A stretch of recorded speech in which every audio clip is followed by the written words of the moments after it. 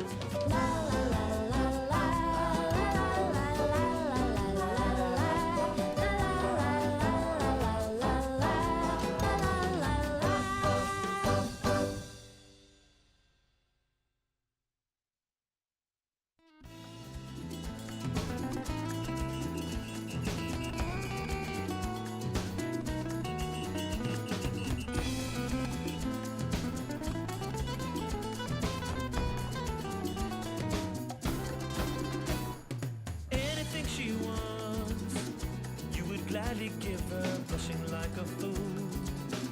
Cause she caught you staring, watching every move. Is she taunting you? Is this a sign?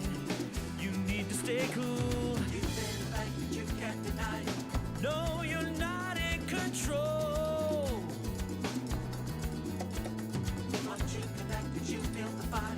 And she's pulling you close. You close. The dance of love. Aye, aye, aye. The dance of love. Aye, aye, aye. The dance of love. Aye, aye, aye, aye, aye, aye. The dance of love. Body language. Fumbling for words. You feel so naked. You wanna tell her, but you don't wanna blow it. She can't hear the words that you're saying. The music's so loud, so let your body say it. And the fact that you can't deny it. Yeah, it's taking control. Oh, It's so intense that she feels the fire. and she's stealing your soul, your soul. The dance of love, aye, aye, aye. The dance of love, aye, aye, aye. The dance of love, aye, aye, aye, aye, aye, aye. The dance of love, body language. The dance of love, aye, aye, aye. The dance of love, aye, aye, aye. The dance of love, aye, aye, aye, aye, aye, aye. The dance of love, body language.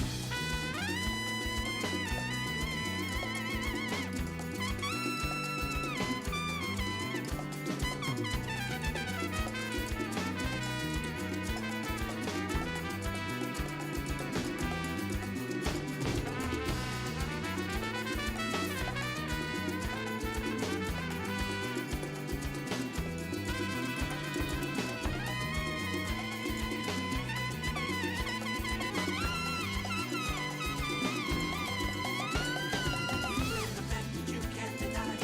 No, you're not in control. Oh, Once you connected, she feels the fire. and you're pulling her close, her close. The dance of love, aye, aye, aye. The dance of love, aye, aye, aye. The dance of love, aye, aye, aye, aye, aye, aye. The dance of love, body language. The dance of love, aye, aye, aye. The dance of love, aye, aye, aye. The dance of love, aye, aye, aye, aye, aye, aye. The dance of love, body language. The dance of love, aye, aye, aye. The dance of love, aye, aye, aye. The dance of love, aye, aye, aye, aye, aye, aye. The dance of love, body language. Ay, bailar.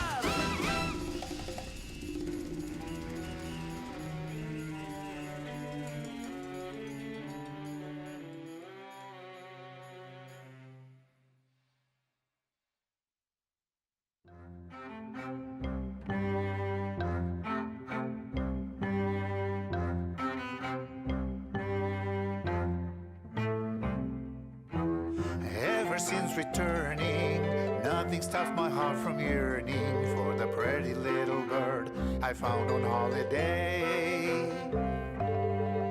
Every moment now I'm dreaming, every thought of mine is leaning back to see her, my pretty little bird. Take me back to Pájaro Bonito. Bring me to her, to my papagayo. Setting sun and shining waters couldn't match the lovely colors that you bring to bloom. Pretty little bird, pretty little bird, la la la la la.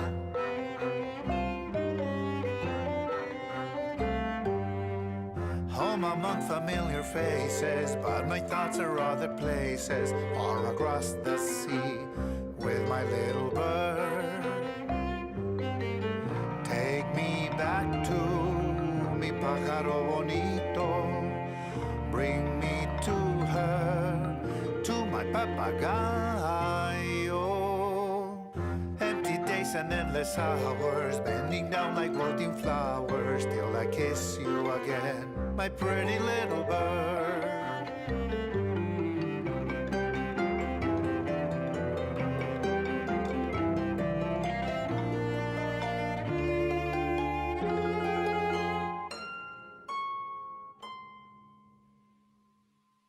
Fly to me, love, to my arms, love.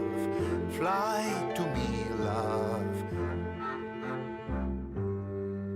Who knew that I'd come home safe, but leave my heart in another place on holiday with my little bird.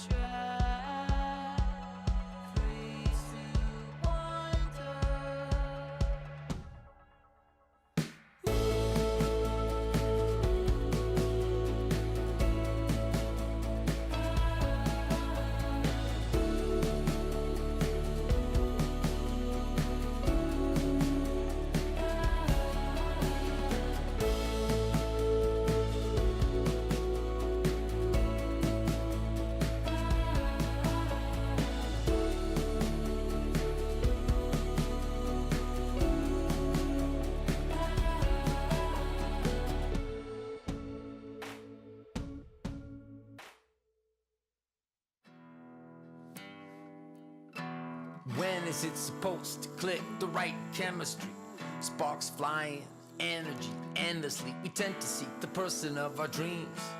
You might find you've lost your mind. Love may not be what it seems. Listen. One afternoon on a walk, he met this woman, their eyes locked. His world was rocked, he gave her his number. That evening she called him and they talked. They had so much to chat about. There was no doubt that they were perfectly matched and that he had to ask her out. She said alright, he could tell she liked him, but knew she could hurt him even more. He bought some flowers. In an hour he arrived at her door. She let him in, she seemed uneasy. They got ready to leave. He began to wonder if he and she were meant to be. He thought, when is it supposed to click? The right chemistry, sparks flying, energy endlessly. We tend to seek the person of our dreams. You might find you've lost your mind. Love may not be what it seems. When is it supposed to click? The right chemistry, sparks flying, energy endlessly. We tend to seek the person of our dreams. You might decide that love is blind, but it may not be what it seems.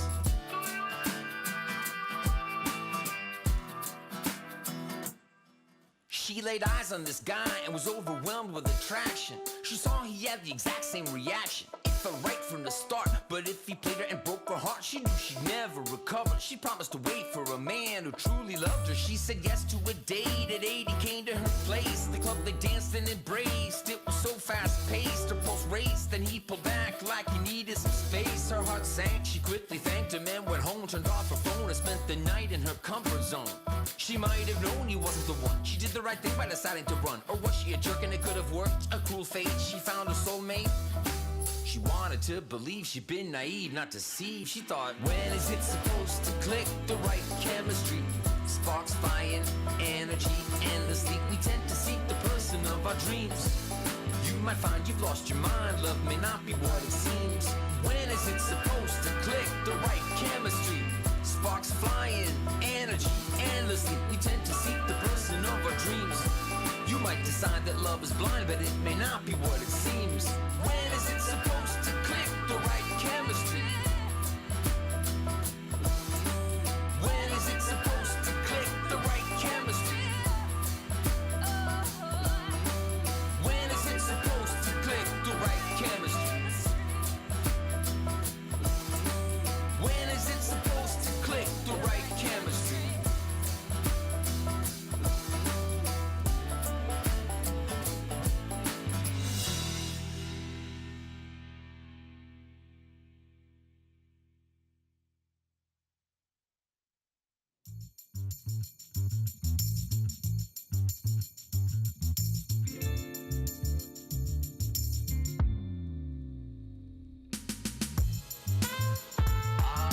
The good old days. Do you remember? There's no bringing them back. Continuation of the golden era. Golden era. Continuation of the golden era. May it live forever. Late 80s, early 90s, it came into its prime. Microphone prodigies with complex rhymes, sublime denser beats, deep sampling feats. Pure genius rose steep from the New York streets. Meet at Mars, the building for Milky Way. Payday, the tunnel, the red zone, new music cafe. Beat Street, fat beats, downstairs rockin' soul. And the music factory stacked 12-inch gold. The innovation was cunning, stunning, nothing was contrived. From 86 to 95, New York kept it live. BDP, King PE, Ultra EPMD, Rakim, Stet, Slick Rick, MC Light is Marquis. The Jungle Brothers, De La, A Tribe Called Quest, Brand Nubian, Gangsta, G-Rap, Bello, and SP, Rockin' CL, Black Moon, Beatnuts, TITC, The Woo, Nas, AZ, Redman, Big L, and Biggie. The good old days. Do you remember? There's no bringing them back. Continuation of the golden era. Golden era. Continuation of the golden era. May it live forever. You see, the elements converged into spoken word and hit a divine note that human ears had never heard. It emerged to what the mainstream considered absurd. They laughed at it, now it's generational, they're all addicts. 40 years later, now we reminisce, cause through all the shape shifts, it hurts us deeply that it hasn't been the same since. Large pro walking through that front door to cherish or neglect the black sheep, the choice is yours. Case Solo spelled it out for you. The Fugees kept the score, nice and smooth, made it funky for the junkies abroad. The Outcast elevated it. While Dre let me ride, he kicked me out. I had to start running with the far outside, lost my breath. All I need from Mary and Meth is ice water, please. Give my full regards to the chef. Watch son get wrecked, cause all they rickety really want is effects. Gucci link shine, stretching Bobito, 89 tech, 9 y'all.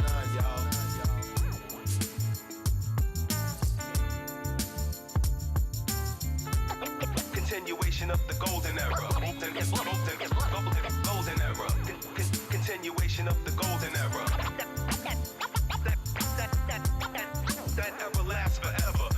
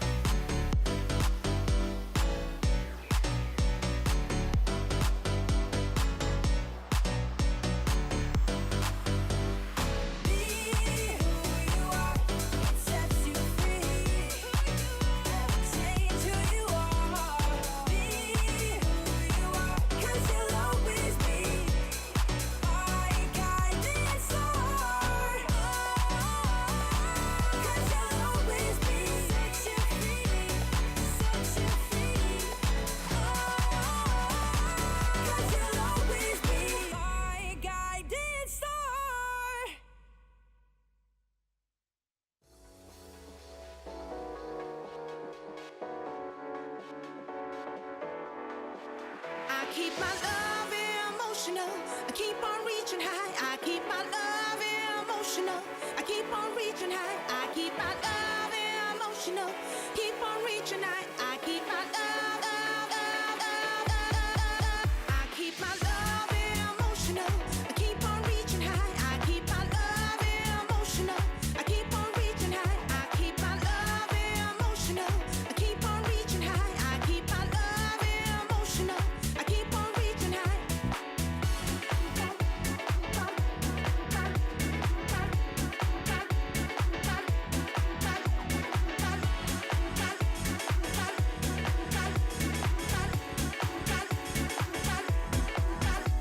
You're giving me, but it's not enough. I want you to open up your heart some more. You're giving me, but it's not enough. I want you to open up your heart some more. I'm a big-hearted woman with a big appetite. A double dose of love is what will get me right. I'm a big-hearted woman with a big appetite. A double dose of love is what will get me through the night. Look at me in my eyes. I wanna see my own reflection, knowing I'm all you see. When I'm speaking to you, I want your body and your soul and mind to pay attention. I keep my love emotional. I keep on reaching high. I keep my love emotional. I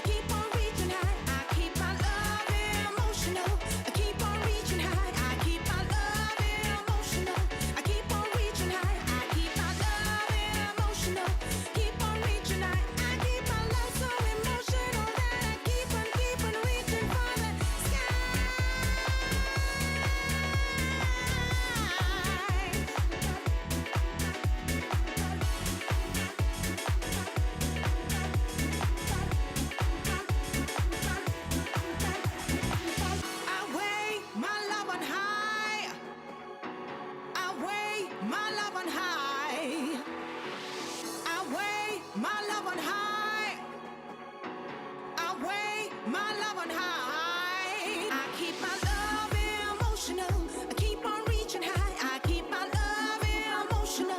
I keep on reaching high. I keep my love emotional.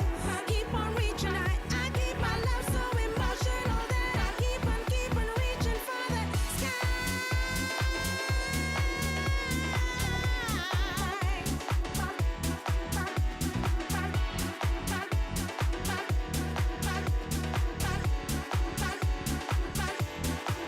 I keep my love emotional. I keep on reaching high. I keep my love emotional. I keep on reaching high. I keep my love emotional. Keep on reaching high. I keep my love so emotional that I keep on reaching for the skies.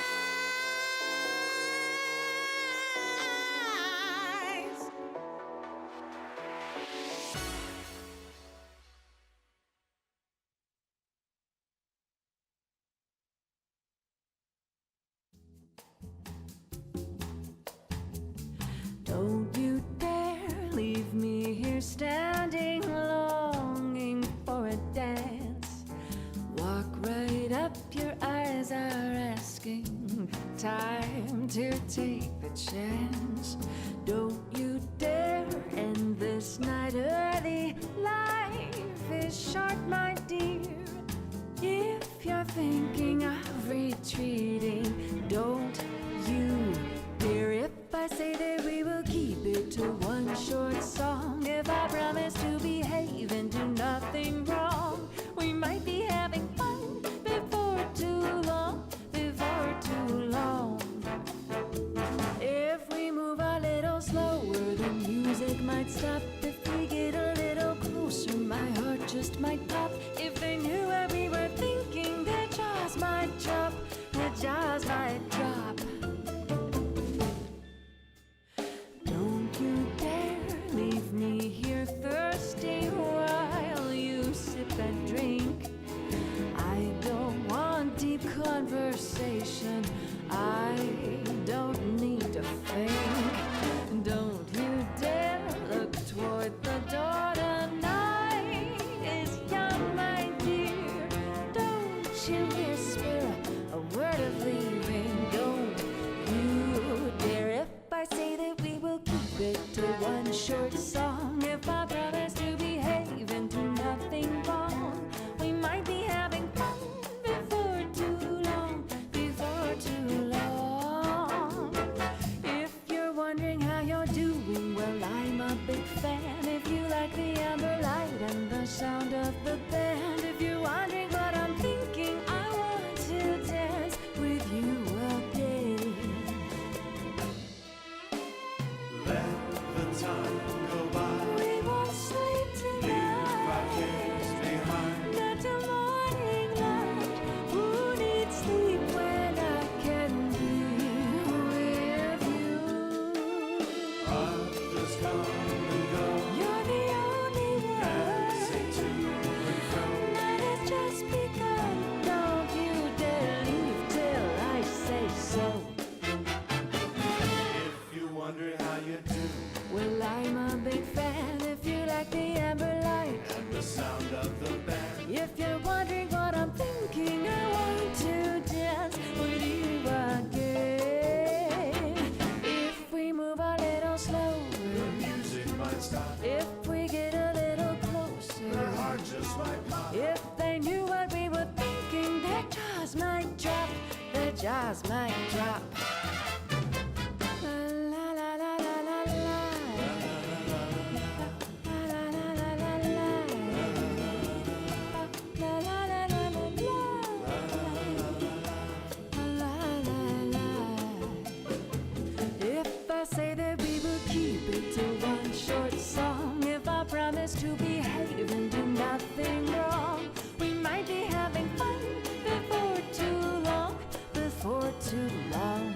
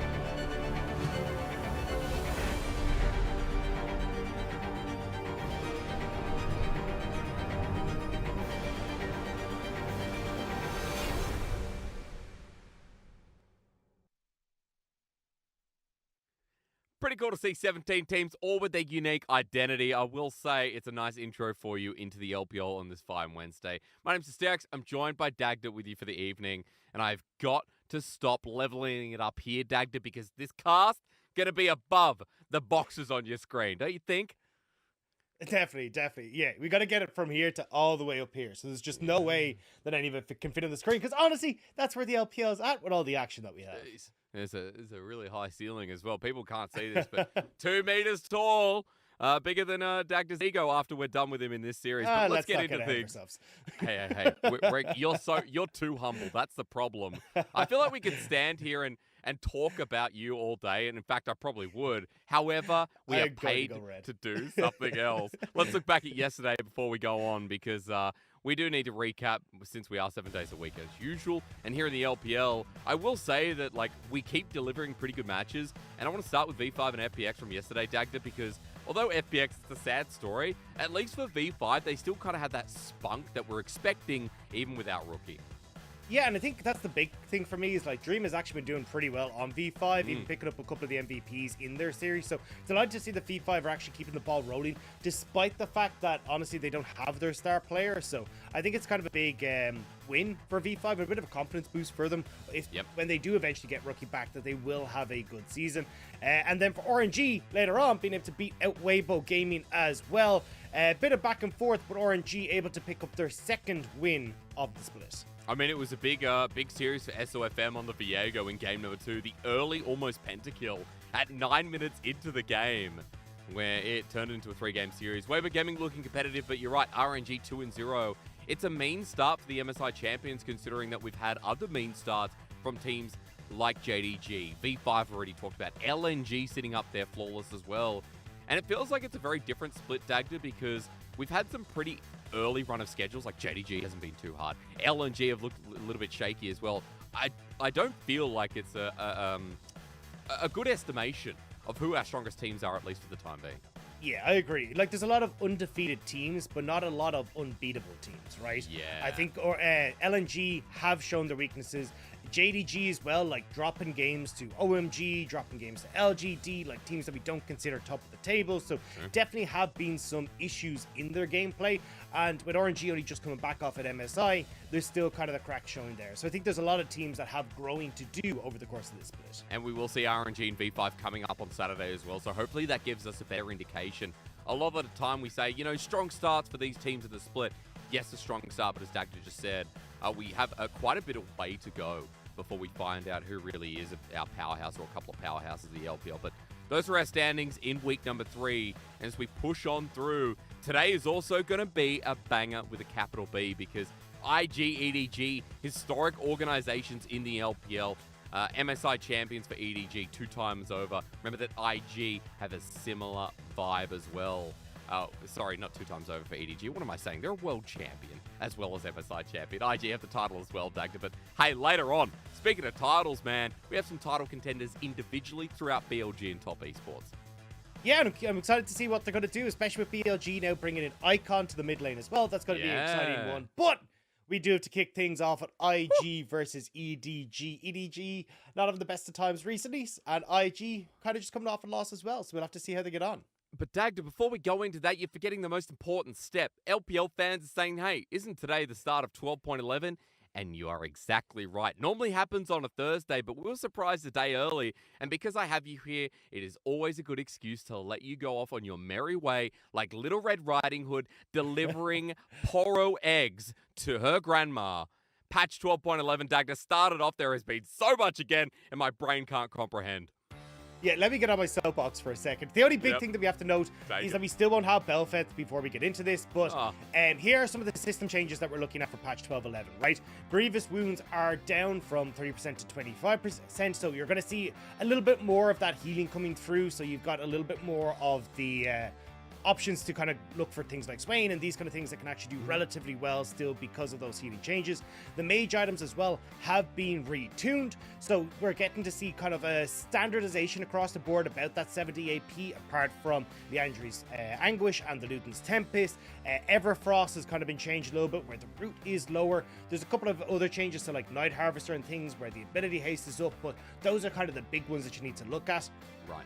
Tank items as well have been buffed pretty much across the board, trying to bring some of these tankier members involved into the gameplay. And especially I think when you look at things like Kraken Slayer being nerfed, tanks should get a sizable upgrade coming into this. So I think we'll start to see a lot more of Ornn. We've already started to see things like Sejuani coming into the meta as well. I think we're going to see more of these picks in that top lane. And then when you look as well, the other big news is that terror damage has been lowered. Yeah, because it was hitting like a truck. I mean, it still hurts more than, 12.9, but tower damage going down just that little bit feels pretty fair considering what we experienced in 12.10. So thank you for that run through, Dagda. Now, those are system changes. Some of the most important as well. We'll have to see if we get more tanks up in that top lane more crucially. But moving on forward, remember that those aren't the only changes. I said it was a massive patch, and if you haven't looked through 12.11 so far, a lot of champion changes. I would say minor, Dagda, but I'd be throwing a load in for this cast. Yeah, there's a lot of big champion changes, but I think the big one here that we're looking at is like these ones that we're seeing across the board on your screen, right? Top lane Gwen got pretty heavily nerfed. Like, they actually reverted the changes that started to see her come into the meta, where we're going from 60% to your cooldown being refunded on an auto attack to 50%. Also getting hit on the W as well with the resistances and the cooldown, but we're still seeing her a lot in LEC and these kind of places, so we're not too surprised to see her if she still gets picked. Wukong got minor nerfs, Lee Sin got big buffs, and we were already seeing a lot of Lee Sin, so I kind of just expect him to continue on being one of those big jungle picks. I mean, dude, we have JJ today, so he was the Lee Sin connoisseur on 12.10, so one of the most played junglers for him too, and it feels like, yeah, that needs to be highlighted through. But Dagda, to the rest of the map, mid lane especially, that's a big one with Talia Swain getting nerfed down. I know we are pushing through. Senna Zeri is something we need to touch on just quickly before we get into the series, because Dagda, Zeri's W I've been watching in Challenger solo queue, hits like a truck with crit now. Yeah, Zeri's W can now crit, and it is obnoxious to deal with. It heals so much damage. So as soon as it goes through terrain, it will end up critting, and that is seeing her pretty much pick and ban over and across in some of the other regions. She is incredibly strong at the moment, so expect that. Also, Senna's souls getting moved up into that 8.33% drop rate for minions that she kills, means that we could see AD carry Senna coming back into the meta. So interesting changes coming through. Rakana Light Touch Up was playing a ranked game earlier today. W feels nice with 2-second cooldown each and every level. So hopefully we see a little bit more of that as well. Dagda, we can talk about the meta as we see it play out in front of us, but we got a series to talk about. EDG versus IG, and this is a good series for me because I remember in the past, IG versus EDG was always a bit of a banger because it had that all-star lineup on Invictus Gaming, that had won Worlds. EDG was still considered a top-tier team. It might be a different vibe, but starting with EDG's side, we still get that EDG that are a great world-class squad, but they were humbled a bit in their last series versus JDG. Yeah, I think a lot of people were looking at EDG coming back off their first series going, holy crap, they're back, they're looking great. We saw that Flandre was starting to get back onto the right horse. You're looking towards JJ, I think, who still, despite the loss, looks spectacular. It's just has been a case of when we get to the mid-game, that's where EDG have really started to struggle, where you're looking at, okay, their team fighting hasn't been as coordinated as it used to, and their ability to set up on the map hasn't been as strong as well. Like, we saw a couple of moments where a scout would, like, stay too long on a side lane. It meant that the rest of EDG was getting engaged on, and they couldn't quite get it to work. So I think EDG, although we started to see a turn in the right direction, unfortunately, JDG kind of put a lot of the hopes of EDG fans back into perspective. Yeah, a bit rough around the edges. At the very least, for a positive note, I will say that, JJ a bit of the saving light in the early game, Dagda. We're talking about at rehearsal where, JJ has kind of been on a bit of a tear. The Lee Sin we just talked about in the meta discussion is something he's been finding a lot of success with. Yeah, and I think these picks suit JJ a hell of a lot more. Like, I think JJ really struggled in the Hecarim meta, where he had to kind of be that main engage tool. But when he's able to try and be the follow-up engage, this has worked a heck of a lot better for him. And even just his ability to run around the map, get these plays, and get these picks has actually worked out very well for EDG. It's just been unfortunate that even when we saw them kind of go even against JDG in the early stages of the game, they just couldn't quite get their wins together when it got towards the later portion of the game. And despite JDG being, you know, our top team at the moment, 4-0, still, yeah, these expectations for EDG because they did win Worlds. EDG came off the bat of, you know, being in top 4 in spring as well. So those expectations still there. However, a lot of fans, Dagda, want to know what's wrong with this team right now. So I thought the perfect opportunity to reintroduce Dagda's don't was right here. Tell me, what is your don't about EDG? Because we want to know what needs to change or what needs to be improved. Yeah, the big one for me is just don't forget about your bot lane. This has been such an issue for EDG where, although we're getting JJ making a ton of plays around the map in the early stages, sorry, this gets me every time, around the early stages, the big issue is that they're actually not giving resources to the bot side. Now, I want you to look at the stats on your screen, and the thing that you want you to take note of is for the FPX series has been removed from these stats because Viper was playing the Senna, so just to give us a bit of an easier point to kind of look at how he's been doing. But as you can see, even with the Senna games removed, like his average CSD of 15 is massively down. His goal difference of 15 is really low. His jungle proximity is less than 5%. That is absurdly low for any AD carry. But what you can see is like his damage percent is still obscene. Like 35% of his team's damage. Viper is still putting in work despite the fact that he's been kind of hindered in the early stages of the game. So I want to see EDG actually giving resources to this man, especially when you look at the way that they end up playing against JDG in game 1. They go for this Callista's the Kalista Renata lane, which is an incredibly aggressive lane that needs resources, whether it's vision control or just a little bit of help to make sure that they can play aggressive in that matchup. But we never actually got to see JJ playing down there. So although I think JJ is doing very well in getting ganks off, I just wish he'd put more of that focus down towards the bot side of the map.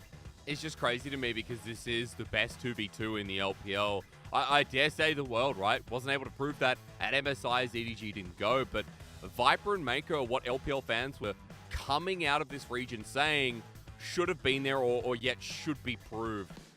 They are an insane 2v2, and it'd be nice to see EDG put some resources down there. Now, Dagda, walk me through it as we start seeing some of the clips as we look at Mako and Viper in, I guess, dangerous positions.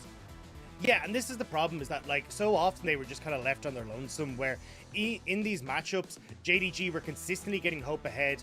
Hope ended up with like 2-3 kills pretty much across the board every single matchup that they went to.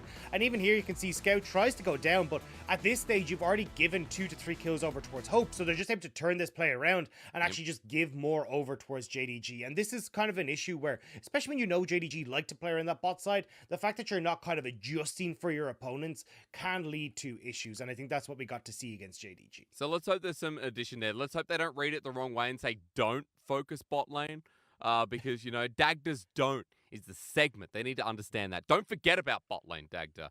Let's hope they take the right message from that. On the other side, IG, though, going up against them. Now, IG are 1-2 currently in the standings. Remember that Invictus Gaming had a major roster change come spring. They're a team that were, you know, underhyped and undersold for a good reason. But now coming into summer, Dagda, I made this title because without the IG bias that has existed in the past, that was because of the Shy and Rookie and maybe a little bit of Ning, I still think this team is worthy of hype, don't you?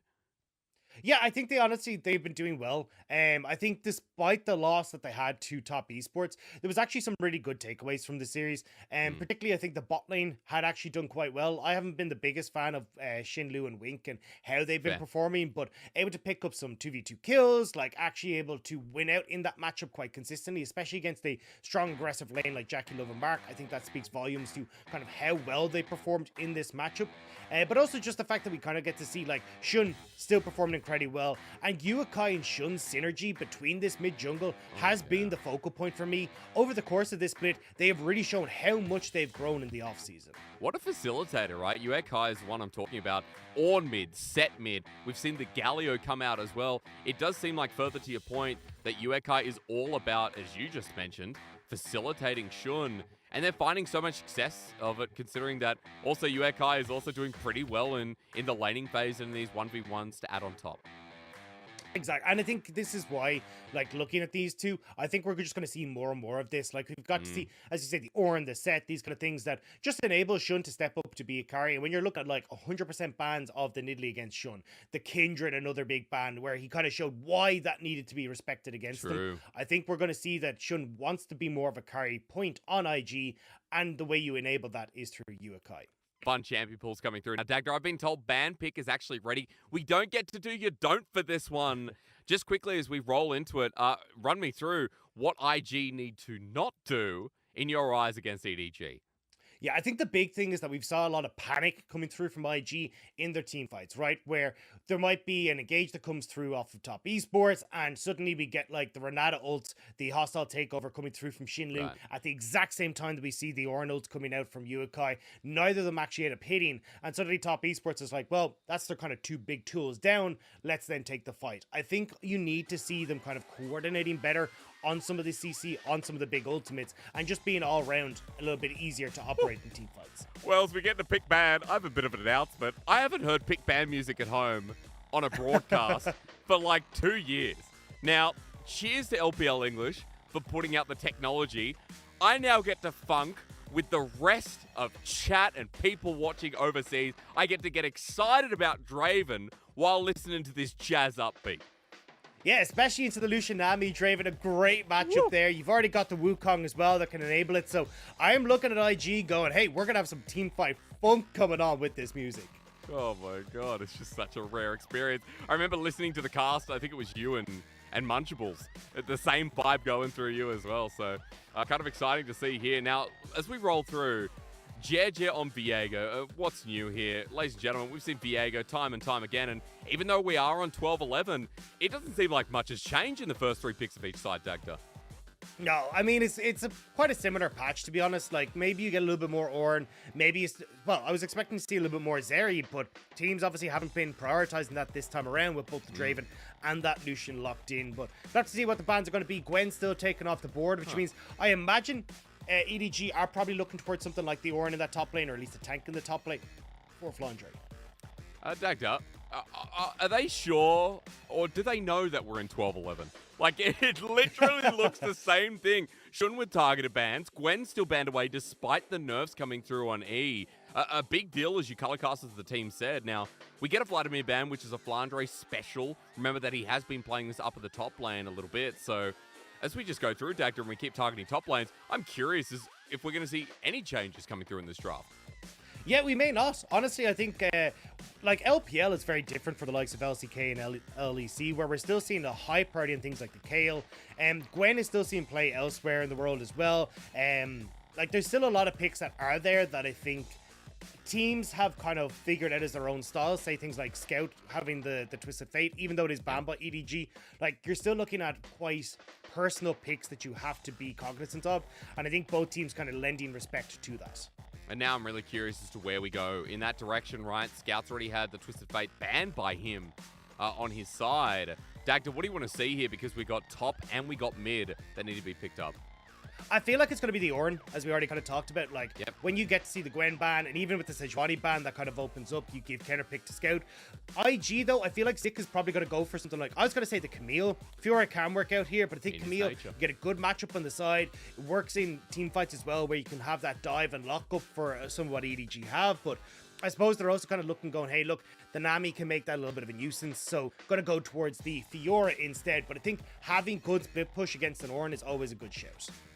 And so we've got a composition for IG that's worthy of the hype. Again, this team who are coming out a bit unexpected off the gun. The start of this split, providing us with a little bit of flair. Dagda, we talked about the strong jungle, jungle mid 2v2.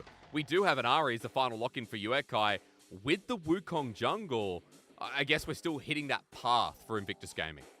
Yeah, I really like the Ari here because it does mean you get good opportunity to roam. Scout probably just going to go back towards what has started to rise up since MSI is the main counterpick with the Lissandra. But it feels like for IG, you've got good dive buddies alongside the Ari and the Wukong. You got the opportunity to roam around the early stages. You got two sides you can play towards really well with the Fiora and the Draven. So I think IG, again, going to be trying to play through this mid-jungle we talked about and, like, lean into that side lane pressure. So let's be a little bit more specific here as well. Side lane pressure for IG, Dagda, is it about finding momentum in the early game here for IG? Because on the other side, EDG with the Ornn, Lissandra, a lot of team fighting threaten a really heavy front line that can disrupt Invictus Gaming. Yeah, definitely leaning down towards the bottom side. You want to be getting this Draven rolling early. So Okay. I imagine what we see is like Shun trying to gank Uakai a couple of times, see if you can burn some summoner spells off of Scout. And then as you hit 6 off of Uakai and you got 6 in the Nautilus, like trying to use that point and click CC to set up the area on these roams. Later on, you can try and give help towards the Fiora. But I think Fiora going to be pretty alright in this matchup against the Ornn. She should be relatively fine if you want to just leave her be. I just getting the violin in my ears. It's all so much. It's all so overwhelming. It's like a brand new day, a new cast coming through. I'll be honest, Dagda, you said a lot of words. I didn't listen to them. I know they were smart. The audience heard them. That's the main thing. But, you know, I did hear about setting up Wink in the early game, so I will be talking towards that Draven, asking you a little bit more as we get towards game. But for EDG, we talked a lot about Viper coming into this game, and once again, seeing Viper in a bottom lane that, you know, okay, it gets through its early stage, and then on the Lucian Nami here can have impact. I want to see if JJ plays towards that bottom lane, because as you mentioned, give Viper and Mako some leverage, some support, because against a Draven Nautilus, best of luck. Especially when Viper is your only real source of damage, right? Lissandra, even when she runs the Electrocute, isn't going to be your top damage dealer in 9 times out of 10. So Viper does need to get help. Even opting for the Ignite in this matchup as well for Viper. Wow. They want to go ham in this lane.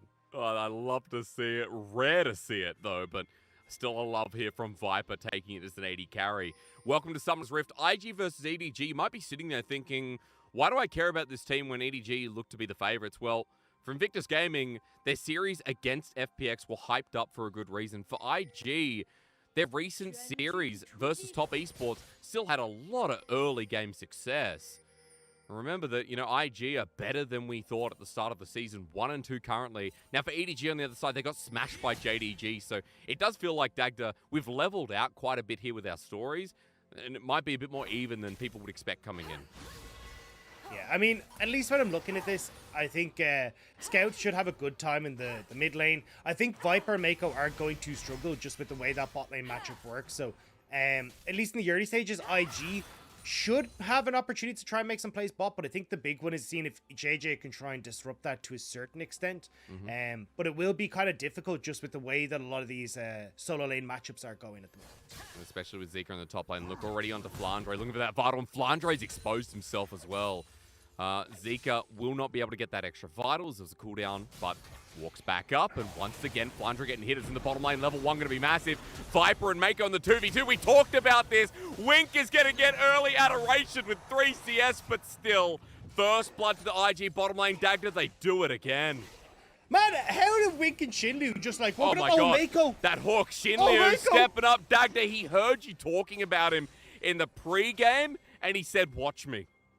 This is the thing, right? Like, IG's bot lane in their first 2 series, I'm going to be honest, they sucked. It Yep, went really, that's fair. really poorly. They did not look good. Against top esports, they look great. Now against Viper and Mako, just instantly getting a kill off rip. Like, this is exactly what I wanted to see from IG's bot lane. I mean, the early game has been their strength. As Shinliu, he's been spotted out on a ward. Nice there from Scout to pull back, but Shinliu doesn't fit the Hex Flash. It was the ward just entering the blue side jungle. As Dagda, we look at this again, it was level 1. And this is why, look, the Ignite can be great, but if you're not able to deal damage because of Exhaust, you're always going to end up losing out on this trade. So just a really nice hook from Shinlu, and great follow-up from Wink. And it's a Lucian Nami lane, Dagda. We were talking about this in draft a little bit. For Viper and Mako, under pressure already, considering that Wick and Shinliu were such a big early game condition for IG in this game 1. Yeah, and this is the problem. When you look at Viper and Mako, yes, Lucian and Nami, super strong. But when it hits level 3, level 1, level 2, they just don't have the combos that they need to actually proc both Mako's Electrocute. You don't really get as much off the Tie Collar Blessing not being available. Like, you are very level reliant. And IG's bot lane, realizing that, just plays super aggressive and managed to get the kill there. So we have double longsword to start off as JJ shows himself in the bottom lane. Flandre getting whopped with a very long fencing sword by Zika. kind of what you expect here is Shun is playing towards the top side, knowing that bot's already doing well enough with the wave pushing in. No threat of a dive with Wink and Shinliu being safe, and Shun now up here to cause a ruckus as Flandre TP's back in. It's also just really nice because you're going to end up mostly clearing out the camp that JJ is on his way for, right? And this is going to mean that Zika will have a little bit more free time here because JJ just doesn't have reasons to stick around the top lane if he has no camps. If he's just staying up on top side to make sure that Flandre is okay, well then he's going to be losing out in the race against Shun. And when Shun's on the Wukong, that's not what you want at all because level 6 is shortly around the corner, and that's where this monkey comes alive. So many good options here for IG in the early game, singing their praises with a 1k gold lead thanks to the bottom lane. As the way pushed in bot as well, note that the CS just about even, so Wink didn't lose out too much after JJ helped get that shove. But you're talking about level 6 Dagda, an interesting thing because Zika almost there. Remember that Uekai is almost 6 as well. A lot of possibilities to say the same thing about IG again because top lane's already doing so well, and we did talk about the Fiora side laning becoming a big threat for IG to play through, maybe earlier than we thought. Yeah, I think the biggest thing here is going to, is Wink and Shinlu trying to use their pressure bot side to move over towards this dragon. Shun is moving down here, just trying to support them on this to make sure that they can crash this wave. And then I imagine with the wave kind of being pushed in mid, Shun should be able to just move over and start taking these objectives because for IG, their composition revolves around this 4-man squad being able to put pressure on the map and around these dragons while Zika is left on his own in the side lane. So getting these early dragons is going to be so important for him. Well, I love that Uekai, you know, as he makes the move as well on this Ari, kind of groups up with Shun. What we talked about in draft is these two have a great pairing. But remember that JJ and Scout, we've seen worlds pass, we've seen splits pass. JJ and Scout have really developed that as time's gone on as well. Dag made the first move here with Scout having level 6. They're moving to the bottom lane, and it's getting dicey. Yeah, I mean, Scout hovering in the wings, but he will go back towards mid, and this is what I wanted to see from EDG, right? Like, trying to help out EDG on this bot side, but unfortunately, they don't get down while IG are still trying to crash that wave, and now there is this slow push back into Shinlu and Wink, so they just get to sit here, take it easy, and not worry too much about any pressure EDG are trying to move. Let's just quickly pause, Dagda. Just come over to the side here. Just move over to the side while we see the early game and the Dragon started. I think they're listening to draft. I think they're listening to the English broadcast. Everything you said so far has come true. Like, JJ's playing bot all of a sudden. Shun controlling the map. Wink and Shinli with a great 2v2. Like, I honestly think EDG's coaches, Dagda, they're writing down what you're saying. See, joke's on them. I actually have comms in with EDG. So this is just a loop of I'm listening to EDG, who's listening to me, who's listening to them. Right. Yeah. That's a league comm inception. I like that. I like that a lot. Seems like a pretty rounded early game for IG. And all jokes aside, look at topside. Once again, Dagda, Fiora versus the tank, having a great time, but more so than you'd expect. Zika, 30 CS up over Flandre with a wave pushing in. And this is where it's going to start to become a bit of a problem for IG. You've got, like, losing boss, losing top. Uekai has good control over mid as well. So now Shun gets to go for these invades and actually use that lane priority to make sure JJ stays uncomfortable. Uekai got to hop over the wall. And he's level 7 as well. He's going to have himself a Spirit Rush on top of JJ. The flash for the charm, and JJ burns his own. No Heartbreaker available. Shun exerting the pressure. He's now got Cyclone as well, Dagda. Zika waits in brush ready. Flandre, though, did get to clear the wave, so no dive will be happening. Okay. Scout as well, starting to get some control back of his jungle, knowing that JJ is going to need some help. But if you're getting a lot of these resources dedicated to the top side for IG, look, Zik is totally fine. He already has his big lead, and you're kind of leaving Wink on this bot side to his own devices. So starting to set up the wave there in the bot lane for a potential crash, which is going to be great because it is 8 minutes, and we do have this Rift Arrow up and available. And notice that Viper is going back to the bottom lane as well. He's just picked up the Gromp camp, so he'll be heading down there. 80 carry's not joining. A 4v4 imminent as Shin Liu spots out Scout over the wall with a good lens. Should now here as well, and just take a note of all the levels on EDG too. Scout with 8, Flandre with 7, so ultimate's available with JJ having his own. But he burnt the flash before, his charm going to narrowly miss, and it's a lure, a bait in as a root down. Uekai not going to give over the reset, over to JJ. No summon available, Shun starts whirling for a 3-man knockup. Second Cyclone on JJ, and he's got no escape. Shun, the blood of Invictus Gaming, making this early game a continued success. Nice engage from Shun to set that one up. But again, I think they could have been a little bit cleaner from IG, right? Uakai tries to go in with the charm, misses it. You don't have roam from Wink on that bot side, so it could have been a lot easier for IG. But now EDG, even with members lost, still have more tools in their back pocket to try and fight for this Rift Herald if they want to off these resets. Okay, replay time. Run me through it, Dagda, because you're right, IG could have been a bit cleaner, but EDG are the ones that counter-engaged. Yeah, I mean, EDG go for this because they see Shun clearing the ward on the top side of the fight, but unfortunately just don't have enough damage to actually get that pick off nice and quick. And this level 6 from Wukong, we used to talk about it a lot when he was in lane, but it's so strong when he hits it. Can basically 1v1 anyone, and you get to see it there, the basically 3D. Skirmishes the nuts while we come back to live, and the Herald being done, but IG are taking a lot of damage from it.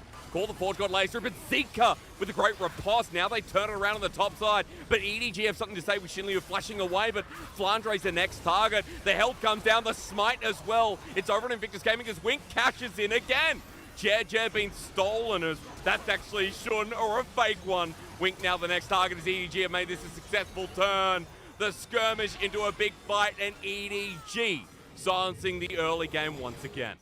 This is what we talked about though. When IG committed that many resources to that play in mid, they're going to have nothing left for this Rift Herald fight. And look, it doesn't go great straight off the bat, but when EDG are able to get themselves in position, they can turn the fight. And we'll see it here, right? Look at the ultimates that are available. Or an ultimate comes across the board. You've got Nami Wave that's there. You've got the culling that's there. Whereas you've basically got the depth charge is only just available. You have the Ariel is gone. The Wukong Cyclone isn't there. So the big tools you want to actually like turn this fight around aren't available. Shinlu's already taken a bunch of damage, so he's got to back away. And that's why EDG are just so easily able to turn these fights. Nice picking apart the pieces. Viper even getting something here with the practical solo kill over Uekai, and Gold swings back to a near even point. EDG about 400 behind at 11 minutes when IG with the team that picked up the Herald, picked up the early kill. Wink was able to cash in, but Dagda, all of a sudden we come back and Scout is 3-0 on this Lysandra. A big team fighting tool to start abusing when EDG have regained some control in this game. As he said, the Wink going to be very strong with 2 kills on this Draven. Eclipse now complete as well, the first mythic in the game. Zika was able to pick up the Rift Herald as well, so I imagine IG... Oh, hang on. Uekai caught out a little bit here. Doesn't have the flash available, but luckily enough the Spirit Rush is there. Dagda, you can go on as Dragon spawns. It looks like Uekai might have given this one up. Yeah, well, I was going to say, I think IG are going to want to try and play around mid to move into top side. Okay. So Theor can use his Rift Herald, but looks like we're already here in mid, and Uekai has no Spirit Rush. Remember, Scout is 3-0. He's going to be the target for now, but has the ulti. The self-ult going to come through in the last minute. Wink's ulti wanted to cash in, but Shun gets the shutdown, and Dagda, EDG kind of abandoned the play, but I guess Scout was on a different page. And that's the problem there. Scout didn't need to try and commit to that. They'd already turned to Ren. They knew that Shinlu was there, and now IG, they get the Rift Herald charge on top side. They won't get the help they want. Oh my god. That was predictable, wasn't it? Mako, thanks for the extra cash. I don't know what's happening, Hysterics. EDG, like, just leave it alone. Just go home. They're like, you're safe. You're out of the closet, and then suddenly you're just like, no, you know what? This is exactly where I want to be. Make sure that I can go down with everyone else. Cheeky little ward gives more to Invictus Gaming. 3k gold lead, all of a sudden we're right back to where we started. JJ going to try and make something happen in the top side of the map, but Zika, remember, he's got his ultimate, still got his W available, and enough mana to play with. Yeah, I mean, look, this is just super messy from EDG. There is no reason why they should be giving over these kills, and we already kind of talked about, like, Scout was that big focal point for EDG. The fact that he got those early kills. Now, though, giving that shutdown go back over. Draven again now on 3 kills. Going to be getting up towards that Essence Reaver very quickly. IG have a big win condition in their bot side of the map. And that's not even taking into account that Zika is dominating in this top lane as well. Now, CS has equalized a little bit up in that top side, but it's been a comfortable lane for Zika, as we've all seen. And further to your point, the member that you have to be scared of right now as EDG is Wink. Wink is 3-1. You were just talking about bot lane being a success. Wink has himself a Sheen as well, Dagda. There's an Essence Reaver most likely on the horizon with the Eclipse already picked up. And Wink is in charge of this game, and you can see that EDG are trying to set something up to stop this momentum. And this is the thing. You go, okay, yes, you can look for dives as EDG and go. Scout can lock up Wink in the late game. That's going to be all fine and dandy. You know, oh, okay, you can have like JJ go for the dive and try and kill him as well. Flandre should have good knock-ups, and you know cleanse on Wink. Easy to deal with Wink. The problem is there are several... Ooh, Shinlu, hang on. Is he in that much trouble? They're all coming over the wall. That's a flash, but Shun's waiting. A quick little counter angle as JJ gets knocked up and doesn't get a reset. A 1-for-1, and they keep giving cash to this man in the bottom lane. And this is the thing, right now Wink is going to be like, okay, cool, I've got all these kills. And if everyone tries to kill Wink, you've still got Shun, as you can see there, who can churn out a ton of damage. You got Uakai, who can deal a ton of damage. And if they are able to pick off Viper, suddenly the damage profile of EDG is far lower. And when 4 kills are on Wink, if you don't deal with Wink, he's just going to take over the game. That's true. 4-1, it keeps going up, and Zeke are going to get top lane turret as well. Guys, the goal will expand further. And at 14 minutes of the game, remember that IG picked up the last dragon, so it's not like EDG can really hard force that one as it comes through for the next couple of objectives. We're looking at gold on the left side of our screen as well, Dagda. Great timing, because Wink's at 7,400. Viper at 5,400 there. There's a 2k gold gap between AD carries. That is absolutely disgusting. Wink, as you can see, is just reset, got his Essence Reaver now, and just in time for Rift Herald, which is about to spawn, which is, it looks like where IG are going to put all their pressure. Scout trying to deny IG access, though. But how much further does it go? It's JJ being deep. Shinli has already made the move. Dagda, while we see this little scuffle in the blue side jungle, I want to ask you about EDG's setup here. They are out here first. They're grouping up. Walk me through how EDG take a fight here in front of Second Herald. I mean, the big one is just getting Shun into a position where he can actually threaten the backline of EDG. If you have to deal a whole bunch of CC and resources to dealing with Shun, that's when you can actually have Wink take over the fights. And just denying vision control is going to be a big one, because if EDG are able to establish themselves, then it becomes a lot easier for a Scout to flank, Flandre to find good Ornn ultimates and that. And that's why EDG are pushing in this top side, so they've got a route to access this Rift Herald play. And what about on the other side, Dagda? Because Herald are just about to spawn. In fact, it is now live. I want to know what EDG plan to do in this next coming fight, if there is one, or at least what you do in response, as it seems to be a trade. I mean, yeah, it looks like EDG aren't actually going to fight this. They're just going to move down instead to the spot side, look to try and get that turret for themselves, set up vision at this next dragon instead, because it's 50 seconds until a potential third dragon is on the map. And if they can actually get vision control on the spot side, that's where they can have a better time to fight. As we said, like, getting Scout into position, getting Flandre at least vision so he can ult correctly is going to be very crucial for EDG in these engages. Buying a bit of time so Flandre can get some levels as well. This Ornn, now level 11. Remember, 13 starts the upgrades, so we'll keep track of that for you folks at home. IG still in gold lead. It's 2k, but still it's been between 2-3 for the past 10 or so minutes, despite the one play where Scout got himself a triple kill. But Dagda, that dragon in 15 seconds. Vision completely empty for the time being, bar a couple of deep wards that EDG have set up, especially in that red side jungle, which has just been spotted out. And looks like EDG are going to have a fight in their hands. IG have already moved into position, clearing out this vision. I was curious to see if they'd lead Zeke on the side to try and deal top tower, but they just want to go for this. Scout, you knew people there. He wanted to self-ult, but it gives Shun the position. You said, Dagda, he needs to get into it, and get in he does as Wink all the way to the back. And Scout all the way to the front. He's out of there. While meanwhile, Flandre walks into certain death. The fight was done, and Edward Gaming, you're meant to be world champions. I mean, they do have their monitors turned on, right? Like, Scout did see that the team was there. Like, this isn't just once. This has happened several times now. Yeah. And now IG doing a great spot. Zika solos at the dragon, and they got Rift Herald. They're just going to take 2 towers here. And I want to be real with EDG. Fans tuning in for the first time in a while. EDG have had some question marks even throughout spring, where people like Flandre, it's like, are they on the same page? What's happening with this team? They may be top 4 from spring, but you still look at Edward Gaming and you don't say that's championship form. This game number 1, they're getting piled on. And it's now 4k gold lead once again, with Flandre walking into a 1v5 dagger, as I know shortly we're going to see and probably question quite a bit. Yeah, I don't really blame Flandre in that one, though. Like, Scout gets caught out, and you're like, look, we have to take this fight, so the only way you can do it is to actually go in. You'll see it here, right? Charm lands on towards Scout. Scout just not respecting the fact that there are people there. And at this stage, it's like, if Flandre doesn't go in, there's a very high chance that EDG lose even more off the backside of this. Yep. So that's why Flandre's like, look, I'm going to sacrifice myself so the rest of EDG can live. Charm is gorgeous there. It actually prevents the knockup from Flandre. But, Yep. I mean, that was definitely on Scout, just not respecting the fact that IG were in the area. JJ dies for it as well, and Invictus Gaming once again making another early game look so competitive, but this one is transitioning, Dagda. We're moving into a mid game with a 2-dragon blue side team who has a gold leader, has a fed Draven. Wink not really falling off anytime soon. To Scout once again, Dredge line in. He's going to ult himself as a TP from EDG. They bring in Viper, but the depth touch on the AD carry is going to interrupt him, and Scout is still buying time. It could turn around as Shun finally comes in. He flashes, but they've taken so much damage to kill Scout. Last time it wasn't a bait, Dagda, but this time it sure as hell is. And just didn't have members of IG in the area. EDG were able to collapse first, and just like that, EDG find their moment. Now they can push in mid, actually start to get some of this gold back in their favor. That was a great turnaround from EDG.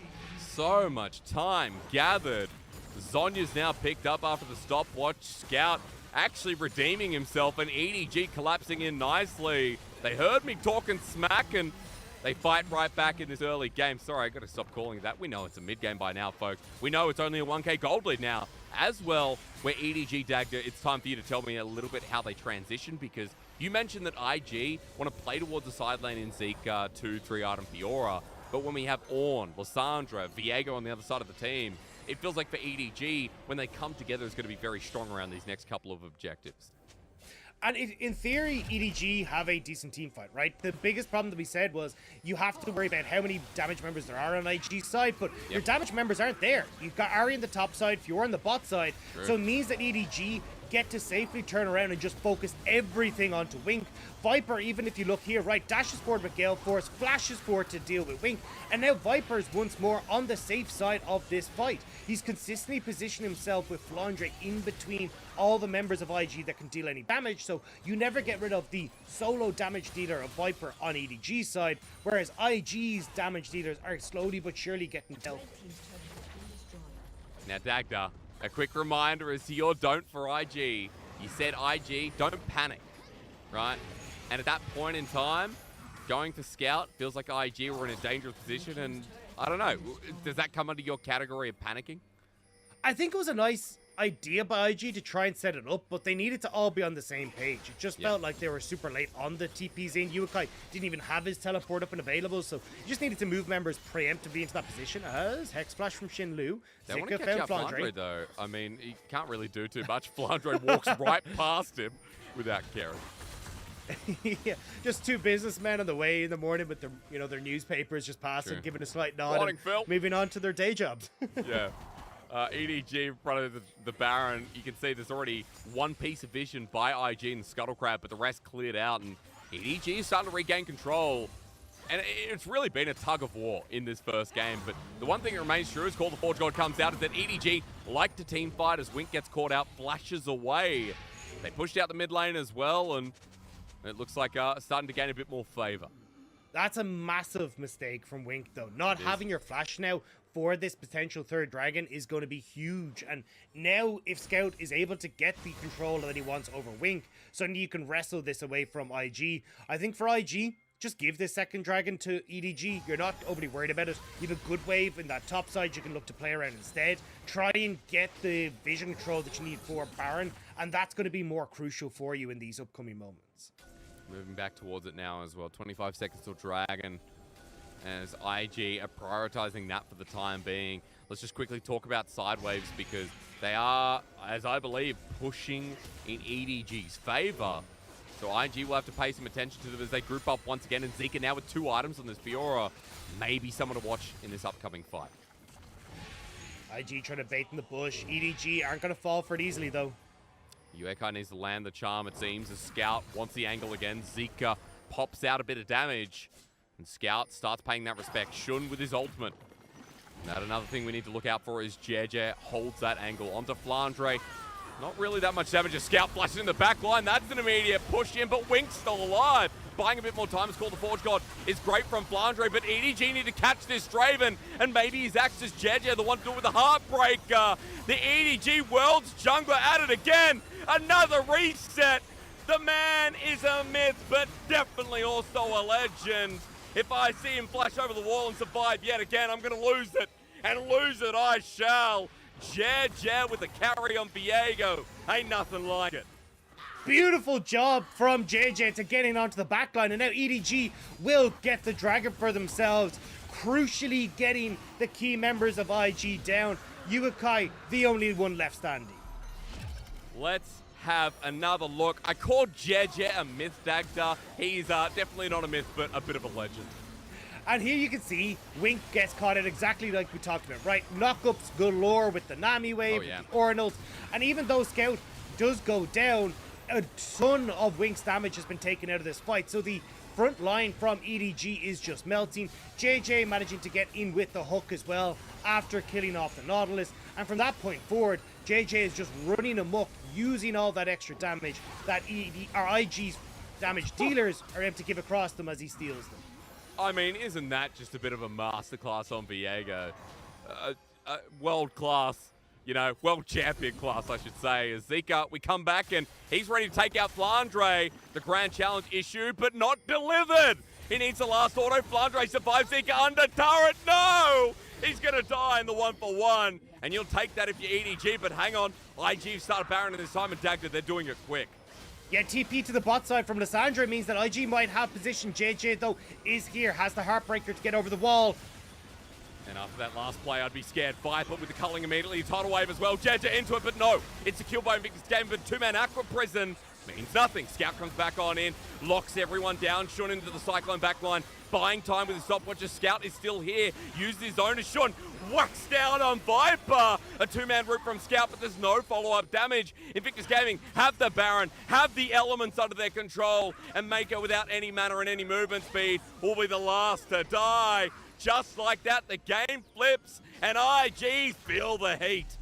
IG finally realized that they can play side lanes, and you see it here. Zika spots Flandre that little bit too low, hops over the wall, and chases down the Ort. Even though it ends up being 1-for-1, the TP from Scout, a massive overcommit, because it just gives IG the moment to go, right, we can actually turn towards this Baron because Zika's dealing the damage on sides, and now you're just so late to this play, and Shun gets to set up beautifully with this engage.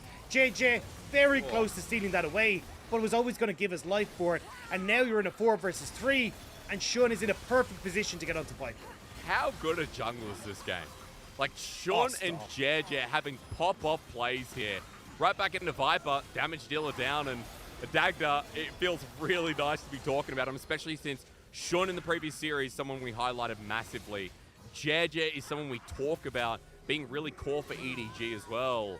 Both of them delivering on separate plays, and this game one giving us a 29-kill extravaganza. And I'm not going to lie, I wasn't expecting as much bloodiness as we got into this game. I knew IG liked their blood, but EDG haven't exactly been crazy aggro, but IG have really pushed them to try and go for these plays. But now IG, with this Baron buff, get to play with Sick in the side lane. Well, Cullen comes down. It's a 1v3 here. He takes half his HP with the electrocute over the wall, but EDG can't follow up. Meanwhile, IG using the Baron to a T, opening up the mid wave and setting up for inhibitor. And EDG have to play defensive now with Zika leveraging himself in the bottom lane too.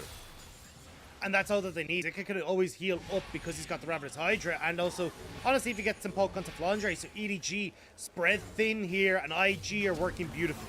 As called, the Forge God comes down. It's EDG's time to shine. His tidal wave flies as well. Aqua Prison tried. Shun getting low. IG. Health bars are burning, but Scout's in the middle of the team once again. As he goes golden, he's going to come out to certain death. As IG continue forward and EDG back away, but JJ with reset number 1. Dredge line out and Heartbreaker 2. They trade. Support for mid laner as Invictus Gaming keep on firing. Now Flandre moving to the wall, but he has to be careful, and IG will make him pay if he comes up any closer. Yeah, they set up the wave here on bot side, so they get the mid inhibitor. They should be able to push on towards this bot tier 2. Although, as I say that, 45 seconds until Dragon is up. IG will need to reset if they want to try and get that one for themselves. So Dagda, as Dragon comes through, it'll be the third either way. We have about 35 seconds till it comes up. I need to ask you, what are we expecting now? Because EDG so far behind. I don't get to ask you. It's replay century. Tell me more so of what you expected out of this fight.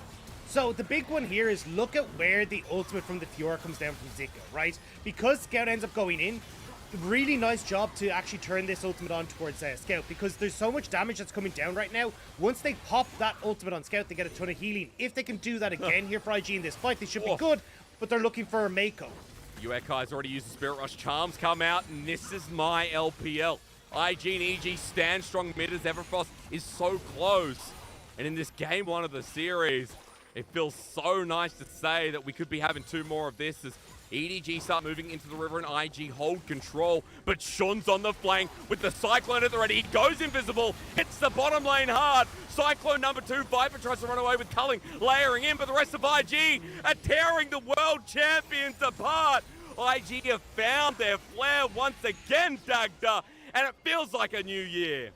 And in the Battle of the Junglers, Shun comes out on top. Phenomenal flank from IG's jungler, and that's going to set up IG to close out game number 1. Against EDG, against a team that sure lost to JDG, but they're still world champions. They're still in high regards. IG, this split has started off so explosive, and in game 1, they'll do the same as Jeje had one great play, but it's been Invictus Gaming for the majority of the game. Game number 1 to the underdogs. Game number 1 to one of the bloodiest teams in the summer LPL. And IG are looking to take names this split. Taking a game off of Weibo, now they're taking a game off of EDG, beating out FPX. This is a team that wants to make sure that they are going to playoffs, and with games like that, it's hard to discount them. I mean, this is why I'm so excited for this team, Dagda. Remember our little graphic. You know, IG still worth the hype. It was like this against Weibo Gaming we saw. Even against FPX with their 2-0. Top Esports, the early games really came into fruition. We saw a couple of little mistakes, as you were talking about, with some of the early skirmishes. But apart from that, they really recounted and, you know, went back into it full throttle. It was nice to see that IG's game plan was so continuous, so smooth, I should say. And that Shun had another one of those games where you go, hang on a minute, this guy is a serious jungler. Yeah, there's 2 big takeaways for me from this. Like, one, again, the bot lane stepping up massively. The fact that you had that solo kill level 1 for the Draven and the Nautilus, I say solo kill, the duo kill, was really crucial to getting this Draven up and rolling and allowing him to snowball, and Wink becomes an absolute monster in the later portion of the game.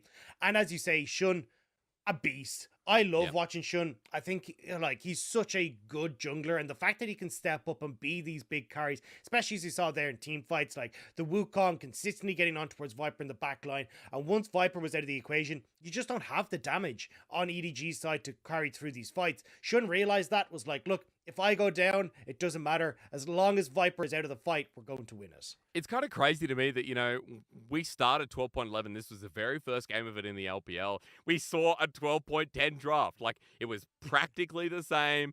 Yes, there's an Ornn, but remember, LPL was still having Ornns. Zika would have played a Jax, a Fiora, a Camille, Dagda, you said, in draft as well was a possibility.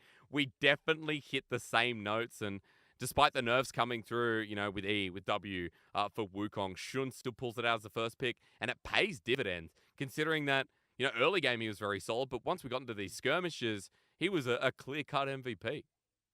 Yeah, I mean, he was an absolute monster. And I think across the board, IG were spectacular. As you say, like, I think with Zika having I think the only criticism I really have for IG is that they could have played a little bit more with Zika on side lanes. Like, you could see there, like, the second they actually went for Zika being able to pick off Flandre in a side lane, that was when they were able to turn and get the Baron.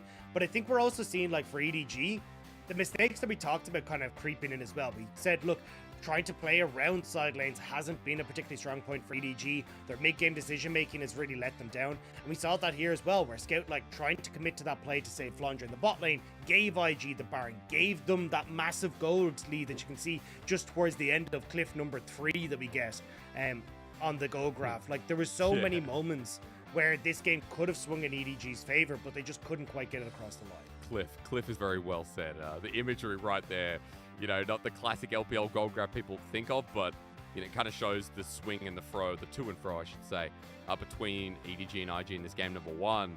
And in this 30-minute game, a bit of props to Xin Liu. I think on this Nautilus, consistent engages coming through Dagda. Remember, one of our biggest criticisms, apart from IG panicking, was that this bottom lane at the start of the split was a bit rubbish. To paraphrase you at the start of that game. But Xin Liu and Wink in the past couple have been really strong in the 2v2, as we saw by the level 1. But more importantly, Xin Liu, aka Lucas, has been returning to that real classy form that he was in the peak of IG back in 2020.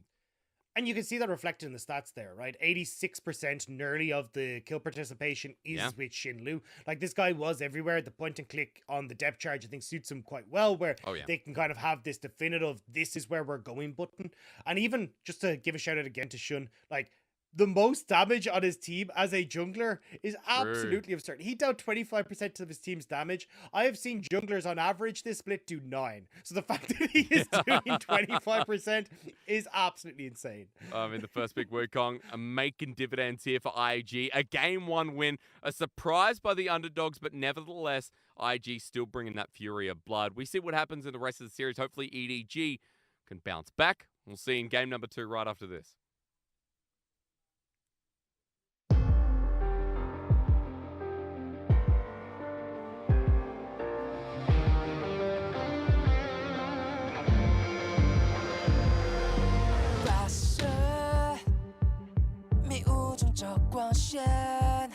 谁甘愿在沉默中妥协？困住翅膀，也要飞得更远。想过现实中的淬炼，嘲笑声也不过是雨点。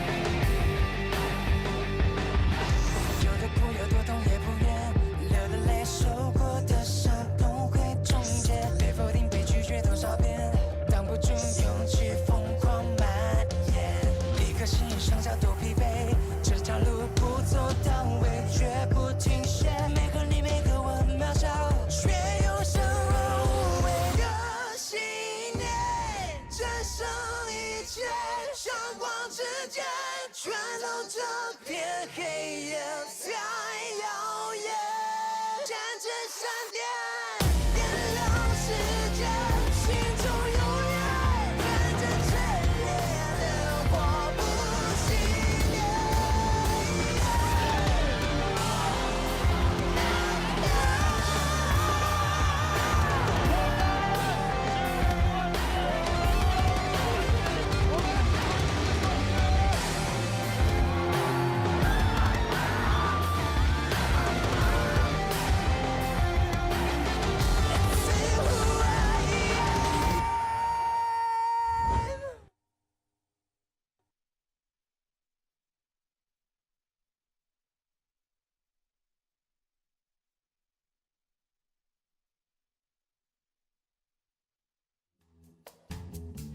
Don't you dare leave me here standing, longing for a dance. Walk right up, your eyes are asking. Time to take the chance. Don't you dare end this night early. Life is short, my dear.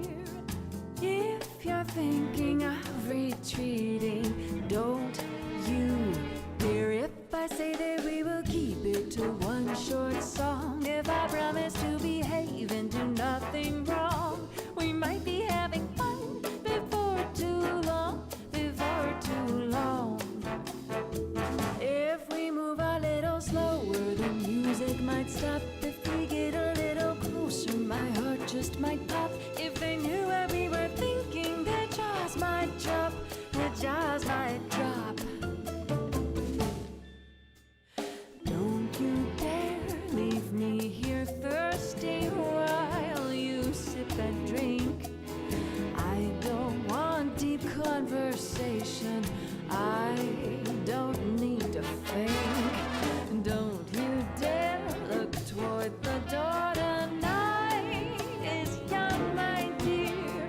Don't you whisper a word of leaving. Don't you dare. If I say that we will keep it to one short song, if I promise to behave and do nothing wrong, we might be having fun before too long, before too long. If you're wondering how you're doing, well, I'm a big fan. If you like the amber light and the sound of the band, if you're wondering what I'm thinking, I want to dance with you again. Let the time go by. We won't sleep Leave our tonight. cares behind. Not till morning light. Who needs sleep when I can be with you? Others come and go. You're the only one. Say to and fro. Night has just begun. Don't you dare leave till I say so. If you wonder how you do, Well, I'm a big fan. If you like the amber light. and the sound of the band. If you're wondering what I'm thinking, I want to dance with you again. If we move a little slower, Music might stop. if we get a little Her closer, heart just might pop. if they knew what we were thinking, their jaws might drop, their jaws might drop. La la la la la la. La la la la la la. La la la la la la. La la la. If I say that we will keep it to one short song, if I promise to behave and do nothing wrong, we might be having fun before too long, before too long.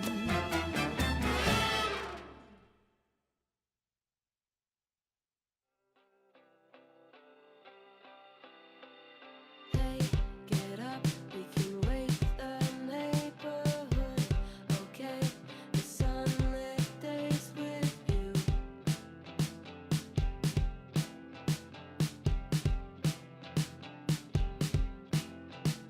Hey, get up, we can wake the neighborhood.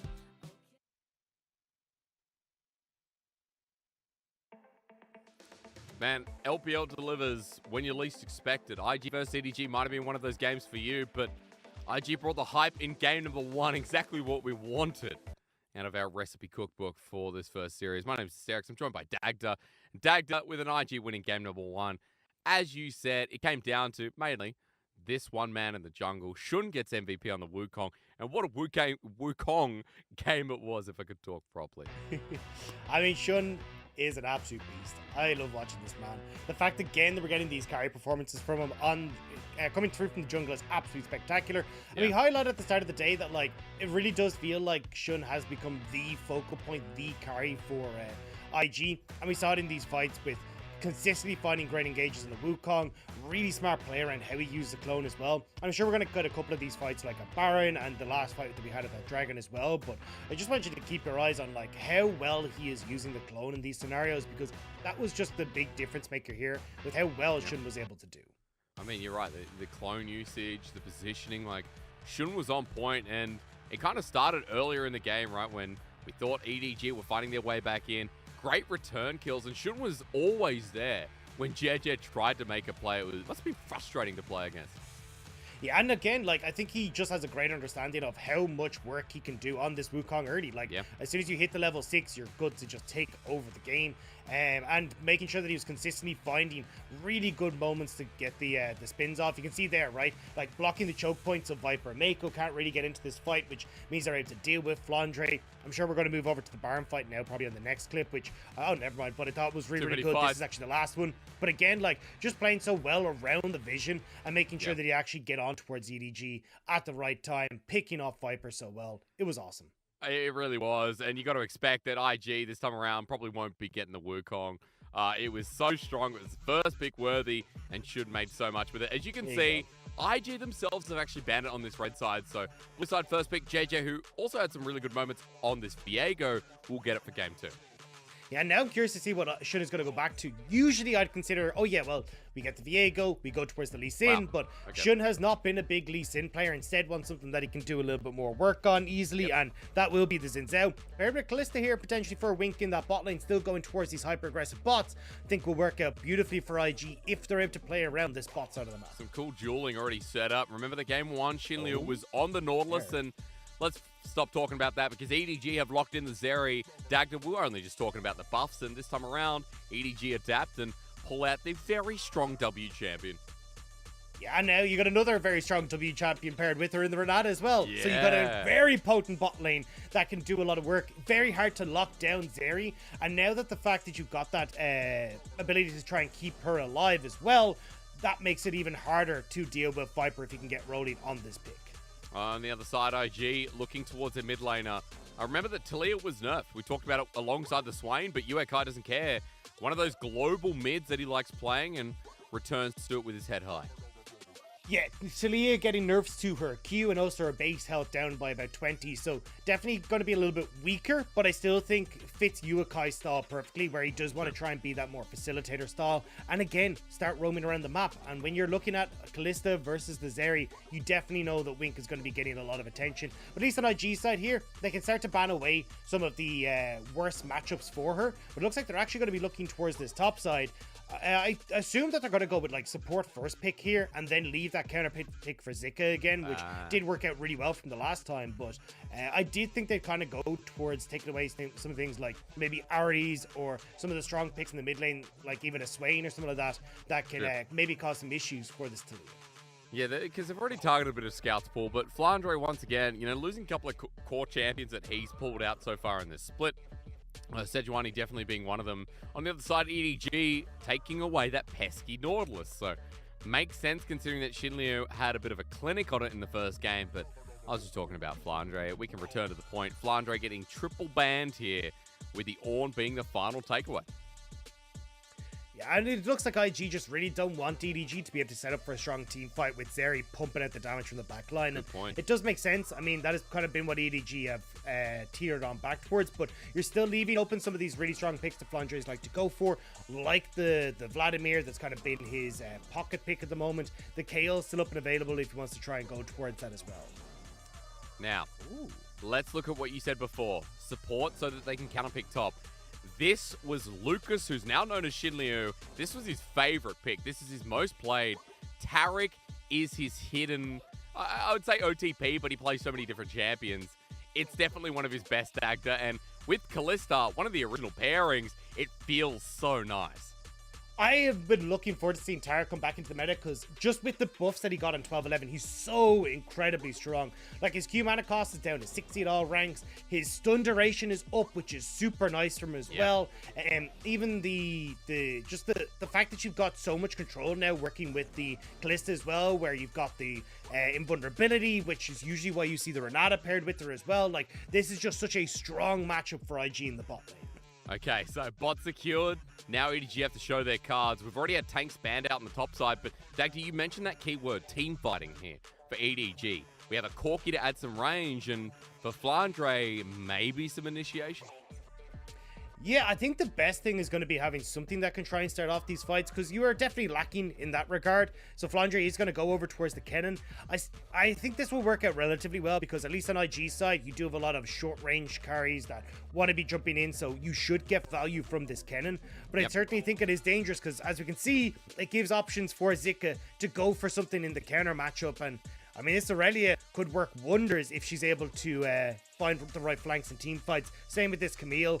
It just works out super well in trying to lock down some of these EDG carries.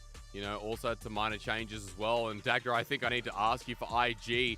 I see a comp that, as we don't get the Aurelia, we do get the Camille, but still feels like it needs to snowball early. Feels like we're going to see a lot of skirmishing out of IG for this second game.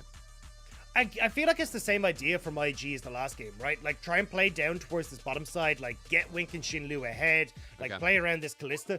But honestly, you've got decent scaling coming through with the Camille, and don't forget, in team fights, Camille will end up invulnerable because of Tarek, which is absolutely terrifying. She's going to be able to get a ton of those Precision Protocol procs off, and that is going to decimate EDG's backline. So EDG have to be very careful on how they're approaching these fights. No tank as well, by the way. So another good point you mentioned is Tarek's invulnerability will come in pretty clutch just throughout the whole team.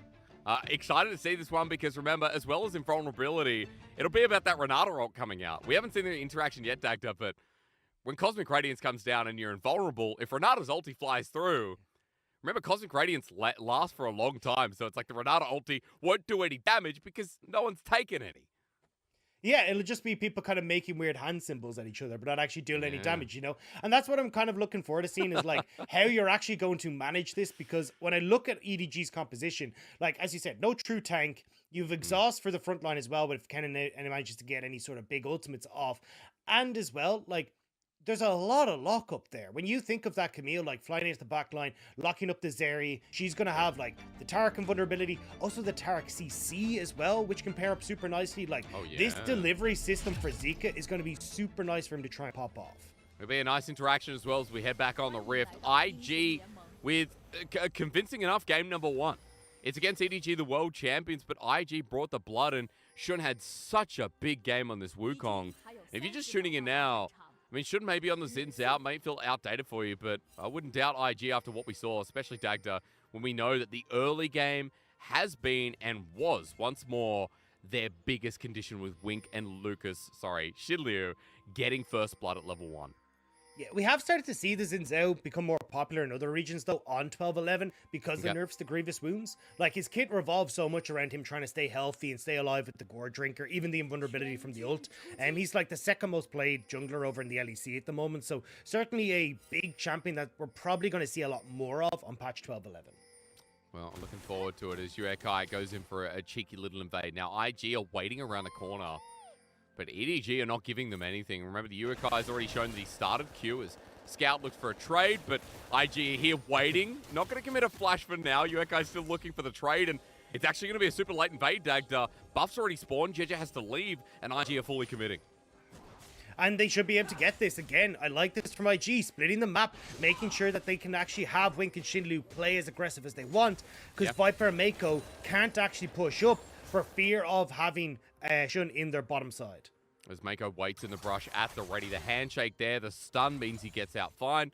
But Viper's spent time in the wave while IG have been leashing. Dagda might mean that Viper and Mako get level 2 a little bit earlier here. And IG have to play it safe as Viper cleanses away from that to get the return trade. It is a good trade, but now summon it down. And now you have to be careful of if you end up with Shun trying to come down towards this bot side, because this wave is quite sizable, so I don't think Shun may go for a super early gank, but, oh well, as I say that, actually might still go for it as he's making his way down. But he was spotted on a ward at the Raptor camp, so they know that he's coming into Tribrush. Viper and Mako not giving anything to him right now, and Jeje invading the top side, so Dagda, it works both ways here if EDG can make use and try and find out Zika. Yeah, I think it will put Zika behind a little bit where you can like start to chip away at the tower. Like you can see he's struggling already to get that CS, but at least when it hits the tower, should have a little bit of an easier time. But with that little pesky move from Shun, you can see it's actually Shinlu and Wink who now have control of this bot wave, and that's exactly what they want. If you can actually get this Kalista and Taric into a position where they're ahead, they become very obnoxious, particularly at level 6, to try and dissuade because they've got Wink able to throw in Shinlu, the invulnerability, the CC increase from the Taric as well. It just means it's very easy for this bot lane to take over. Especially when we know that Mako's still only level 1 as well. Wink abusing that with a flash in the mid lane. We turn our heads and JJ smacks down Uekai for a quick first blood. Now Shun wants to see if he can get a response to the bot side though with this wave crashing. Dives have become easier in 12-11, but Turret's still hurt as the Dazzle flash over the top. Shun now taking up. No, it's Shinliu. In fact, he's willing to die for it. It's a 1-for-1 trade, but as we come back out, Shun continuing forward onto Mako at level 2. They won't commit, and for EDG, you hate to see when Taric flashes too far. Absolute mistakes coming through from Shinlu. A bit of a red face after that one. Still though, it is a big wave that is lost to Viper. You can see the CS is sizable in favor of Wink, and that's actually going to be the big takeaway from this, is even though it went for 1-for-1, the bot wave being lost is going to hurt a lot for Viper. Okay, so 10 CS is the start of that there. Double longsword now picked up from Wink. He wasn't the one that picked up the kill though. Worth mentioning that Shinleo did, and he's actually just gotten a tier 2. So we are going to see a tier Taric coming through as replay time Dagda means we got to talk about JJ's gank mid. Yeah, really nice play from JJ. Very big mistake from Uekai, just not respecting the fact that they had the top side control for EDG and gets caught out by the flash. Here as well, I mean, we already kind of mentioned it, right? Shinlu, a little bit of a whoopsie here. Tries to predict Viper, but flashes that little bit too far forward. And it means that Shun ends up not being able to get as easy as a time. Shinlu goes down. And IG, you can see, considered the follow-up here, but a bit worried about how that one was going to go down, so we'll back away. Maybe for the best. Viper, though, as you said, losing the wave means it is significant CS difference in the bottom lane. But look across the rest of the map. Flandre's leading top 10 CS in the top lane, if I can get my words correctly. That's because he's bullying down Zika with JJ, who has been vertical jungling. But Dagda, we've gone back to normal jungles here. So we'll see what changes, considering that JJ and Flandre are the ones of EDG to watch now because of it. Yeah, I imagine we're going to see Shun trying to play a little bit more in the mid lane. You are about to hit level 6 for both mid laners, so Uekai wanting to make sure they can use that Weaver's Wall and just create these uneven plays on bot side, especially now that you have flashes burned, the exhaust burned for Mako as well. You want to try and punish this EDG bot lane, and having Uekai involved would just make that easier. But look at EDG's vision to disable that. Off the get-go, the river pretty much watered a control ward into their safety net of their jungle. JJ will be spotted out if he comes any, Shun will be spotted out if he comes any closer as Wink and Shinley look for the trade. And as he walks on down, Viper and Mako have the understanding they can't be here. Yeah, and that's why they're playing so safe. Good trades coming through from Wink and Shinlu, and you can start to see why this tier is so useful on Shinlu as well. You oftentimes see Tarics just picking up it early so then they can continuously spam that heal, make sure that they're able to keep themselves topped up, and it means that any sort of trading Viper and Mako get isn't really going to stick. And with that control, Shun now goes over towards the dragon, and with the help of Uekai, will get that without it much issue. But again, warding there for EDG, so JJ will have a response play, and Zika is pretty deep in the wave. Flandre with the ulti, hook shot, wall shot doesn't connect, and once again, this top laner getting caught out a little bit disrespectfully. I should say that solo laner, of IG Dagda, is he has to burn a flash to get out. Yeah, the wave was just in an awkward spot for Zika there, where it was pushing away from, so trying to see if he could get it to collapse, but it's alright. Flandre instead ends up shoving it in towards his tower, will get a plate for himself, but Zika should be able to clear out this wave at the cost of his flash. But Hextech Goldenator hurts so much. Zika walks in and every single shuriken. Bit of misery here from Flandre. As you can see, as he forced back, he doesn't have a teleport this time around. Flandre has a bit of wave clear too, so topside continues to be a success, and that's why we talked about Flandre here getting himself the vertical side of the jungle has just been good news for EDG Dagda, and gold lead in their favor too, as you can see, with 2-1 and a 1k gold lead at 7 minutes. And I actually want to correct something that I said in Champ Select, because I said Please. that there was an exhaust coming through on IG side. Shinlu actually has the ignite, So if Flandre does get these big leads, there isn't actually going to be an exhaust to really deal with them. They're highly reliant on this Tarek ult coming through, but a lot of that damage can come down very quickly, whereas the Tarek ultimate takes a bit of that ramp up time. So if Flandre is getting a ton of these resources, he can pop off, and we're going to have to keep our eyes on that because, as you can see with the vision control in this bot side river, IG are trying to set up for these Uakai roams down towards the bottom side. He's got that ult, hasn't used it just yet. Flash, Ghost available. No objective to really force out and catch EDG on the movement, but Uakai with that ultimate still thinking about options, maybe towards the top side as well. But again, EDG have done their due diligence. They've got a ward in front of the Herald, which is now spawned too. Uakai, pings are already going down. He's spotted out at each movement, and IG quite stagnant in the early game this time. Dagda hasn't been the big explosive start that we saw in game 1. Yeah, I mean, they will move over towards the Rift Herald, so even though they're not getting the blood, they're still getting a lot of these neutral objectives, and I think that's going to be pretty helpful for them. Now, although, as I say that, IG are starting to rotate members up towards this Rift Herald, expecting something, but for EDG, they're actually in an okay spot if they can have IG stick to this, because Uakai can't split up the fight as easily with this ultimate if EDG are all in the one place. Slicing Maelstrom, though, that's what I'm scared about. Flandre has the flash available, and you brought up that great point, Dagda, of no exhaust on Invictus Gaming. As all members move up, EDG are going to pull back from the Herald because Viper stayed behind. And even though there was a CS disparity before, with Wink and Shinliu making the dive happen alongside their jungler, Dagda, that's going to be minimized even more. He's already got the kill. He's getting turret plating. This is pretty big for the Zeri on EDG. And I like that EDG are going for this play, because we're a minute later going for the Rift Herald than we usually see. Shinli would actually hit level 6 off the mid wave. You see Mako also had the level 6, so they were aware these big ultimates are up and available for IG, so didn't want to go for it. But IG might need it now. Yeah, Flandre here, not going to let him ult. He gets Fate's called, though, and Wink saves the day with the last pool of his mana. Shinliu just walking into the brush where he had no business, and EDG, they got bot. They got turrets on bot, I should say, or plating, if my words didn't fail me, and EDG also getting themselves a juicy ultimate in the top lane. And a 2k gold lead off of all that you just pointed out, Hysterics. Like, this is EDG, even though it's a much slower paced game, are actually getting these slight advantages through, like, the turret plates going over on bot side, a nice CS lead for Scout in the mid lane, and for Flandre in the top side. So the gold is there. Now they just have to start using that to get these neutrals, though, because with Rift Herald in the back pocket of Shun, he's going to be able to get some gold in theory in towards IG's hands. They've already got one dragon as well. Like, we need to see EDG converting this gold into more. And we need to talk a little bit about where we open up, Dagda, because Uakai still needs to move. Wink and Shinliu obviously want their laning phase to be a bit of a success.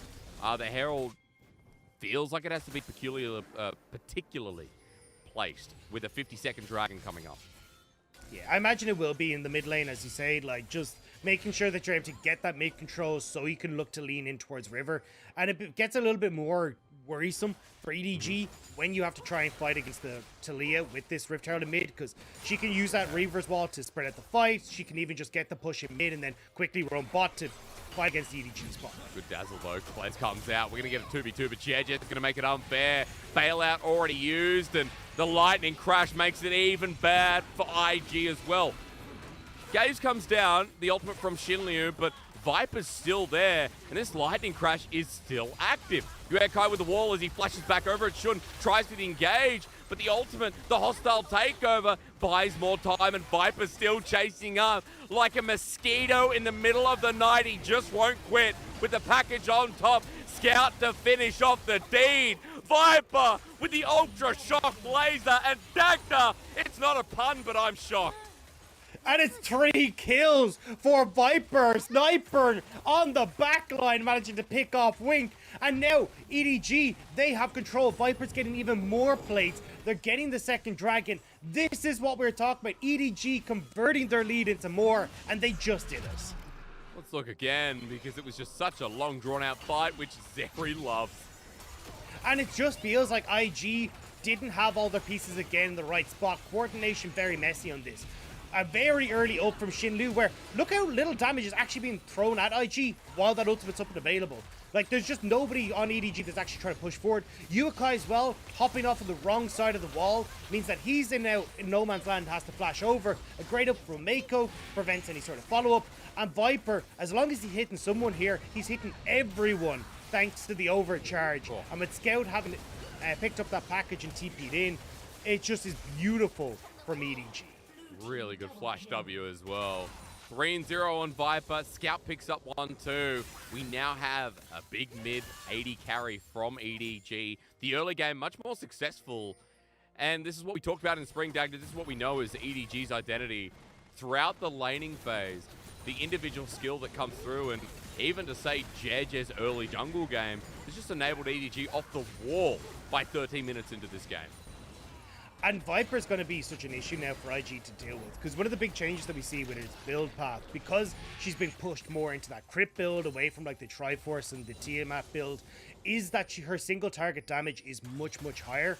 And that's where you're going to see issues if IG are trying to dive in onto the backline. You have a little bit of safety from Mako, the ability to try and just very quickly work through any of the aggressors that get on towards Viper is going to make these dives so much easier to handle. As Yuekai taking a bit of excess damage here. That was a summon he used with the Unsealed Spellbook. Yuekai has to burn the flash as well, so IG just keep losing more and more.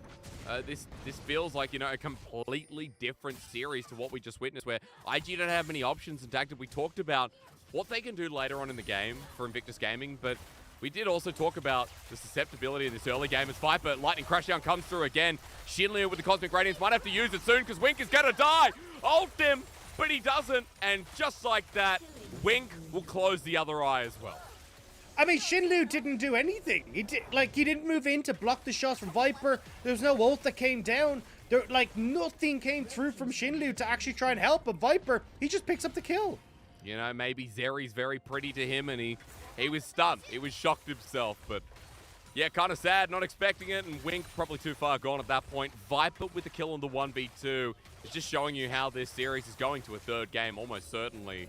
4-on-1 Dagger as well. Second item well and truly on the way, and I don't know what more you say for IG in terms of options. Yeah, I mean, for IG, it's looking pretty bleak. The fact that they can't really contest now towards Dragons on the bottom side because Viper's absolutely massive, and you need time for Camille to scale into the game, but she's also super far behind. But we'll see it here. I mean, this was pretty much all Viper from start to finish. Gets the slow off of the W, and here, Shinliu can just block these shots. Like, this is a thing about Zeri. She has no... Like, the point and click isn't really there. You can block these, but Shinliu not expecting it. The crit's coming through, and Wink falls.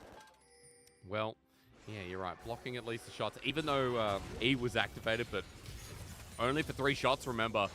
So we come back to live. We come back to a game which is not as competitive as the first, not even close to. Second Herald spawn, and IG thinking about contesting it, but right now they need that gold. They need that objective gold, Dagda, because there's a bounty on it. That's how far behind they are with a Talia, with a Camille, with a Callista, with a Zinzal. Like, this is just such a hard game. Yeah, as you say, I mean, Viper, great scaling, Scout, great scaling. Like, you don't really have your moments here as EDG to really... as IG to really...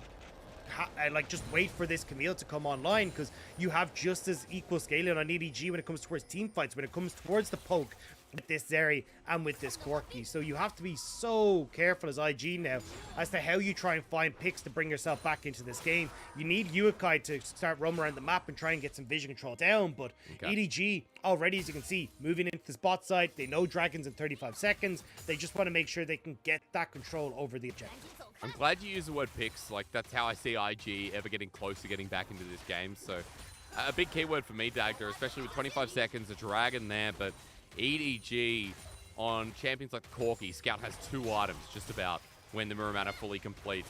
Viper here with the Zeal, who's pummeling down. IG is struggling to defend. Herald's going to come through as well. And I'm looking towards the inner turret that this push continues on, because Zika, Shun, Shinliu or Wink won't be able to stop this one, and EDG look content going forward. And you can see you've already got Yuekai on this top side as well. He's now reset to get back into lane, so I think a little bit of a mistake. Oh god, that Chris. A bit of a mistake from the lane assignments from IG.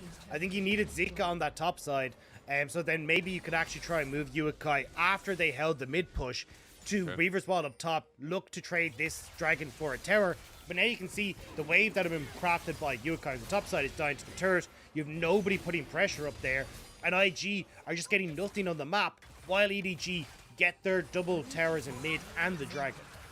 Gold's almost towards the 10,000 mark. 8,000 to be specific here, but it's jumping in leaps and bounds with now another Dragon added to the mix. It's 17 minutes in, and this looks hard for IG. I mean, just hard mentally, right? How do you bounce back from something like this when you had such a successful game number 1? And as you said in Draft Dagda, it was quite similar with the theme that IG wanted to play towards, but the early game just wasn't as successful as it was at the start of the series. I think we're going to start to see the Zeri ban come in this series, and Yeah. I feel like that's going to be a kind of a look of things to come, where Zeri's going to be very hotly contested over the course of this patch, because she is so incredibly strong, and you're seeing Viper mastermind this to perfection in this game, being able to pick off Wink in the bot side, now having good control over the map as well. Like, nobody can touch him with the Phantom Dancer and this Immortal Shield Bow now completed. A full item practically, apart from the Winsu's baby knife picked up by Wing. It's so much gold over his opponent, and it all started when in the bottom lane we saw vertical jungling coming through from Shun, but you know, Viper lived through it. He got turret plating there for the trade of Herald, and you can see how worthwhile it's been with Viper rolling from there. Dagda, IG trying to walk into their own jungle, but the Ultra Shock Laser hurt so much. Fate's Call going to be dodged out from Mako, flashes himself, and Fate's Call back. Zika unable to follow through. At least an attempt for IG to get a pick in this game that's running so far away. As Great teleport. Hang on. Is he okay? Actually, I think he's okay now, but Shun is walking into certain death as Jejo's here. The Weaver's Wall as Cosmic Radiance is in a choke point, but it's only on to 3. Invictus Gaming used that to back away, but Scout's still here with a seismic shove. Maybe not for long. He'll pull himself golden, but Flandre waiting for his moment to strike. Flash, Maelstrom available. IG aren't going to walk towards him, not if they can help it. Shinlu is trying to preemptively use these ultimates, but IG just haven't actually gotten a position to make the pick happen beforehand. Zika not able to get in with the Hextech ultimatum, means there's no lockdown, no follow-up for IG, and now EDG know they're safe to keep pushing in. Flandre in this push as well has ultimate available, so IG can't even try and contest this push now. Another one bites the dust. And I'm not talking about the Queen song, Dagda. It's 5 turrets in the dirt. None for IG. The only thing stopping EDG from having a smooth criminal, I'm really doing this on purpose now, I apologize, is of a game, is that kill, is that dragon. Again, night and day from And now we gotta game ask number 1. IG, Annie, are you okay? Like, we just gotta see if they're gonna be able to bring this one back for game number 3. Because Oh, they're gonna beat it, has not been Dagda. good. You know, IG might have to beat it and get to game 3, honestly. Look, it could be a thriller. It could be a thriller. Oh, it but could. I don't know. We'll Because have this to game's figure just bad, you know? Just bad. You know I'm bad. Hang on. Now I gotta Google Michael Jackson songs. Hang on. They you know, don't really Terrence, care it's about the us. way you make me feel. Ah, yes. So good. You know, Michael Jackson can be the theme for game 2, and you can introduce game number 3. I feel like, you know, Nickelback's a hard one, because people get triggered by their songs, but more importantly, how many people know the names of their songs? And that's the real intricate stuff, isn't it? Well, it's all thrown to the wall. This game's done. Done, diddly, doodly done. Like, it's EDG having full control of vision, almost a 10k gold lead, 21 minutes in, the Baron's being threatened, and you look at this, I mean, IG is scattered to the wind because coming out into the map is just a danger for them. And this is how you remind me that EDG were a World Championship team. How good they looked back at that World Championship, beating Dabog Kia. This was the control that they had. This is where Viper is able to pop off. And remember what we said at the start of the day? We wanted to see Viper stepping up, getting these resources so he could carry. We actually got to see JJ playing more consistently around that bottom side, and he's now showing what he can do with those resources. Great adaptation. I'm glad it doesn't make you, you know, as triggered as before. Does feel like, you know, JJ on this Viego has had now a good couple of games, but this game especially, it's been smooth. We're still smoothing out as well. Dragon in 20 seconds. IG trying to farm up, get towards these second items. And we'll see a fight. We'll see a fight, or at least we'll see an attempt to dive, because they just want more gold. They want some of that objective gold, but they're still without a turret. It's just so hard. And you got good vision control, as you say, already starting to creep in. JJ does need to be careful, because there are a lot of members of IG here. But can they take him? Heartbreaker going to be used. Ultra Shock Laser doesn't find a target. IG at least forcing out the ulti for the time being, but that doesn't help the Dragon, which would have been an objective bounty. So, sole point here for EDG as we smoothly continue our mark. IG grouping up to the top side for now, Dagdern. Maybe trying to clear out the vision and hope they can get a flip sometime in the near future. Yeah, I mean, easy third Dragon picked up for EDG. And IG, I don't even know how they try and contest this, right? You see, every time they try to move in, EDG have just been doing such a good job of backing away. JJ making sure that he has, like, the Heartbreaker to move out. Cool. Mako consistently being there with the ultimate as well to deny IG any sort of follow-up engage. And the big one is, like, the guaranteed engage is Zika with the Hextech Ultimatum, but Zika just hasn't been able to find these windows to get involved or get those flank opportunities he needs. And see that Tarek Camille combo that you talked about. We haven't seen it all game long, as we might not get a chance to. Shinryu always on the defense. Ultra Shock Laser. That crit now is just so rough to watch. So much damage coming through from the W Zerimaxes. EDG back on towards his Baron. Okay, IG, how do you handle this one? I mean, you're going to be hoping for a steal. Shun going to have to make some sort of miracle play here, but Flandre is waiting on the wings. Trying at the very least. Zika tagged out before it begins as EDG are pulling off. They want the engage. Onto Zika. The hookshot, walkshot away is good, but he's still tagged out as Flandre comes in and brings the lightning to the party. The ultimate used in the same interaction we talked about, Dagda, but it doesn't matter. A double already there. A triple over to Viper. Wink could be the quadra, but they're not going to give it over to him. Viper cleans house while Jed takes out the scraps, and EDG are back in the series. Easy Baron for EDG now. Fantastic engage from EDG, and IG are sent packing as EDG want to take us to a game number 3. And we needed to see something like this after a 2-0 loss against JDG, after a game 1 of being knocked around by Invictus Gaming. EDG, the world champions, needed their pride to step it up a little bit, and what am I saying? They just needed a win after the 3-game losing streak individually that they've been encountering. Yeah, and that's the thing, right? EDG just haven't had the easiest of times. I mean, 2-1 against EDG, we saw, against FPX, we saw them have a great series against Abo Gaming as well, but JDG not looking so hot. Game 1 of this series not looking great, and now we're seeing what EDG are capable of with Flandre, even on the Damwon Kia skid as well, moving in here to get this great ultimate. Oh, you had to be, didn't you? We come back and Wink's already dead, by the way. Viper back in here with a bailout. That's a laser I can get behind as Viper blinds Shinryu. He's going to need a lot of surgery to recover, and Dagda, I'm not sure if they have the money for it. IG are broke. Yeah, I don't know if Shinryu had any tattoos, but they are certainly removed at this stage. Oh, yeah. My God, that would hurt. Now EDG starting to move in. IG have absolutely no way of mounting any sort of defense. And this was a masterclass from EDG's bot lane. Viper 8-1-2. He is destroying IG. More of what you expect here. EDG living up to the name in the second game as Shun is targeted out. The poke too much to deal with. And EDG giving only a single kill over as Flandre. Not going to give them the second just yet. Yuakai, again, that poke is what we look at. Invictus Gaming on their last stand with their last turret in this last moment of game number 2.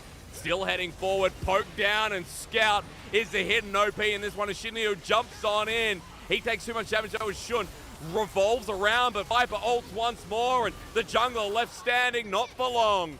Edward Gaming returned in the series as Viper flashes in for the fancy play. Only 1 kill, 1 dragon, but everything else screams perfect for the 2021 World Champions.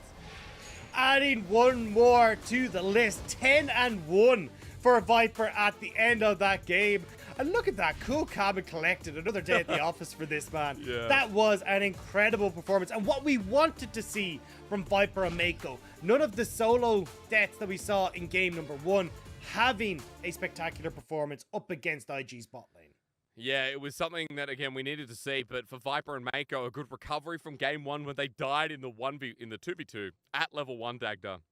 Excuse me. It was against Winx Draven, and they got caught out, and you know, Mako almost died in it. So it feels like this is a really good revenge game for EDG when Viper got Zeri, which we were talking about it. It's going to be pretty strong in this patch. And even before 1211B, it was just off the charts. Yeah, we were kind of questioning when we'd start to see the 12-11 effects come into play, and we're getting it now, right? But I honestly think the control of the early game from EDG was far better this game, right? Yep. Obviously, you got those early kills for EDG's bot lane, which did help out, but you can see Flandre having a great time on the top side. We had good plays around mid lane as well in the early game from JJ, which then lent itself to having control of the bot side and getting dragons. Like, this was a much stronger performance from EDG, and the way that they were able to incorporate their early game plays around things like the Rift Herald was just far smoother than what we saw in the last game. With the help of JJ. JJ, you know, putting a bit more emphasis on the bottom lane there, Dagda. So we are seeing that adaptation you talked about. Don't leave bottom lane on an island. I'm trying to find the specific wording that you and I said.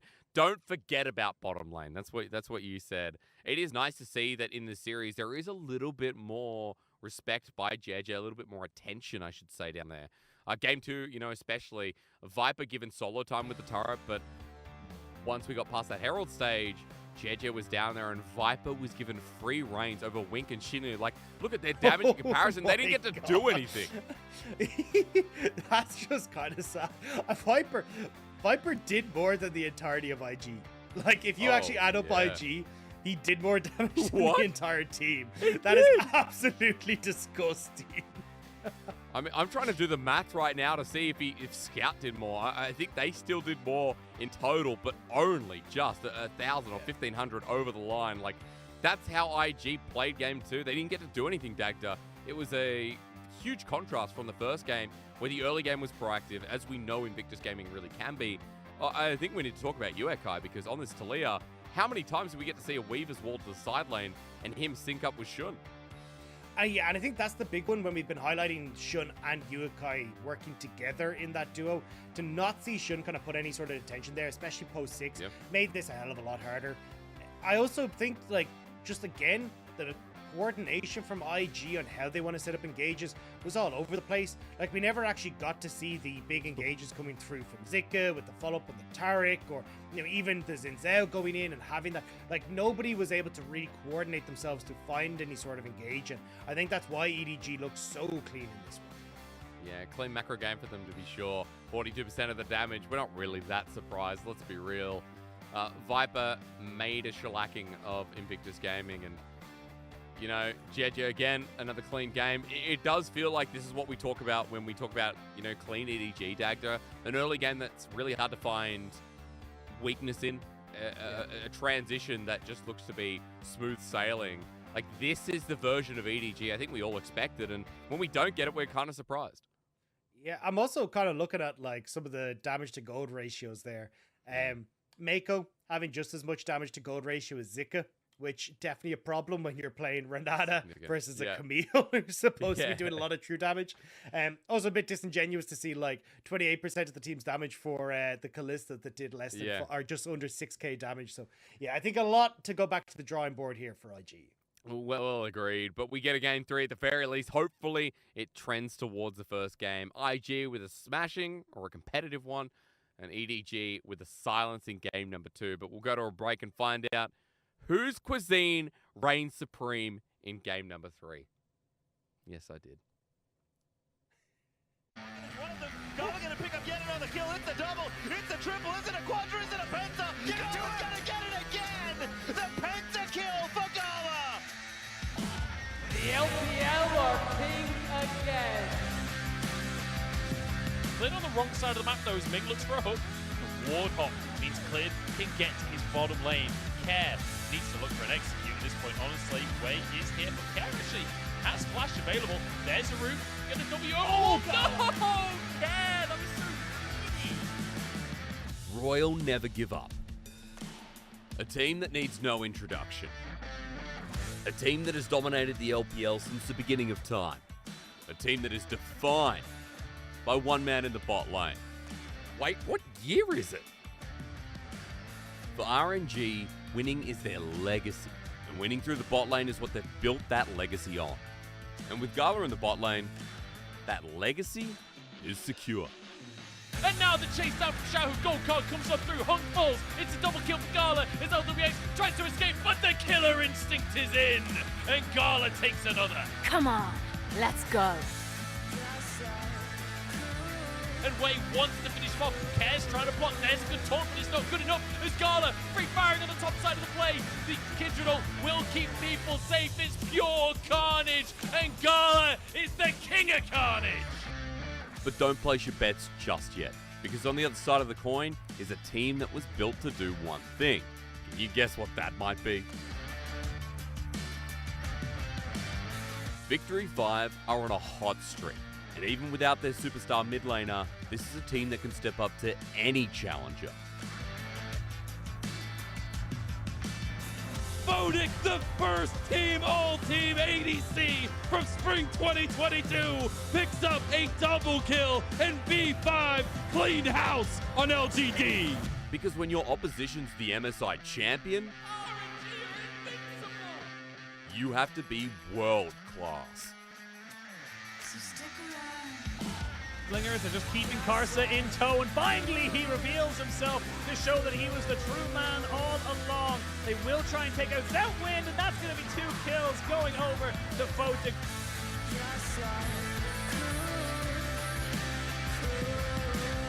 Putting in so much damage. They are going to try and trade back Photic, but even now you can see how difficult it is. He even cleanses it back. Double kill right at the end there. Should be a triple kill coming out here for Photic.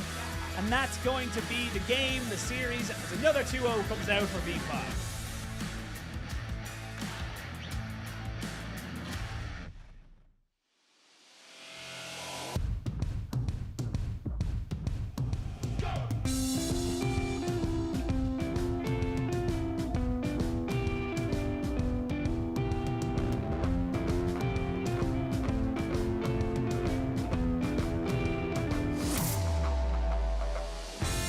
I can take you wherever you want. See the world like no one else. I can promise you'll be undone. Only adventures wait ahead. Nothing can stop us, no one will. And underneath the stars above, I'm sure we can find some peace of mind. Tell me where to go. I can take you anywhere. We could fly through the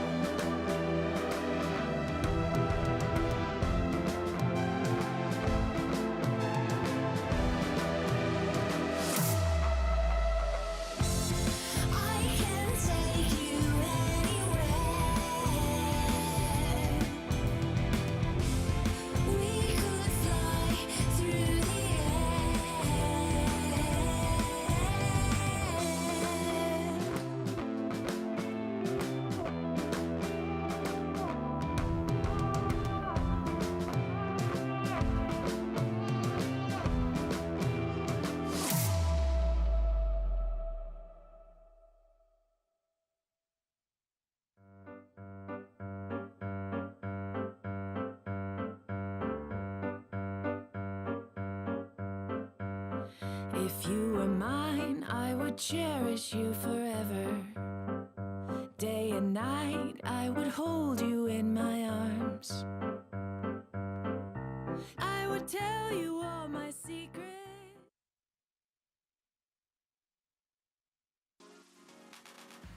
Ladies and gentlemen, we come to a game 3 of EDG versus IG. It's still only the first series, but I think a lot of fans who've stuck around since the beginning of our time here today will be happy with that. IG have given us a real good game, and EDG have slapped back with another one. Quite dominant, if I say so myself. I'm Mysterix, joined by Dagda, and game number 2. Dagda, I didn't hear MVP. I'm just going to assume it's Viper. Like, it's a Zeri, it's Viper. Show me Viper for $800.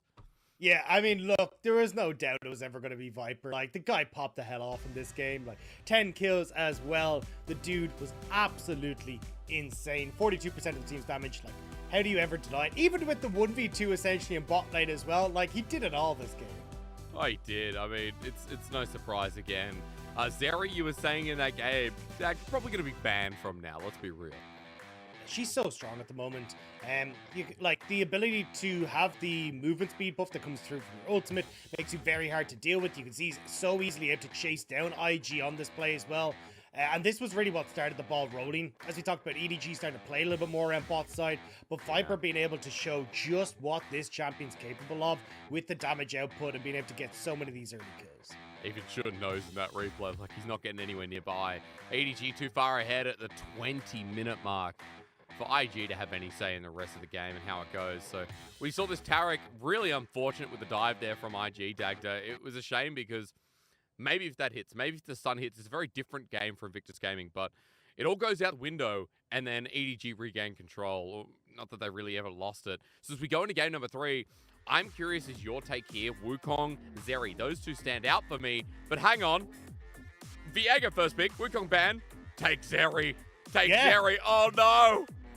Okay, we're just going straight back to basics here. EDG going, hey, look, I mean, we're going to take an early game jungler to deal with Viego. We're going to get the Zeri here again for Viper. And what are you going to do here, IG? Because that Kalista Taric really didn't work out. Even with IG trying to split the map, they still couldn't get advantages for Wink and Shinlu. So now I'm really curious to see what they're going to try and go for in this bot side.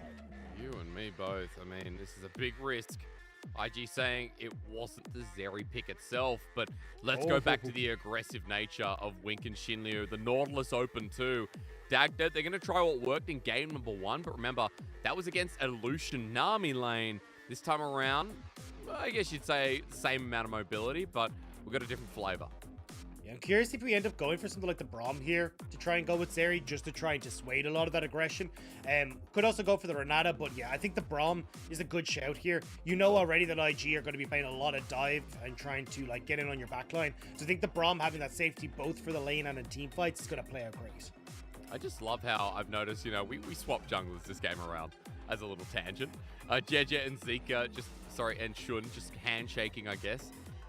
Last game, JJ pretty clean on the Viego. Game 1, I'd say the same thing as well, but that's my side note out of the way. Dagda, solo laners are the topic because we still don't have mid or top from both of these teams, and we know that Scout had a pretty convincing game of the Corki. That's taken away. Game 1, Zika versus Flandre's All, and that Fiora was a thorn in his side, but no longer. I mean, the Corki taken away means they're trying to get rid of Poke for Scout, and I think it's a good shout. The only thing I would be slightly worried about here is, like, Scout can also go towards things like the Ahri still, which I think can do relatively well against IG here. You've also got things like the Twisted Fate, which is a lot of the times banned as a respect towards Scout, which, if he wants to try and play towards side lanes, could help out, especially with Flandre having counter pick. It makes things a hell of a lot easier. And even the fact that Flandre has his pick of the litter here, we could always just see something like an Ornn come through here for Flandre as well in first rotation if they want to hold on to that counter pick for Scout. But you're talking about side lanes, and that's my interest, right? How Scout affects it, how Uekai affects it. Outside of the Ahri in game number 1, Uekai last game, it was a Talia. It was impacting the map, but he couldn't get out of lane. And so that's why my curiosity is there as we get an early Kennen to the fact of how IG do it this time around. That's their bread and butter. Uekai is built for moving. He's kind of like a miniature Duanbe from 2019. I thought we might actually see Scout go back towards the Zoe pick here. Because if you want to like lean more in towards that pick, I think it could have worked out. So kind of surprised to see Flandre go directly for the cannon, but perfectly happy it feels like to just go, hey, whatever you're going to bring to the table, I'm going to be all right. But Zika maybe goes back towards the Camille once more. We'll have to go and see. All right, APAD mid jungle 2v2.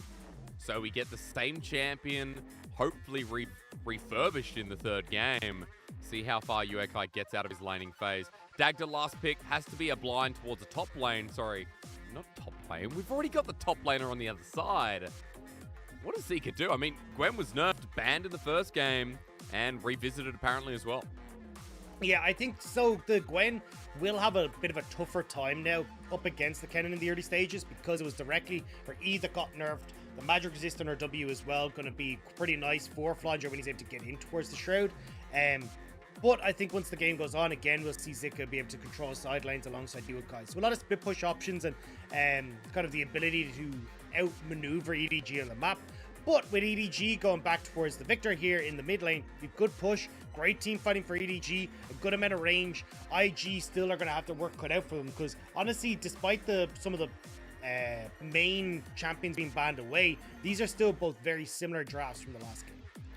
It's just incredible to see EDG go back towards team fighting. They know their identity. EDG sticking to the tried and true. And when we talked about this series in each and every game, Dagda, we did talk heavily about the bottom lane. Once again, let's just remind our audience, we have a Draven versus a Zeri. It does feel like both these teams looking for more stability in their bottom lane, more priority down there, as we highlighted at the start of the series too. And that's the big difference maker here is that although we have very aggressive AD carries on both sides, for the Braum, you're playing much more of a passive lane for EDG this time around, rather than being able to lean into that more aggressive playstyle with the range advantage coming through from the Renata and also just having the W to make sure that you don't go down. So I think there's a lot of stuff here that lacking the bailout is going to make a big difference here for EDG's side. So I don't think they'll try and play as heavily around the bottom end. Instead, they're probably going to be trying to play a little bit more again towards Flandre, look towards these neutral objectives like the Rift Herald, and use that to try and snowball gold efficiently in the mid game. Well, let's see, because JJ this time around had to swap around to Shun's pick of the Xin Zhao from game 2. If I could not make that more complicated for people to understand, we've swapped junglers for the final game, and JJ has been on the Viego 2 games in a row. It has been something he's been really comfortable on, as we all know, from Worlds 2021, but we also know as LPL fans that is one of his strongest. We get into a game 3, and Shun this time is going to try and pilot it. And Dagda, my biggest question actually tends to be towards Uekai. And if he can get out of the lane this time on this Talia and actually make IG's early game possible. Yeah, I'm a little bit doubtful in this one. Because you've got JJ on the stronger early game jungler, he can kind of dictate a lot of the 2v2 in the mid lane. Because if you end up showing up for the 2v2 here as IG, I just don't feel like you win it. Even if you manage to get, like, say, the Unraveled Earth down and JJ still dashes across it for the stun, just so much healing, so much damage, and the early game aggression from this Xin Zhao means it's nearly impossible to try and win that out. As they try and start it off early once again. EDG invaded this side last game. Excuse me, that was actually IG who did that and opted in for vertical jungling. This time around, standard starts here with blue buff for blue buff. And I like as well, we've got some defensive warding from EDG towards their red side. Actually, some deep wards placed too. So they have a bit of information towards the Raptor Camp Dagda, and they'll be able to path out Shun, who is heading naturally towards that bottom side. Yeah, I like that Shun is trying to play down towards this bot side a little bit more. I think Wink and Shinlu is your best option, especially with the Glacial Augment there from Shinlu, being able to try and slow up Viper, slow up Mako, make it a little bit more difficult for them to escape. Maybe you can try and make some plays down there, and even as you can see already, they're playing aggressive. Good little start here once again on the Draven Nautilus. Mako and Viper walk into a dredge line, and the trade heavily on Mako, but still a good one from RG. And you can see Shinlu already posturing, knowing that that next hook is going to be up just momentarily. So Viper has to give a wide berth to this bot side. It means that they won't be able to contest it right now. And maybe that gives a window for Shun to try and get some presence on the bottom side with like scuttle crabs and that kind of stuff. Maybe look for a play off the bounce back, as long as IG are able to correctly manage this wave. Well, it's reached the turret for now. Good trading even underneath the turret. As they've hit level 2, they're confident as ever. That ward on Raptor camp, worth mentioning, Dagda, because Shun hasn't passed towards Raptors. Tried to go around it with the red buff. And that means that he's not spotted out. It expires. And Shun now heading towards the mid lane on top of Scout. I mean, this will be a quick gank, and Scout has to pop the Ghost, which is a summoner nevertheless. Yeah, I think that works out all right, though, for Scout. I mean, the Ghost not going to be too valuable. Still has that flash as well in case anything goes completely awry. So, I mean, Scout going to be all right. Even Shinlu roaming up here as well, because you got the reset from Wink off that third wave crash to pick up 2 longswords. And I think this is the right call from IG. Like, trying to outpace Viper on the spot side items is always going to be a good shout. Shinliu, I guess part of that new partnership between mid-jungle of Invictus Gaming. A bottom-side scuttle for top-side scuttle right now seems to be the trade as JJ has the information and can just look to take that out easily. He'll be spotted out in a ward by IG as well that was placed by Zika. And Dagda, we didn't actually get to talk about this top-side all too much, and Gwen has been nerfed. She has lost some of her power, which, I'll be honest, always feels nice. Yeah, she was a little bit oppressive in previous patches, but the big one is that the E cooldown refund that you get from the auto attack went from 60% to 50%, and that is actually the initial buff that we saw bring her back into competitive play. But not only has she been hit by that as well, she's also got her W cooldown is up by 4 seconds, the magic resist on it is also down, and the armor on it as well is also down. So there's quite a lot that she's lost. But I think the big thing is just how, and even, sorry, her Riftmaker as well has gone from 80 AP down to 70 AP. So you are actually seeing like quite a lot of nerfs to her kit and the items that she likes to pick up. But I think that's where, even with that, just the fact that Grievous Wounds has been nerfed, she has late game scaling in her kit, like she still does reasonably okay. Just because she is just such a powerhouse regardless anyway when she gets the late. We'll see if it transitions out. We know LPL players can be quite stubborn as while we've been chatting away, just note that the camera has been fixed on the bottom lane. JJ moves to bot, control ward down, but backs off. And it's all about the trading in the 2v2. Wink and Viper always throwing out these cues, and you can see that damage from Wink is starting to ramp up, but it's even for the time being. The wave slowly pushing by EDG. And so no actions happen in the early stages. It's just going to be adoration stacks built up and the opportunity, if it can come through, from Shun to build up Wink and Shinliu. And we need to see that, because slowly but surely, this sign is, this early game will go in favor of EDG. Flandre has the call, he's got push on top side, he's got really good control there. And as we said, like Flandre getting hurt with the nerfs means he's going to take even more punishment from this Kennen in the lane phase. And if EDG are able to use that punishment from top side to get things like Rift Herald, get gold in towards Viper, again, great scaling on EDG's side. With their lane matchups, no exhaust again on IG's side means Flandre's going to be huge. Like, you have to be so careful about this team fighting for IG. And that was kind of the problem in game number 2, where EDG didn't give away much in the early game, and they got to coast their way through a pretty swift game. EDG did take control, but still, no opportunities given over to IG when they had similar styles. You talked about the similarities here, Dagda, and I see a similarity with JJ once again towards the top side. Not finding a gank, though. So, for the first time this series, at 6 minutes, I'm surprised that we have no blood. They're just trying to link up with Scout here, it looks like. Still going to move up towards this top side. Like, I don't see why you don't gank Zika here. Like, he's overextended, the lane's in a good spot, no vision there, but EDG, very worried about movement here from Shinlu off the spot side. He's moved up. The level 4 Nautilus, no dredge line thrown out. JJ and Scout paying the respect even with the Chaos Storm. Knowing that Uekai can join, I guess, so Zika just takes it. Thank you very much. And that'll help even up the CS up at the top side. Surprising. JJ's been very passive so far in this early game. They're weird roam times from the supports, though. Like, usually around this time, because we're about to hit the 7-minute mark, you will have the supports very much seated around bot side. Even generally have the junglers play around bot side as well to, like, allow push in for one side, so then you can rotate up towards the Rift Herald. Now, Shinlu will still get back down in time, and you can see JJ is also making his way down here. So, without the support of their own jungler, IG might be in trouble if JJ decides to pay a visit to this bot lane. Yeah, look how big that wave is. And eventually come through, and as Shun positions towards the top side, JJ has an angle. Now, level 6 here as Flandre is going to get tagged down. He's got the flash available, but the Slicing Maelstrom comes through first, then the Summon of the Heartbreaker. They go deep for the vibe as that's a beautiful wall. Nails him backwards, and IG will take it all. Nicely done by IG. Get the kill. Wave will be lost as well. And that should set them up nicely to go for a Rift Tower on top side. JJ, as you can see as well, isn't interested in trying to move down towards his bot side and look for the cross map. He is moving his way back up towards this top end to see if he can be in a position to counteract this Rift Tower play.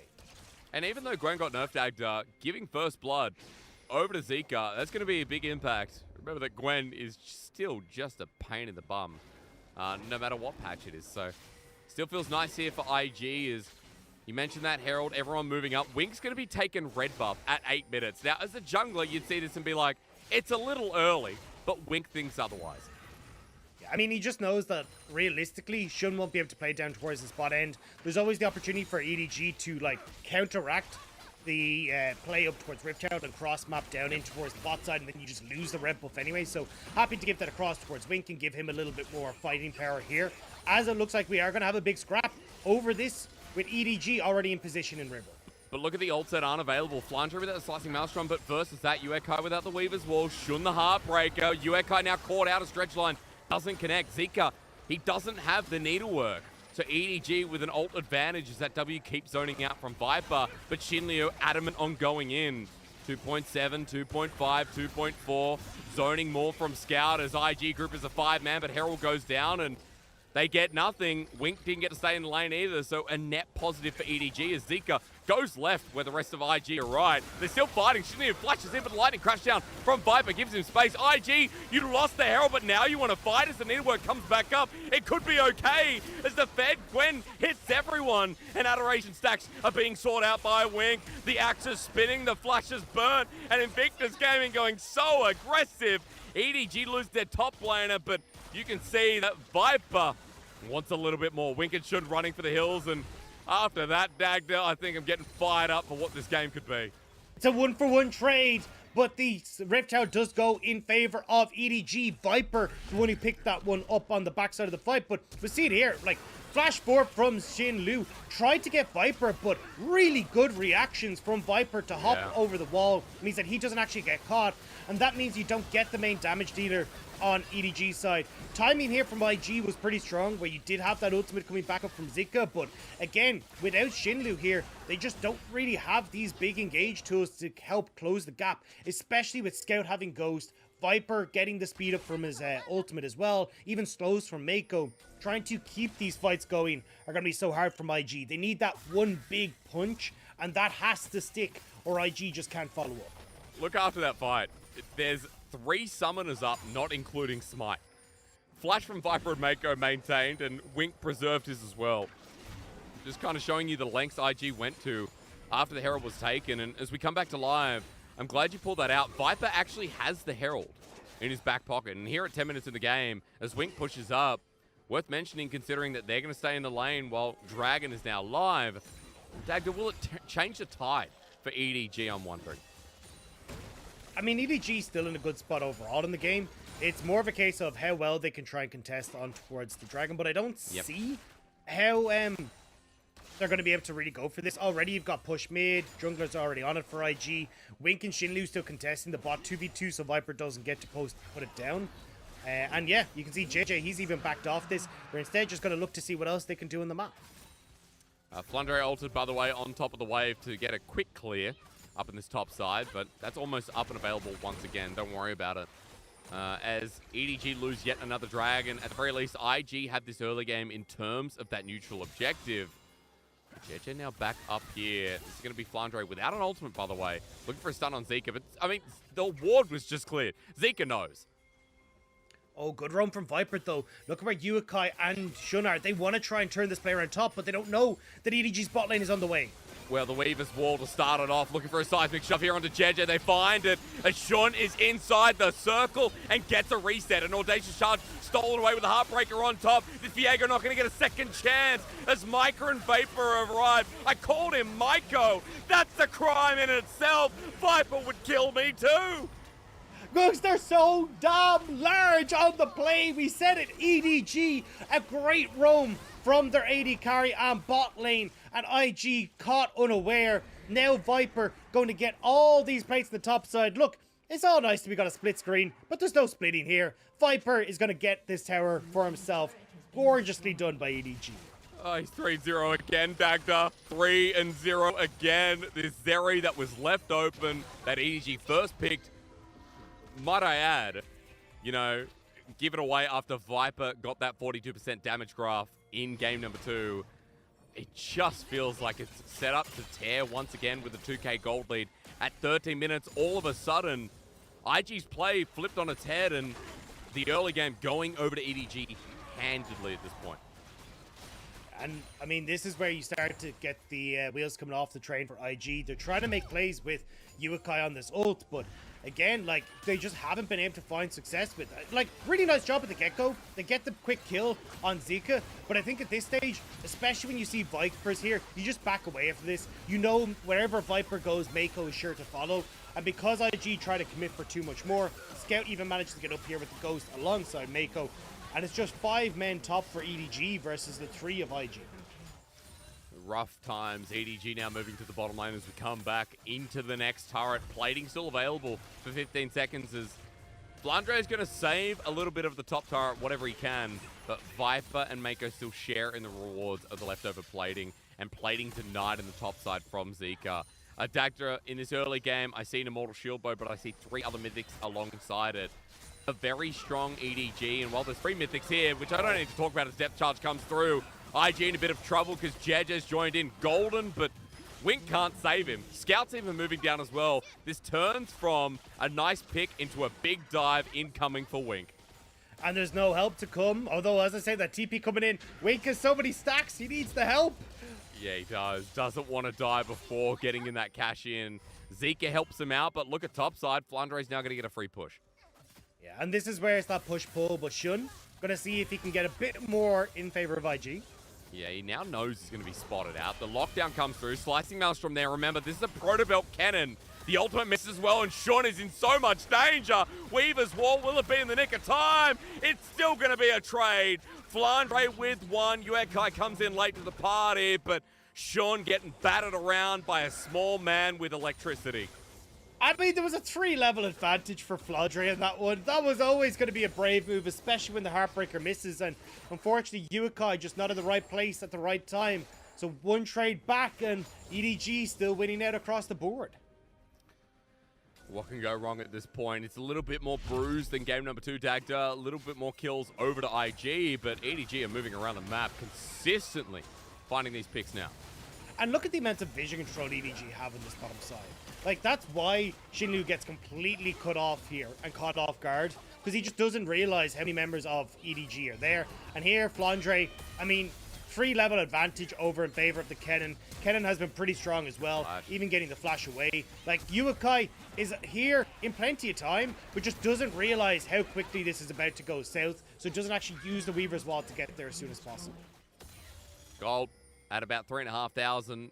Dragon coming up in 25 seconds. Now, Dagda, IG got the first 2, but with the strength of EDG, with Viper being 4-0, it does feel like EDG should be comfortable moving into this next fight, especially when I see a stopwatch on someone like Scout, when I see almost a second item completed on Viper. Mako having a stopwatch too.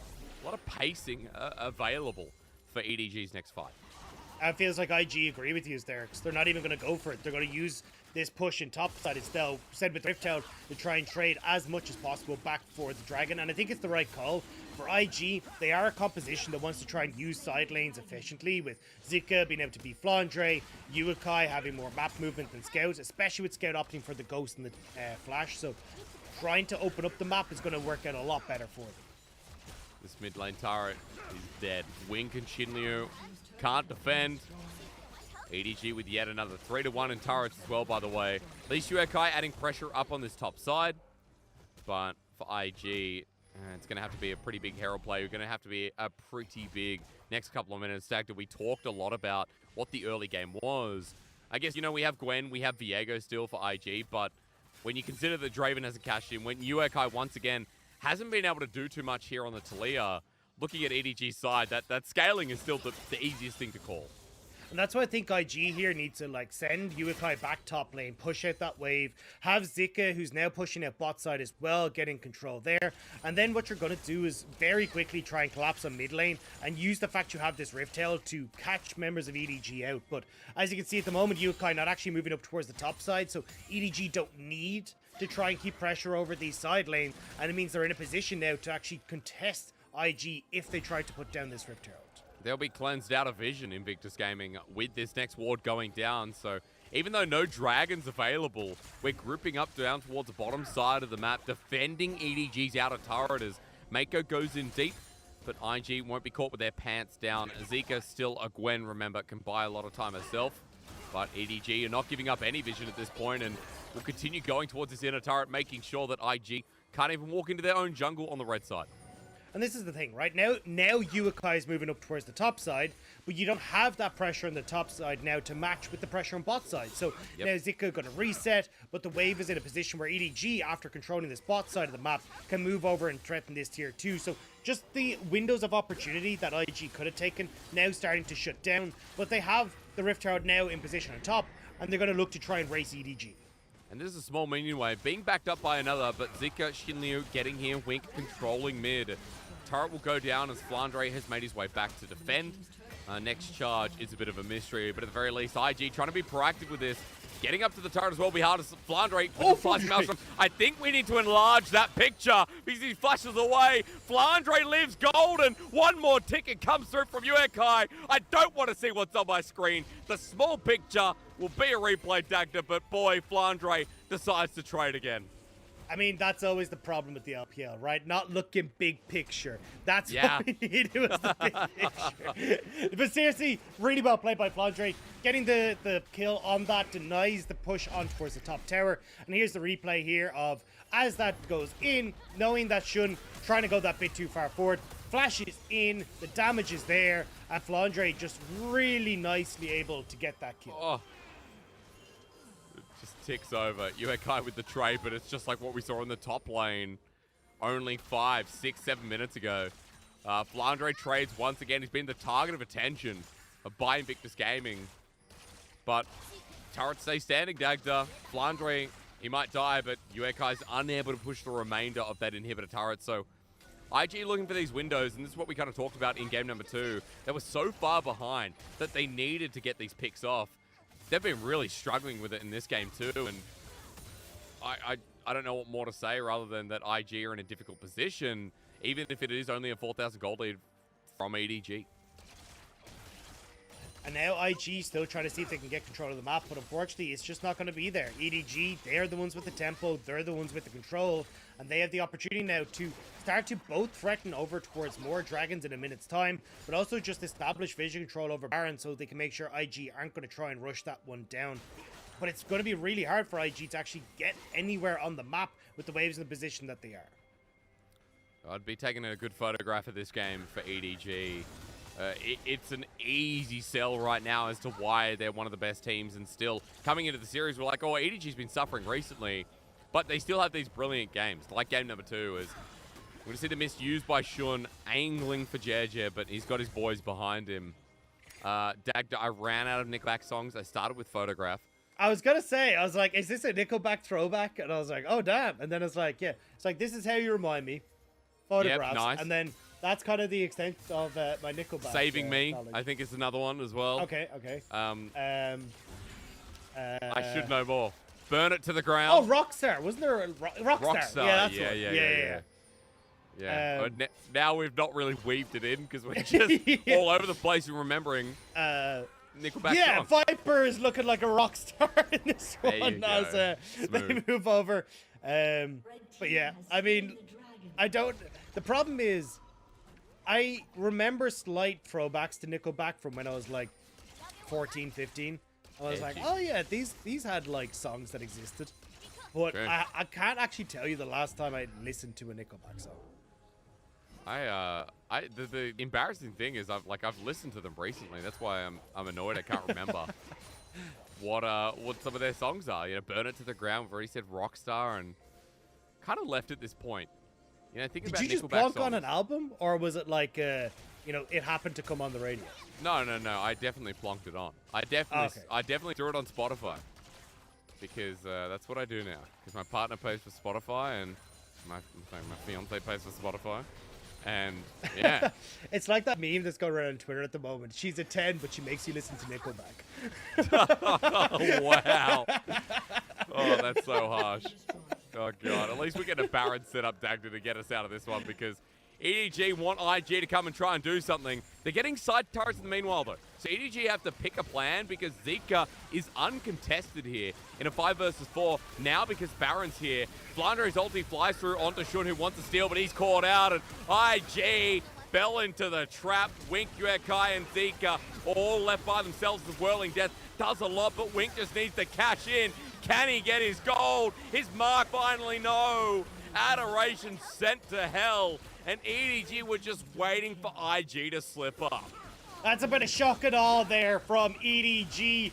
Flandre coming in with the beautiful ultimate, followed up by the overcharge from Viper. There's nowhere for IG to run, and EDG destroyed them. You see it here. Shun does manage to dodge away from the zap, but afterwards, Flandre picking up one, and watch as Viper comes over this wall. The amount of damage that comes out in a matter of moments as EDG all tumble over the wall to take down IG. IG acting like today was their last day, and it is in the series. EDG have now taken more than firm control, have shown us back-to-back games that they're not only the better team, but they've got a reputation to uphold. Yuekai slammed as the final nail in the coffin, and Viper's doing it again, 7-0-3. Why did they give this man, this champion, in Game 3 as well? I mean, it's such a strong pick, but overall, that was just EDG. Great positioning, great turn, and there was just little that IG can do. And despite Game 1 going so well for IG, they just couldn't replicate that success. And now sitting 9,000 gold down in Game 3, EDG with Baron and only one outer turret remaining. It's not looking good for IG right now. Especially with shots like that. The Ultra Shock Laser from Viper puts Yuekai down a quarter. That's because he's got 3 items and another Zeal, and he's pushing through turrets like nobody's business. EDG, when they stand together, looks so strong in this game, Dagda. 006 from Scout as well. Another quiet achievement game like he had on the Corki. They're approaching the base now as well, and there's so many Fed members to deal with a 10k just about gold lead. IG are going to make their last stand, and Shin Liu, he's got to walk before he can run because EDG have crippled him, and I don't know, this is just getting dark. All I can say is he's dead. EDG just say Shin Hu as they absolutely demolish the Nautilus. Now they're onto the top lane turret, and there's zero that IG could do. Like, who even tries to engage this? Well, maybe Zika finds something with the needlework, because I'm struggling as well. Shun is in a great flanking angle, but still so far behind us at 10k. EDG are going to spot him out now, but they're strong enough, breaking down yet another turret. Mako absorbs the seismic shovel of Flandre, turns him to dust, and Viper is doing exactly the same. Look at this, there he goes. Shun can't hold a candle. Viper is unleashed, the best AD carry in the LPL, nay, the world, which I'll be happy to support. From anyone who watches the LPL, I know you agree, because Viper's unleashed yet again and continues to show us why he must be respected. That was absolutely insane. Viper, I think, is on like, what, maybe near 30 KDA on Zeri after these 2 games. Like, holy moly, that was nuts. But so well played by EDG again, like taking it slow, finding their advantages around the neutral objectives, and there is just little that IG could do. They never got a look in. I'm just impressed.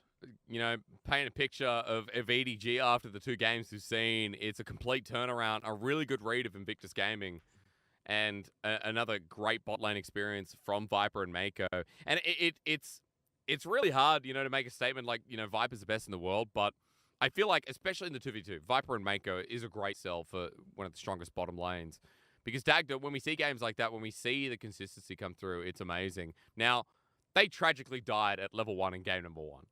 They got obliterated. They have moments like that as well. But Some really clean performances when we talked about EDG focusing more on the bottom lane through the laning phase and getting out unscathed as this time they definitely did. Yeah, and I think that's the big difference here was like when you look at game number 1 with the Draven, we had 3-4 kills going very quickly over the Wink, but without Shun being able to play on that bot side, as we said, like on the weaker side of the jungle match. Sorry, yeah, Shun being able to play on the bottom side because he had the weaker side of the jungle matchup. It meant that there wasn't as much pressure towards Wink. Viper and Mako were able to kind of feel out the early laning phase. And from that point forward, with JJ on the Xin Zhao, finding those engages, setting up the fights, Viper was just picking up kills all over the place. Oh, man, as you expect. Zeri getting let through 2 games in a row. I don't know what you think about this one, Tagda, but IG were like, it's not Zeri that's the problem. However, I think it was part of the problem, and I think it's part of something that IG will come to regret. Yeah, it may not be 100% of the problem, but I say it was a solid like 75-80% of the problem. Yeah. She is so strong. And even you could see the fact that you had such long range between the Victor and also the Zeri, having that poke with the W now involved in her kit, means that it's very, very difficult to try and approach this team. And again, we're kind of seeing a lot of teams fall back towards Nautilus as the sole engage tool. And I'm not the biggest fan of it, because Nautilus himself doesn't actually end up that tanky, especially if you end up running Glacial Augment. And then when you add into the equation as well that you kind of got like one punch to kind of make it happen. Like you land in the hook, you throw in the depth charge, and that's you done for a significant period of time. And if you have a team that's able to kite back from that initial depth charge and then remount their offense, that's where you can see that you really start to run into problems. And that was something that we saw kind of throughout this with IG, where Shinlu would try and go for an engage, but there'd be no kind of follow-up there immediately. EDG kite back, Flandre even can interrupt with the ultimate himself, and then EDG are able to pounce forward. This time, Dagda, I'm sorry to say that Viper did not get more damage than the whole of IG, but once again, very close. I think a couple of thousand in IG's favor, but it just shows you, like, incoming next MVP. Even though Flandre survived 2 1v2 dives, 2 1v2 moments, there is so many good things to say about in this game. But, you know, we like Viper. We talked about Viper a lot for a good reason. And with EDG picking up yet another win, you can see that he's going to be talked about a lot more. I mean, Dagda, this is their 3rd win. They're 3-1 now. They've only lost to JDG, which was their last series. But EDG kind of back up, and it's good to see because as world champions, you have these expectations. As top 4, you have these expectations. And EDG, with a good adaptation in the series, didn't really let us down from Game 2 onwards. And I think a lot of that comes down to individual performers stepping up, right? Game 2 and Game 3, Flandre looked great in the cannon. Actually able to turn around to some of these engages, but also just having control over side lanes was very crucial for trying to shut down what IG were trying to do. JJ again having good early games in both Game 2 and Game 3. And we've never really doubted Viper on that bot side, right? Like there's been some mistakes, don't get me wrong, where they have lost out in the 2v2s, but still Viper oftentimes ends up coming back and being a very core part of EDG's team fights. So I think that's kind of been it for EDG, is like just having both their top side of the map looking stronger, so Viper actually has a team in front of him, so he can deal a 16 KDA, 41% of the team's damage, like 89% of the kill participation. Like this guy was on fire. Had the highest vision score. Everything's red on Viper's line except for damage taken, which if it was, would be very surprising. 4 out of 5 ain't bad, and to compliment again, like we're just going over the train of complimenting this bottom lane. But another person that needs to be mentioned, you know, Scout had a very good couple of games, you know, back-to-back. Corky, now Victor, was a very solid member of EDG throughout those games as well. And you're right, like having a more solid foundation, an EDG foundation that we used to say was solid all the time, is refreshing, but also really nice for that bottom lane, because when you came in today, you're annoyed at the fact that that bottom lane was left by itself. That bottom lane was kind of left to the wolves. This time around, EDG kind of putting a bit more focus down there in the later 2 games, and it is nice to see where this team goes from here, Dagda, because against BLG, I feel like it's going to be similar, right? I feel like against BLG, which is their next matchup, we're going to have to start talking about, well, Doggo and Crisp are another bottom lane that could be contentious for someone like Viper and Maker. Yeah, and we're going to have to see kind of what BLG looks like as well. I mean, we're going to get a taste of that later today in our next series. But I definitely think at least for EDG, kind of having a little bit more wiggle room is going to be great, because yes, they got BLG, but then easier time against like TT, OMG before they have to go up against V5. So I think it's going to be a case of like, again, EDG trying to settle into this new meta, seeing what styles they like. But I certainly think having these late game carries, these big damage dealers like Zeri that are going to be coming into the meta that can lean in towards Viper being able to play that style is going to be a lot better for them, just because they need someone that's going to be able to pick up that mid-game slack when it comes to damage, and it's always going to be Viper. Yes, the MVP. What a surprise. Is anyone surprised? Of course not. Here we go. Big stats, big Zeri numbers. This champion probably going to be banned for the rest of today. It feels like it should be. Strong once again, and yeah, that's the second time in a row he's hit 42 or 41%. Yeah. I mean, his average, as we looked at the earlier today, is about 35%. So he's just going to add a couple of percents onto that, which is just disgusting. Like, that is absolutely absurd, but does speak volumes to what Viper has been capable of doing. And even we said, like, this is a guy who, if we take out that Senna series against FPX, has been falling behind about 500 gold, you know, is behind in CS, but still being able to turn out these massive damage numbers for the teams just speaks volumes about Viper. Even you can see here, right in the thick of things, making sure that he's getting that damage off every single opportunity they can. I mean, he's so aggressive as well. Having Mako by his side, it's been such a pleasure to watch these two in action. An expected Worlds team, let's say that, but you know, with performances like this, you can see how they would progress in that direction. Huge expectations on EDG, and another congratulations to Viper. I'm just looking at MVPs quickly, Dagda, before we talk about IG, before we finish up. Jeje was at 2, Viper was at 2. Now Viper's at 4, so he is tied first with Duanby, who's also at 4. So congratulations to Viper. As we continue forward, just quickly, Dagda, IG, their next matchup is going to be against anyone's legend, so a more reasonable matchup for a team that still has quite a bit of oomph in their step in this series. Yeah, I'm looking forward to seeing if IG can kind of start to bring it back. I will say, anyone's legend are no pushovers anymore. That's true. That team looks real good, so I don't know. IG, you're still going to have your work cut out for this one.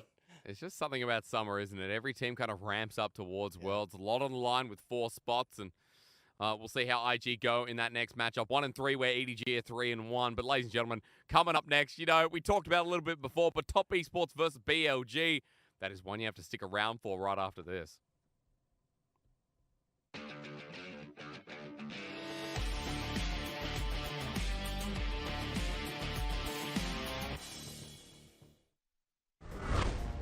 ZDZ keeps his flash, but for how much longer? As Duanby's coming in, and he will charge up into the top side. He's looking for the gangplank, and he will not be able to find him. Yes, he will. He flashes forward and picks up the kill.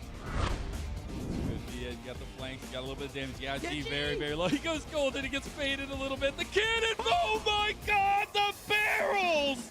The barrels! Dream is taking him out, V5. Okay, Asim at least gets the Baron here. Fearness goes down. Asim's gonna go down as well. Can't even pick up Rich.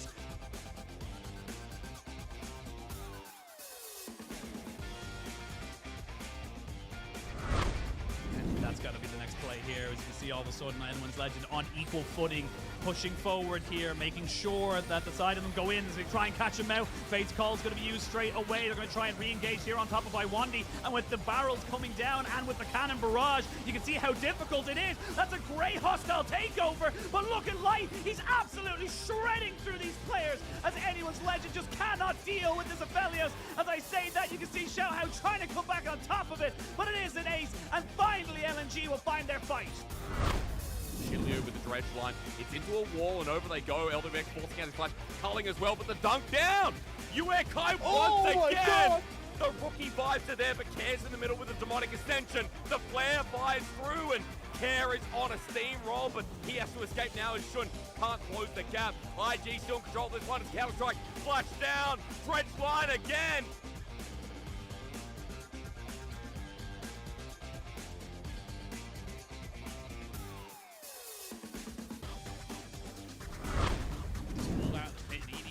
Desperately want to fight for this one. Okay, are we actually just going to flip this one? The answer is yes. JJ finds the fight for himself. Walks away with a little bit of HP, but that charm. Again, Gaga with these charms and can Harvey once more on the fight as well. EDG being corralled here, 4 men strong, but they're outnumbered, and another charm lands. Barrels come through from 369, but JJ trying to answer his one. Is a triple kill, comes for 369. Flandre goes down for the quadra kill, and 369 charging JJ down. He wants himself the penta, and Mystic's there to give him the movement speed. The blast cone ain't enough, and 369's rolling only 9s today.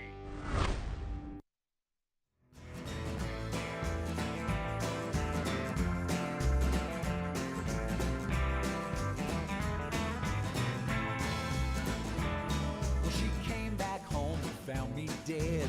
At least that's what the paper said.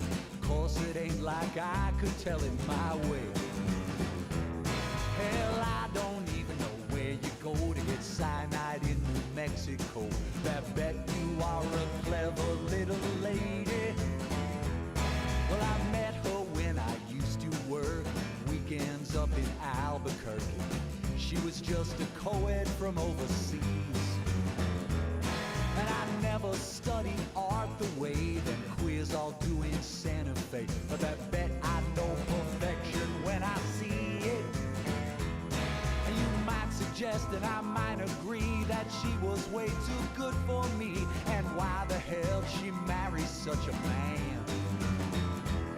Could be she thought Americans are all Cary Grants and Errol Flynn's. Folks got some weird ideas about this land.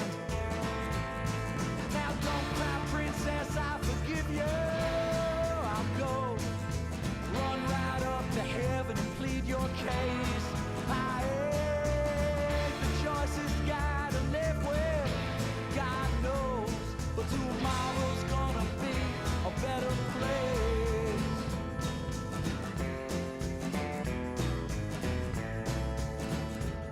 Well, my funeral came, saw her weep.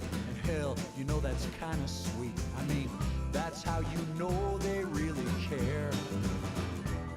Well, they laid my flesh in chamberine. It ain't right, but hell, it's clean. This may be the best I dressed since we were married.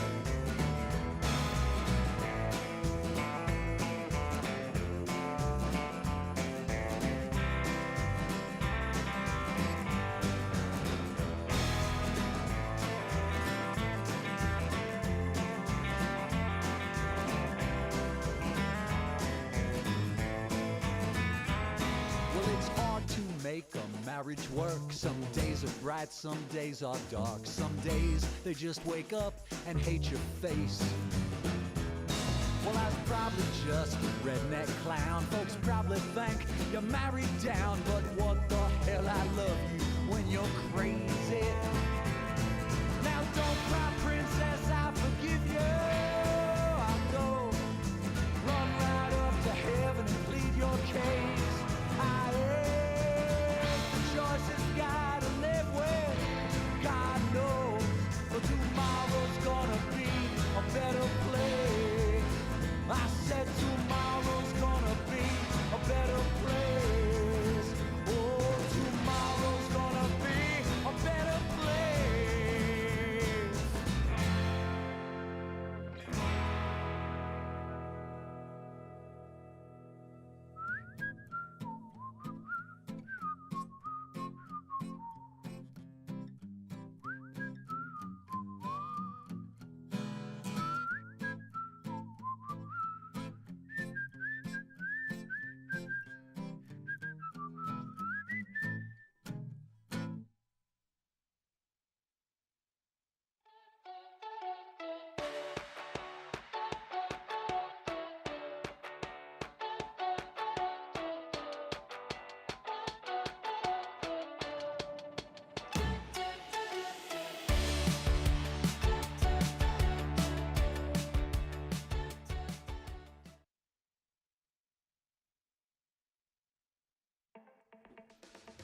We just come off the back of IG getting knocked down by EDG. A good recovery for them in the series, but we move on to our second series of the night.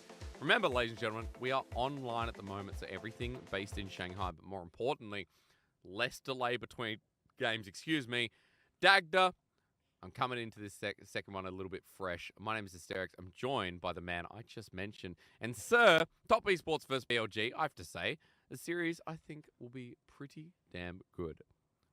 Yeah, I am ready for this series. I'm hoping that we get to see a little bit more action from BLG. I'm hoping Top Esports are going to start taking those fights because whenever it's a Top Esports game, there's going to be plenty of fighting. Oh, for sure. That's why you told me, you're like, well, maybe this one's not going to be too much about, Top Esports fighting, like when they're fighting, but more about the play stagger. You wanted to harp on this for TES and where they're choosing to pick their location. Yeah, I started to look at like their last series, say against IG, and I thought, oh, it's kind of cool that we're getting to see Top Esports picking fights before IG are actually able to enter the river. And I thought this was actually kind of interesting to see because in certain compositions, this can actually be a really big benefit.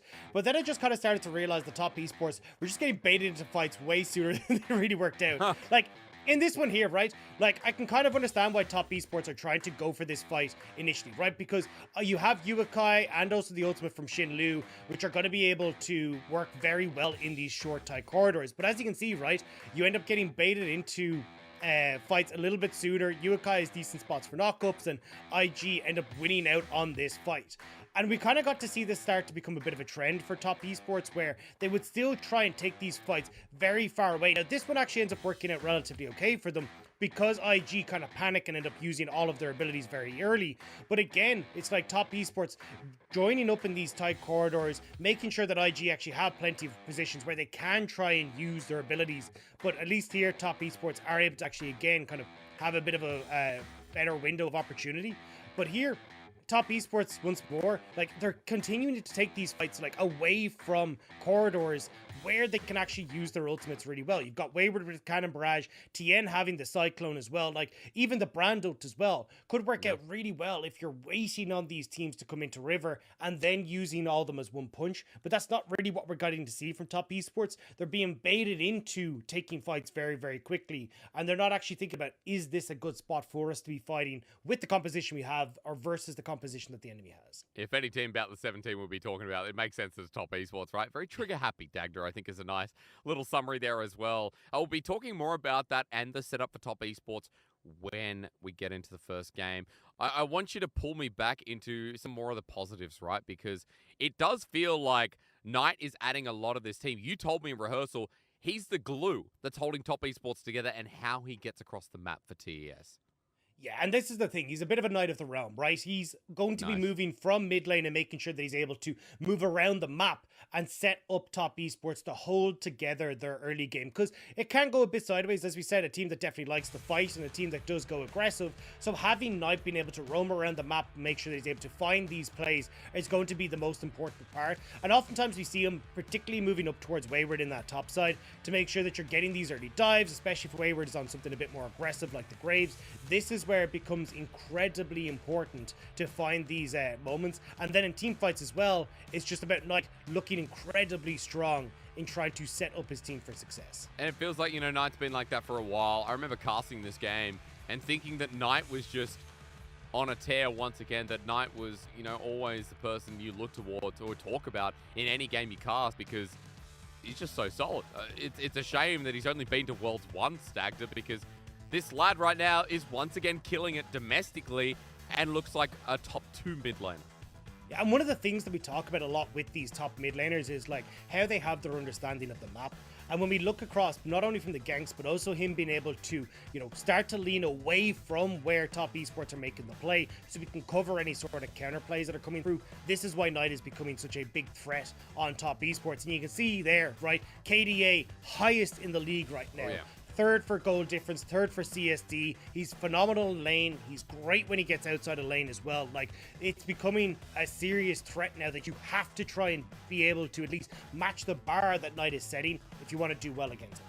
Well, against him today will be Icon, ladies and gentlemen, as we look across at Knight, as we get closer to Bam Pick. Dagda, we won't be able to go too deep into this, but Icon gets a big old welcome back, considering that he's now returned to the LPL. BLG picking him up as a late addition into the split.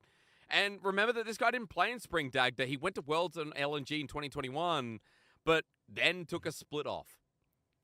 Yeah, and I think the big reason that we're seeing Icon come back is because he's such a low gold dependent player.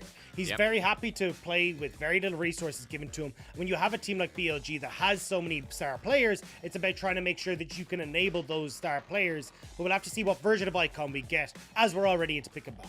Well, I'll be asking you more about that. I know you didn't get the time to talk about him versus Fofo in deeper length, but we have plenty of time in the early game, especially if we know BLG to be one of the slower teams. You talked about them and if they can match top esports, and if we get a lot of blood in this one, maybe I'm hoping for that instead. Dagged up, Aphelios as a first round pick. We've got Zeri banned away, and Callista on BLG side with the Lucian, and it's interesting to see this put so highly by Doggo. Yeah, I mean, it's been something that can definitely do well in the later portion of the game, but I mean, Callista, Lucian, Zeri all taken off the board. You imagine that he would have gone back towards maybe something like the Ezreal, but then again, Kai'Sa can always be picked up by Jackie Love.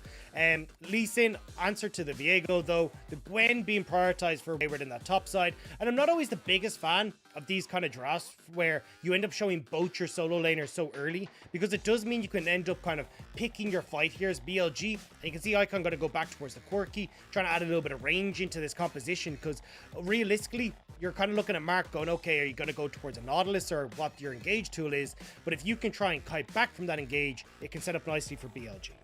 Well, for BLG as well, adding a bit of that range. Icon returns on his Corki as we get the third and final pick. A strange pick and ban, though, from the blue side, Dagda. Ari, Gwen, Lee Sin. Like, we don't have a bottom lane for the first time in quite a while. And so that means Jackie Love and Mark are put down on the tier 2s, maybe even the tier 3s if we see BLG with another ban. And that's why I'm kind of looking to see what Jackie Love is going to bring to the table. I thought we'd actually get more bans towards the bottom lane. Things like that Senna potentially being taken off the board. I know the support Senna was nerfed, but AD carry Senna is still looking good. And maybe even something like the Draven as well. And Ezreal can do relatively okay against the Aphelios as well, but we're not actually getting those bans towards Jackie Love. So I feel like you're still going to be all right here as the bottom lane of top esports. Yeah, as we get the time Kench out as well. So at least targeting Mark for the time being. I also want to take a look at what we're looking from top esports, because it's the Jax ban. Things like Camille Dagda stand out to me, but we get the Jace instead. What do you want to see here as we start pivoting towards the solo lane and bottom lane of BLG? I think picking up something like the Renata could work out really well here for BLG. Just pairs very nicely with the Aphelios. Again, that opportunity to get the resets after the bailout is going to be so crucial. And when you're looking at top esports, this is very much a close quarter fight. They want to get in on top of you, so something like the Renata could work well. But actually a last minute swap here from Crisp over towards the Thresh. It's so funny. When I see Comfort, I think, yeah, Doggo, Aphelios is about right. Thresh on Crisp is more than just right. So we get a very comfort-based 2v2 for BLG, while we look at top esports, the OG Draven. I always think about Jackie Love, 2019 Spring, IG vs JDG Finals. Game 3, Jackie Love's Draven gave me goosebumps, and, you know, he's decided he's only going to keep it for special events. Yeah, I think this is going to be a kind of a bit of a call out here, though, from BLG. The reason I think we're seeing the Thresh is because they're looking on BLG side going, well, what kind of engage tool can you bring to the table? Leona would have been nice for Mark. It's been one of his signature picks, but the Thresh can do pretty well against that. So now you're looking at potentially the Rakan, potential for the Yuumi, which could have done okay, but we are just going to get Mark going, well, screw this. I don't care about the Thresh being able to flame me away. I need to provide that engage tool for top esports. Yeah, you said it, Dagda. Engage is there, a bit more solid than Tien or Knight on something like the Ari or Lee Sin. On the other side, BLG, they have the counter pick for the top side. And Dagda, we've seen Gwen today. It didn't do too well from Zika, but Bin is someone we know for a couple of different champions. And against the Gwen, he knows it's going to be all right. The pull out is very famous now, GP. Yeah, and I like this composition for BLG because it definitely feels like it's a case of, okay, whenever top esports try to jump on top of us with the Gwen, the Lee Sin, even the Leona as well, we are going to have a ton of opportunities to peel back with the Thresh, the Cannon Barrage, the Aphelios getting enabled because everyone's trying to dive in on top of them, and even the same when you look at the barrels from the Gangplank. So definitely a composition that can do well, kind of absorbing a lot of that pressure from top esports. But you do have to be careful here because top do have a good amount of poke damage coming through with things like the Ari, also the Ezreal having a good amount of long range. So it's not like it's going to be an easy task here for BLG. It's not, and especially with the return of Icon, we've got a lot of questions about how this team's going to work together. Icon's first game back on stage, or at least, you know, from the team environment, but at least back on the LPL. Icon took the whole of spring off. And there's been a lot of questions, Agda, because I can now give you the time to say that, you know, Fofo was adding a lot of questions. Icon, you're saying, might be a breath of fresh air in a very nice way. Well, it just depends on what version of Icon we get. Because as we look back towards summer 2021, the start of the split, we didn't actually get Icon moving around from his lane a huge amount. And we actually had major issues on LNG's side where there was no interaction between mid-jungle. They looked like they were on completely different pages. No one really seemed to have any clue what they're up to. And we very quickly started to see them fall down the rankings. But as we got towards the later portion of the split, especially as we hit kind of playoffs and that end of things, that's where we started to see LNG come alive, even making that miracle run into the World Championship. And a lot of that was because Icon was working better with his jungler, starting to move around the map, responding to what his team was looking for. And if he can bring that to BLG, again working on that low economy, I think it could work out super well for Billy Billy. I want to see the Icon as well that was in the play-in stage, right? That dumps it away at minor regions. For LNG, though, their run came to an end, not able to get out of groups as Mark and Doggo. That's respect. That's cute. Now, it is a competitive game. However, I still appreciate that the 1v1 didn't take place, that Mark didn't betray the trust of Doggo. That's what you like to see, man. That's love. I mean, especially when Jackie Love does have first strike, like that temptation to just stun Doggo just for that 6 extra gold for the Mystic shot was always there, but no, will be respected. Top esports though, not really giving anything away. TN hasn't been spotted. Same when you look towards Weiwei, I believe on that top side too. So will be both junglers kind of hiding their pathing for the moment, although Mark and Jackie Love will help Leash. TN starting with a red buff. Okay, you said it. The Leash going to help out and give a pretty fast clear here to TN on one of his favorite champions. We're talking about comfort for a lot of people. Jackie Love on the Ezreal, the same deal. Mark on this Leona has been pretty big. I'll even say Wayward at this point on any champ that can have solo kill threat. He's pushing in towards Bin up in this top side, and already Bin walking up to the wave getting snipped, but a good little kite back here as Bin looks to get some free grass procs. And especially with Weiwei up at this top side, Dagda, I'm curious to see what the jungler of BLG does, considering that, you know, we kind of talked about BLG's ability to set up, but we didn't talk too much about what the lanes hold for this team in game one. Yeah, I mean, at the moment, Icon should have a decent time just kind of farming up in this mid lane. Bot side, Doggo and Crisp should have good amount of push just because you can't really match the push from the Leona as the Thresh has a bit more range. Also, the ability to disregard your engages make it very, very tough. So I think from bot side down, BLG should be pretty good. And that means Bin should be relatively alright to farm up. As he comes through, TN looking for the Sonic Wave, connects on top of Icon, but won't take it. Weiwei for the counter gank, and already trying to get active with the strongest player in the mid lane. Hook from Crisp just going wide. But again, nice job here from TN to just relieve a little bit of pressure from Knight. Also sets him up to look for some plays on the bot side, because we're actually getting a bit of a split map here as Weiwei. Weiwei is moving into the bottom side. TN is up on the top. TN just trying to make sure that he's able to keep pressure up here towards Wayward, so Wayward can get the wave crash and not fall down to Bin.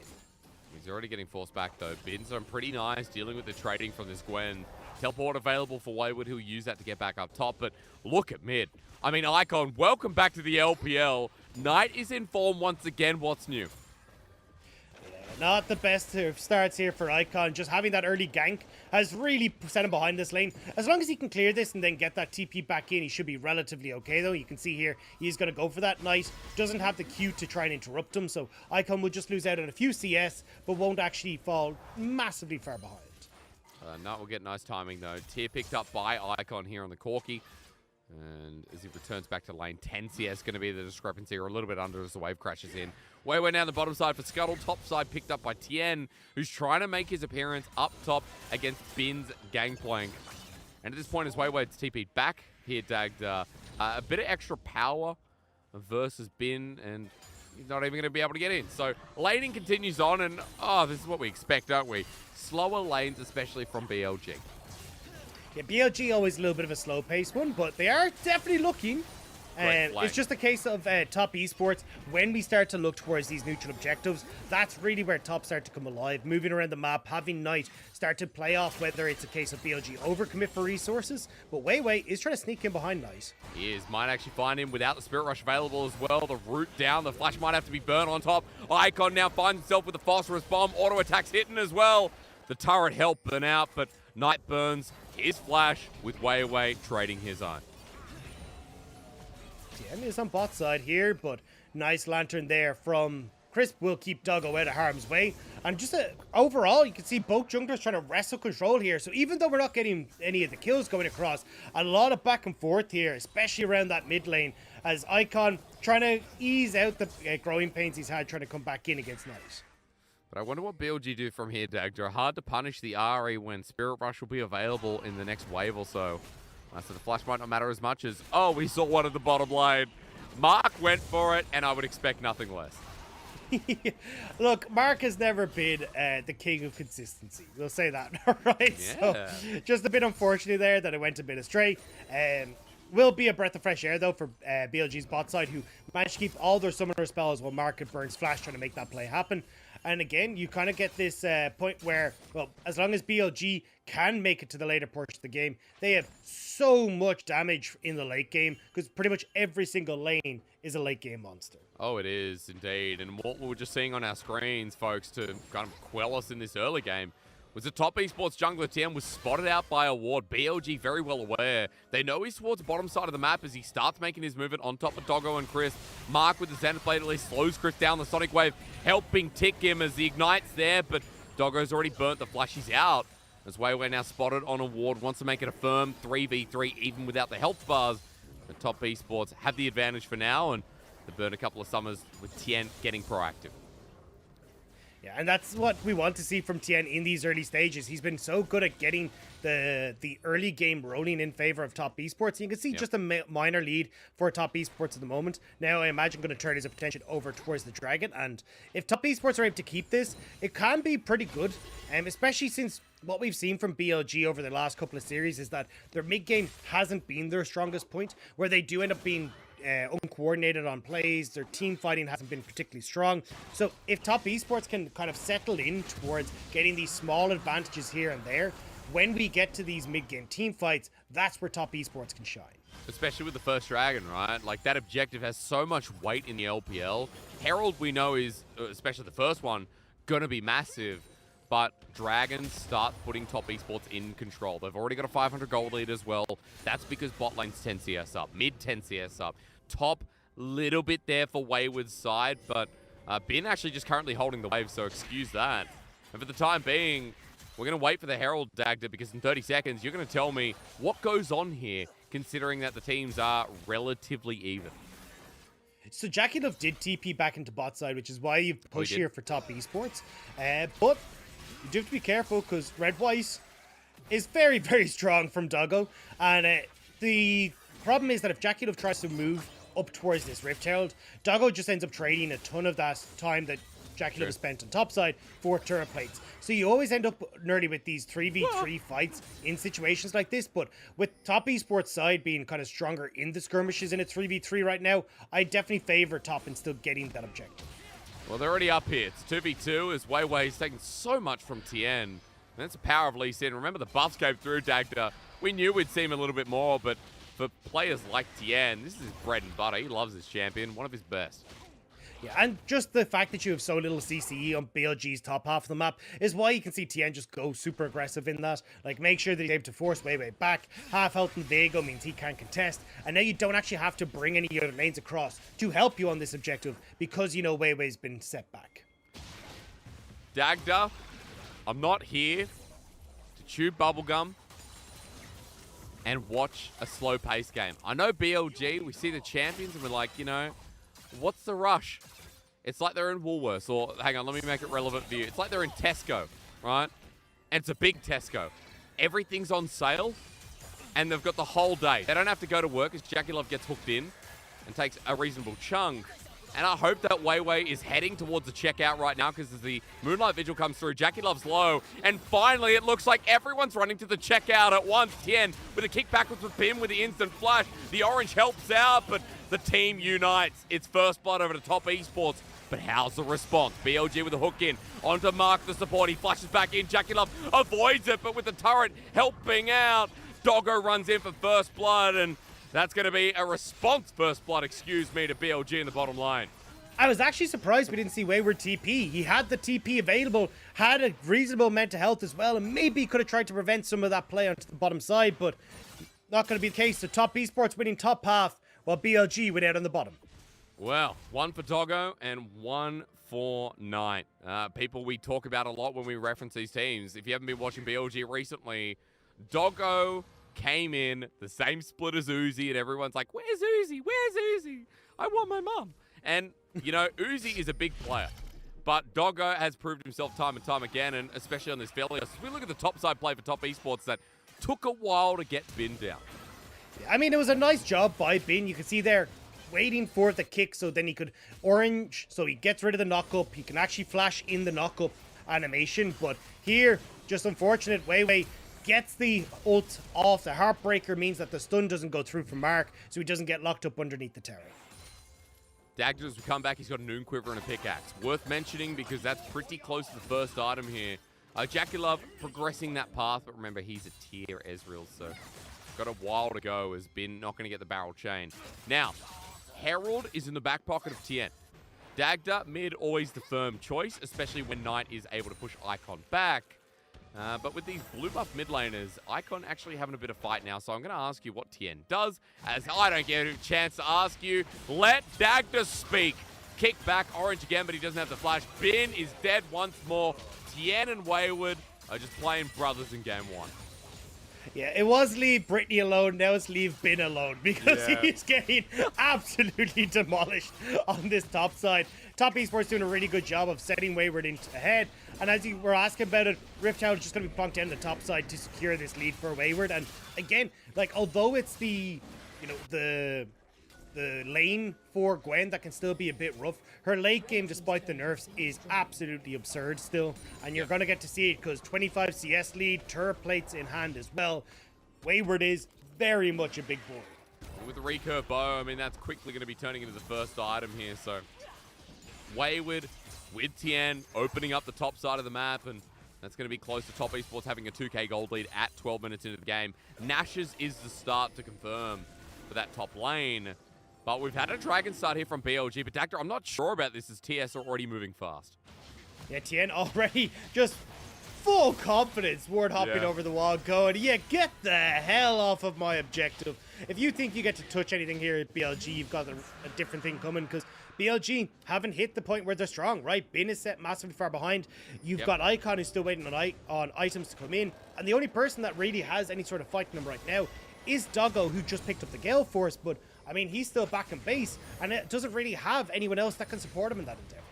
So what you're telling me is Tien is literally Clint Eastwood from Gran Torino.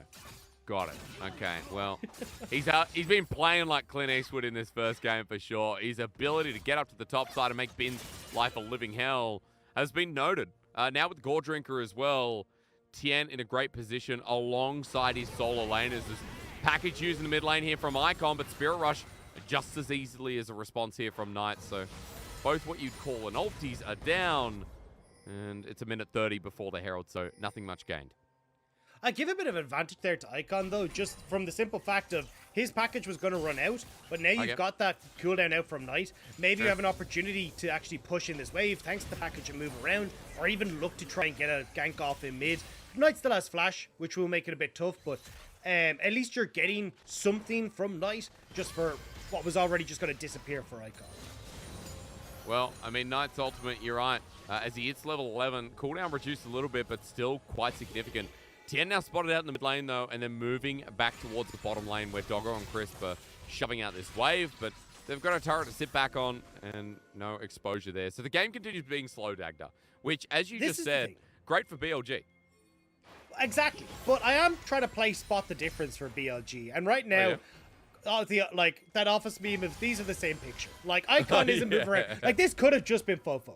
Like, this, there's no movement from Icon. There's no difference in the way BLG are playing. Like, this isn't anything massively, from a coordination perspective, that's going better. Like, Top Esports are just playing their early game, and BLG are kind of letting them do whatever they want on the map. So this is where I want to see how BLG are going to start to work better. And at least at the moment, maybe looking for a bit of an invade here as Crisp and Weiwei link up with Icon to get some vision control on this bottom side. And they've been doing that all game long. Infernal Rift going to slow that down a little bit with brushes removed, but that control ward back in its place where it was before as Weiwei gets tagged by a great barrel from Bin. W comes up in the nick of time as Tien now spotted out in the mid lane. Weiwei's here, but no follow-up damage. BLG winning out on multiple sides of the map, if only inches. As Doggo now moves to the bottom lane once again, this turret close to dying. And BLG, it's only a 2k gold lead by Top Esports, but with this turret going down now, even less so. So coasting their way, Dagda, as you said. And you're right, it does feel like a Fofo game as well. It's kind of like when we saw 0909 on OMG playing a Carly. And I thought if I was Cream on the bench, I would just be so annoyed. Yeah, just sit there pointing, going, that's my chap. This me. is what I play. This is, wait, what the hell is going on? But I gotta say, at least from BLG's perspective, I think the fact that Doggo is doing so well right now is going to be a big win for them. Like, this guy traditionally does about 32% of the team's damage this split. Yeah. So the fact that Doggo's ahead is always a good sign. As Jackie Love not caught out. Weiwei just trying it out. Yeah, he's going to have similar damage numbers if this game continues. Second item well and truly on the way. Jackie Love in the same position, but remember that Doggo was the one who picked up that response kill in the bottom lane. We continue to farm out, folks. We continue to wait it out. A minute 30 to an next Dragon, though, Dagda, and that's my biggest question. Because Dragon in a minute 30 will be third one for Top Esports. Has a lot of wiggle room if they're able to pick this one up as well, especially with BLG, who have a while to go before you talk about that scaling. It'll work in the top side. Hang on to Bin. Good little trade, but coming back to the Dragon, Dagda, it does feel important. Yeah, I mean, the fact you're getting these stacked up for top is going to make it very easy to try and look for fights, especially before BLG are really up and ready. And that's why I'm always a fan of teams, especially when you're in these like early game positions. That fact that like Tien was able to get this first Dragon pre 7 minutes means that, okay, well now I don't have to worry about BLG trading Dragon for Rift. Yep. I can actually get Dragon, get Rift Herald, and start this clock ticking already. So now with TES, it looks like with the way the position should be able to get this third Dragon. Well, then you're looking at a very early fourth Dragon Soul. And that just means it's so hard for BLG to try and respond, where you're barely even at 2.5 items as the Dragon is up and available. Forced into that position. Icon package timer.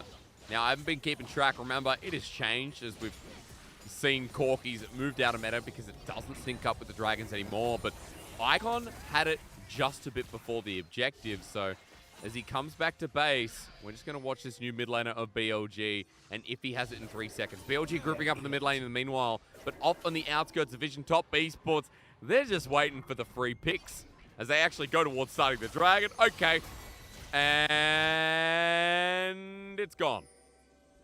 Yeah, I mean, BLG late on the play and very late resets coming through from multiple members there. I mean, that they don't even get to contest. You don't even get to put pressure elsewhere on the map.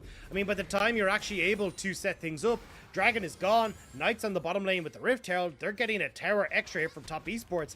And this is what I'm talking about. Mid-game from BLG looking super shaky, where these decisions on when they reset, how they want to try and orchestrate themselves, are causing major issues. I mean, they're all top, and they're slow to move to this one as well. Herald will get another charge. Weiwei and Icon together, but Tien and Mark outnumber them for the time being. So, free charge, and, you know, that's a 2k gold lead. Dagda, it's 2-1. I mean, I don't know what to say here. A very tempered early game from Top Esports, but, you know, we've talked about the BLG early games, or mid games, whatever you want to call it. We've talked about BLG being a slower team that didn't really do much in spring. Like, their inactivity was kind of the death of them, right?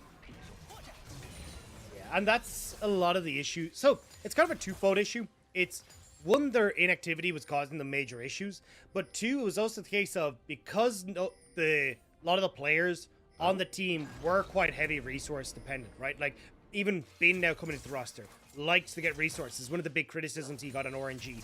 Weiwei playing things like the Kazakhs wants resources given to him so he can be a carry. Yeah. Then you had Fofo again, who back on Rare Atom and BLG was the big focus for their resources. Doggo, when he came across from the LMS, was the whole game plan for Beyond Gaming, like feed Doggo resources, let him be the carry, and it meant that you had 4 people on the team that all wanted resources. Nobody's really interacting together, so you're not getting resources given anywhere. And then everyone, when we got to the mid game, was playing off in side lanes because they're like, well, I need to get my resources, I need to try and be a carry, and the whole team ended up looking super disjointed. And unfortunately, even with Icon coming in, who's capable of playing that lower resource style, we're still seeing BLG kind of messing up where their lane assignments are in this middle portion of the game. I mean, you know, for BLG, you can argue if the package was useful there. Bin used his ulti. Package now down. Icon maybe wanting to force a Baron play, but Dagda, it's a trade. And it's a trade for an inner turret, which we all know the gold is going to be so much more significant. 600 in Knight's pocket. For BLG, they get nothing mid, and gold still remains to be about 2k.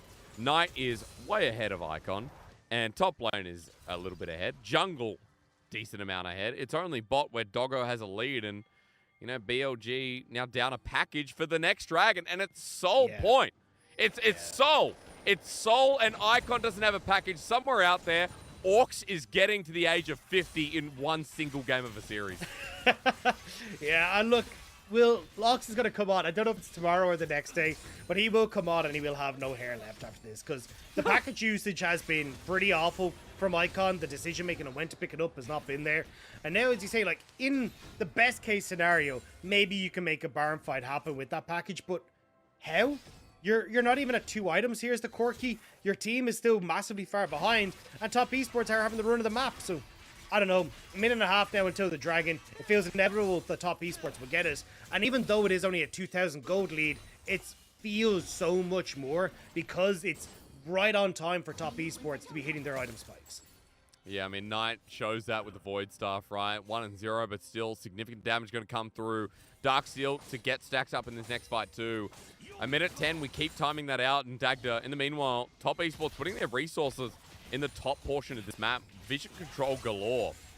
Controlling around this Baron area.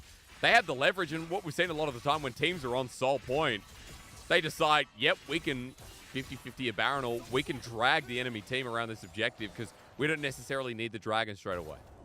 Yeah, I think they're just trying to drag BLG across the map as well. Like, you have the double DPs up and available for Top Esports.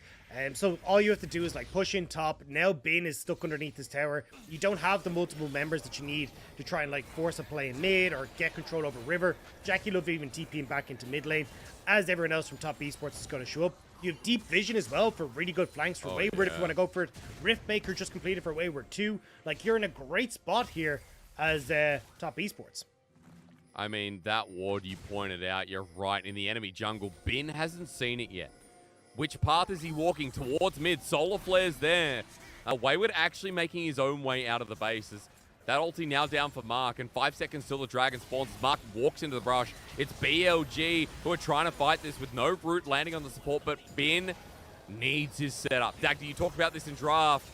This team can have a great team fight, but we need to see what Bin gets with the barrel chain. Hits nothing onto Wayward. The death sentence there, but a second barrel chain not connecting. BLG now need to decide if they go in because it is going to be the soul. Give it over onto Wayway. Needlework thrown through with Ignite already down. Thank you for the free soul. Top Esports laughing as Jackie Love maybe laughing a little bit too hard. 4 versus 5. An advantage for BLG as the flash forward onto Wayward, who can't get over the wall. BLG given at least something here, but Top Esports with the soul will last forever as Chris finds a hook out of the blue. Beautiful stuff as Tien! Oh my god! A 3-man kick. That was nuts. And Dagda, he's out as well. They get the soul, and with that kick, that makes it cheekily okay. Yeah, and that actually could have been a big win for BLG. If they got Mark on top of that as well, that could have been a run straight over towards the Baron, but with Crisp going down and BLG's health bar is a little bit low, they don't want to try and risk the play, so instead they will decide to push out side lanes. But I have to laugh. Like, Top Esports, they get the bloody dragon. They're looking good at the fight, and Jackie Love decides to just catch a hook from Chris. Arcane flashing straight in. Like, nice job from Knight knowing that he could play aggressive. There was no need for Jackie Love to arcade shift into that. There was no need for him to go for it. And it does mean that Top Esports then a little bit caught out as just a man down. BLG started to make the plays happen. Crisp, though, on blind. point in this fight. Like, every hook landing. And if Mark had gone down, that could have been it. But Tien making the hero play there to keep Top Esports from having to deal with BLG facing off against the Baron. The setback to that dagger is, you know, Jackie Love's identity has never changed. IG 2018, 2019, Jackie Love's still that person that's always going to arcade shift forward. And you got to love him for it, as Chris sure did after landing it. Top Esports with the Infernal Soul on an Ezreal, on an Ari. Burst now gets more intense, and Dagda, Elder in 4 minutes 10, but Baron sitting there live, and Top Esports having themselves still free reigns of this game, now trying to push it before BLG become ever so relevant. Now you can see, though, having that bot tier 2 down, you can push in wave here for top, and then all congregating around mid. Bin has abandoned ship, though, as he wants to try and make sure he's here for the play. Tien angling. Sonic Wave not going to be followed up. The kick is available with the flash now up too. And Tien just getting spotted out with the Dark Passage. Top Esports secure themselves around mid. Bin clearing waves in an instant, though, which is nice here, Dagda. Considering the Top Esports, their siege pretty slow with how BLG are going in this game. I think Icon just picked up the package. I'm not 100%. I think he's TPing in to make the package play. Oh, he is. He is. Finally, this time around, maybe we can get behind it. Top Esports, though, kind of spotting that one out. Icon with the package. About as obvious in a dog in pajamas as BLG now with the package. Have to decide what to do with it. I mean, I guess you try and do something around Baron, but, like, again, package pick up here, not getting anything out of it. 3 minutes until the Elder Dragon. You're not going to have that available. Like, this has been really messy from BLG. Just trying to get something. Look, scaling aside, for the time being, no matter how this game goes, this mid-game has been rough as Wayward making the play. Icon layering out the package, and that defensive move going, but Tien! Where did he come from as he rolls back in with the Sonic Wave? It's Crisp who's now the MVP. That reaction time was insane as Jackie Love gets collected by Bin. Holy moly, Dagda. Crisp is on fire. I mean, Crisp is playing out of his mind. This is why the Thresh pick can work so well. And now, with those plays, BLG, they're over towards the Baron. Okay, Baron's going to go down. That's the response. BLG in this game, after so many things have gone wrong, now we're getting towards the later portions. We're getting towards 30 minutes, and with Baron buff, that's going to delay the game out a hell of a lot. Let's look at this again, Dagda, because Tien's angle was beautiful, but we're going to talk about a man in the bottom lane. This should never have worked. This should not have been a thing. Like, Icon just basically has to use the package to safety, which does absolutely nothing. And Tien does get a really nice kick, but, like, there's no follow-up on the CC, so Tien ends up just finding himself straight underneath the tower, so he goes down. Really good ultimate there from Doggo as well to get the damage onto Jackie. So Collector hitting off of the GP ult perfectly sends Jackie to the death realm, but that should not have been a play that BLG were able to win. Insane timing from the Dark Passage there. I can't blame Tien. The Sonic Wave, as it connected with the Resonating Strike, took him under the turret, and Icon lives thanks to Crisp. 0-1 and 5, the support, clear MVP so far in a game that has been so slow. 8 kills in 27 minutes, and Dagda, despite the Infernal Soul, BLG up 1k. They've got an Elder that's coming up in a minute as well to contest. And it feels a little bit more even than we're letting on, especially now with 3 items on Bin, 3 and a bit, actually, with the BF Sword. 3 on Doggo too, which is a big deal with the Infinity Edge. Yeah, it's just the Infernal Soul is so incredibly strong, and again, even though BLG made a nice play there, there is still a lot of control here for Top Esports. Now, as you say, late game, certainly here for BLG, and Top Esports have to be careful, especially as Tien takes a lot of damage, but, I mean, this is incredibly close still as Top Esports have to be. I mean, the biggest problem for them right now is Bin. Like, Bin is so large, 34 items already on this gangplank. Yeah, instant clearing waves. And his ultimate, you saw finishing off Jackie Love, but has a big impact in these team fights. As BLG with the Baron buff, the pushing begins. Turrets turn into mincemeat, and Inner goes down just like that. But Top Esports, the flash from Knight! Over the wall, Way caught out. Treasure Shot Barrage as he's gone with the Sonic Wave there. Tien not gonna take it. So aggressive, and Elder's up at the jungler, almost goes down. And Way had to reset, so there's no smite here and available. BLG, they're gonna have to try and fight the Elder buff. But how do you do that? Cannon Barrage comes through, an easy smite for Tien. Mark flashes forward with the Solar Flare, and now for the consummation of Crisp. In the middle of everyone, he finds himself. Ult not enough from Doggo, and Top Esports Knight once again comes to the rescue, comes to clutch when they need him.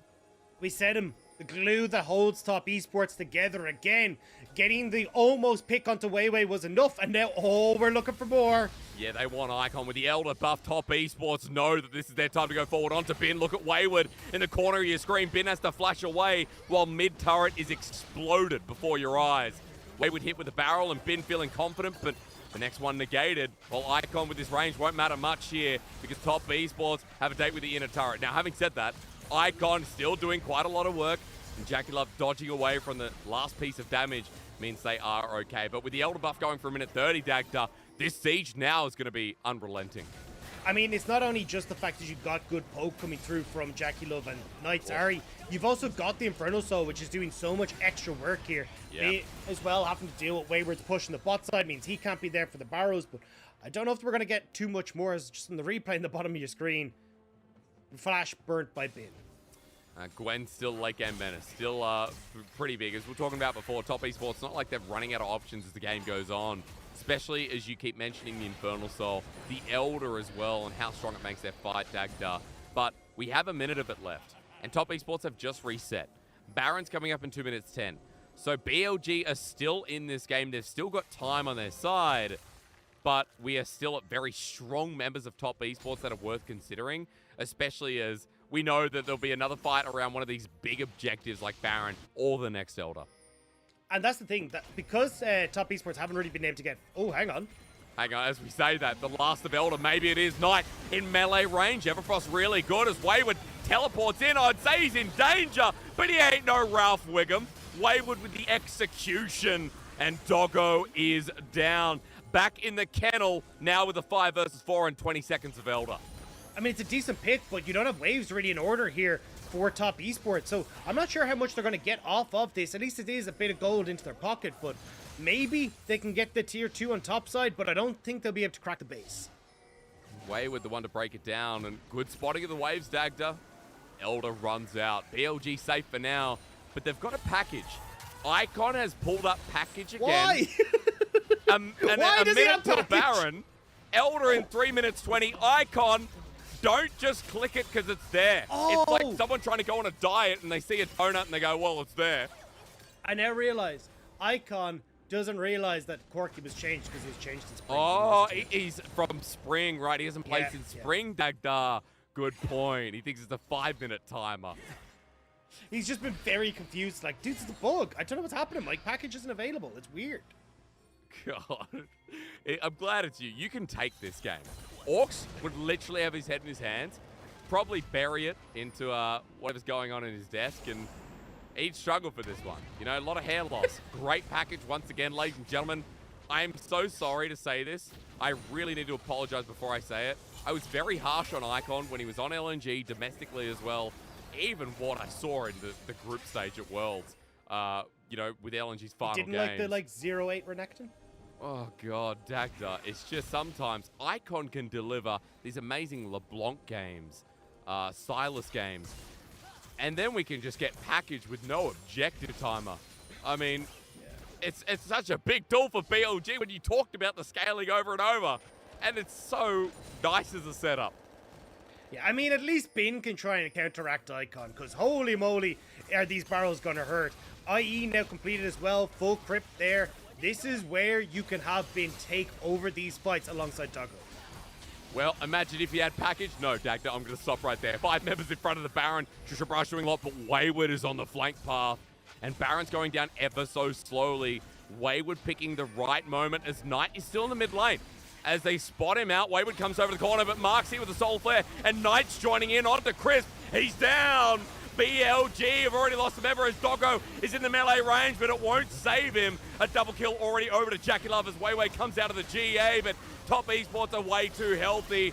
Mark will not give him retribution as Tien keeps them all at bay. Top Esports, the fire burning in this first game and making us think that it's them who will close it out. They needed the package. I'm sorry, Hysterics. They needed the package. Unfortunately, Top Esports now going to be able to get the Baron. There's just no play. Bean trying his damnedest, but can't really get the barrel set up because of the nice flank from Wayward. And now Top Esports, I mean, they just get to close this game out. I mean, yeah, Dagda, what more can you say? When you see something like this, when you see Corky picked up, replay time, take me. I mean, imagine if Icon, especially in a jungle corridor like this, had the package. It would have actually been insane, because I think Crisp does a really good job here of trying to dissuade Wayward from getting in. You see him basically give his life so his team can live. If Icon's able to stick down the package right over that backside of the fight, it means that Top Esports can't really follow up. Doggo has some positioning where he can actually try to escape away from this, but because they don't get to actually separate it out, it all goes sideways. Now, though, we're back up. Elder is on the cards, and we'll have to see if Top Esports can find that fight one more time. And guess what Icon doesn't have? 5 members in front of the pit. Dagda, I can't help laughing at this point. The Baron buff is helping push. Look, Knight is just running through mid. Top Esports know that BLG can't start this purely. Now sitting in front of it, getting the full go-ahead. Wayward and Knight want to end the game instead. Tien looking for the steals. The Sonic Wave connects, and the ult from Doggo misses going in. Denied, though. Objective bounty good, but TPs are coming through. Top Esports don't care about Elder. Bin trying to slow them down as first Nexus turret goes down. TP's cancelled on the bottom side. Top Esports don't have to care. They're out for your Nexus, and we'll let you take Dragon any day of the week. I mean, the classic Elder Dragon for game trade. Unfortunate for BLG as they fall for that one, but nice job coming through from Top Esports, trading that perfectly as they run down the mid lane. But oh boy, that was not the game for Icon to start things off with. Well, will Icon be subbed out or not? The biggest question that has to be on our mind. Because, you know, Fofo died for that. And that was a Fofo game if we've ever seen one. The Corky, the longevity of the game itself. But Dagda, you know, the laning phase, sticking to just the laning phase where, you know, we talked about Icon being able to move, what he's done in the past, what he did in 2021 summer, being able to move across the map. But Icon was stuck there as Corky, and he got outlaned by Knight the majority of the time. Yeah, I mean, this is why you can kind of maybe look for something like a Talia or something in the mid lane where you can kind of do okay against the Ahri, but still look to roam. But, I mean, the Corky just wasn't it. I mean, Icon looked very uncomfortable on it, not really having the decision maker and package timing. And then as well, just his inability to have impact in these fights or even in the early stages was just very, very telling that Knight just had the better of him the whole way through the game. He did, and Knight is a big highlight on Top Esports, but coming into this, if you missed our opening segment, guys, we took the hell out of Knight for a big reason. Knight versus Icon, the highlighted matchup, because Icon's finally returning to the LPL, and, you know, we set the bar high, considering he's a Worlds mid laner of 2021. He is someone who, you know, made LNG what they are. Dagda, I feel like, you know, there's so much to say. 2021, am I correct? No, 2020, sorry. 2020. I've been saying LNG 2021, or am I wrong? No, Why am I LNG saying it 2021. wrong? Yeah. Oh God, I'm just so all over the place. You know why? Because I had to sit through that game, and when you sit through that game, you regress a couple of years. Like I don't even remember who won Worlds in 2018, even though, you know, after a bit of thinking, I realized it was IG. And you know, as I look up, thank you for the correction. But God, like, what was that Corky game? Yeah. What was it? I don't know. Look, Corky already is kind of starting to. It's kind of on the fringe of the meta, I'll say, at the moment. Like, he does well in response to picks like these here. But I think just taking them into things like the Ahri, you can see it gave so much control tonight and moving around the map. Like, tying top in kill participation with Wayward is not a surprise for me. Where they were both moving with Tien and Knight up to deal with Wayward and make sure that he was going to be alright. Yeah. And it just felt like the Corky just didn't really do too much. Yes, he has a very high damage percent, but that is because he's got the poke build. He's going to be able to land some of that eventually as everyone's kind of posturing. But I think going back towards something where Icon will dip from lane and play towards the sides is going to be a much better option rather than having him try and play the late game scaler. And it's like anyone who sees, you know, what they'd call a KDA player, right? 1-0 and 4, it looks like the best KDA, I mean, it technically is. But nothing happened with Icon in that game. Nothing happened with this Corky. And getting past that point, because I feel like we've been lingering on Icon for a while, and I want to stop getting towards the path of bullying him. There were a couple of moments for BLG in that game, delaying it out. It was slow pacing. But for Top Esports, as you said in Game Dagda, the early Dragon from Casa was so clutch because it set a timer for BLG, and Top Esports always playing with that bot side pressure, being able to set themselves up, or I should say mid pressure, especially from Knight, being able to set up for an early Dragon where Infernal Soul was taken just like that. And BLG couldn't do anything about it because they didn't have a package and they went strong in. Yeah, and that's the thing. I think Tien set up this early game super, super well, being able to, as you say, like get not only the early Dragon, but the early Rift Herald, start to turn that into pressure across the map. And we know that Top Esports has an incredibly strong early game. It has been their mid game that's been a little bit weak, and we saw, one or two mistakes there, but still when the pressure was on, you could still have Knight perform. You still got great engages from Tien and the Lee Sin, and they were able to carry it across the line. Well, let's hope we get a better game too, though, Dagda, because that one was a bit slow and BLG kind of just was there until they weren't. So game number 1 over and done. Top Esports versus BLG. Hopefully a little bit better for you in the second game after this.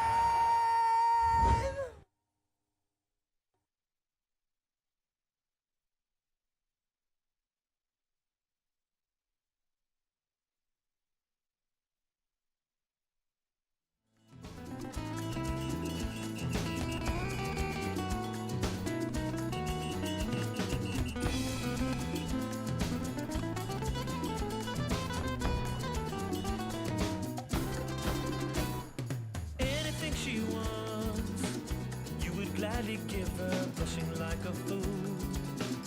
Cause she caught you staring, watching every move. Is she taunting you? Is this a sign? You need to stay cool. You say the fact that you can't deny it. No, you're not in control. Once you connected, you feel the fire. And she's pulling you close. You close. The dance of love. Aye, aye, aye. The dance of love. Aye, aye, aye. The dance of love. Aye, aye, aye, aye, aye, aye. The dance of love. Body language. Fumbling for words. You feel so naked. You wanna tell her, but you don't wanna blow it. She can't hear the words that you're saying. The music's so loud, so let your body say it. The fact that you can't deny it. Yeah, it's taking control.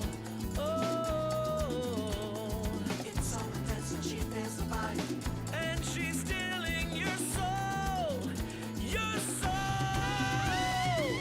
The dance of love. Aye, aye, aye. The dance of love. Aye, aye, aye. The dance of love. Aye, aye, aye, aye, aye, aye. The dance of love. Body language. The dance of love. Aye, aye, aye. The dance of love. Aye, aye, aye. The dance of love. Aye, aye, aye, aye, aye, aye. The dance of love. Body language.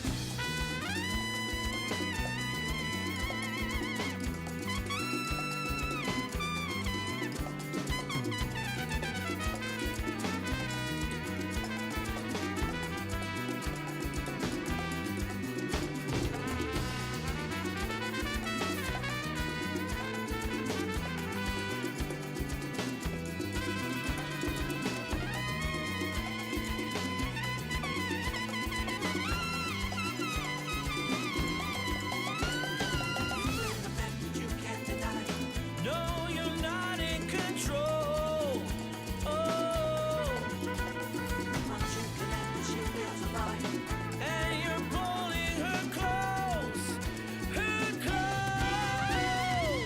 The dance of love, aye, aye, aye. The dance of love, aye, aye, aye. The dance of love, aye, aye, aye, aye, aye, aye. The dance of love, body language. The dance of love, aye, aye, aye. The dance of love, aye, aye, aye. The dance of love, aye, aye, aye, aye, aye, aye. The dance of love, body language. The dance of love, aye, aye, aye. The dance of love, aye, aye, aye. The dance of love, aye, aye, aye, aye, aye, aye. The dance of love, body language. I bailaba.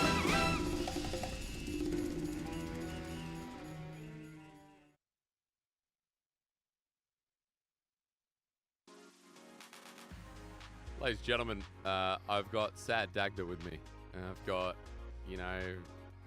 upset Dagda with me. Disappointed alongside dad this Dagda. podcast. That's the one. Yeah. You know, when your father looks at you, you've done something so wrong and you're just wondering, how could I disappoint him anymore? Icon is the son. My name's Hysterics. This is, of course, the man in question who's looking down on Icon now.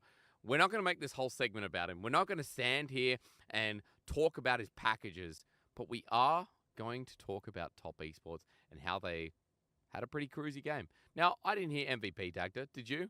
Was it Tien? Was it Bot?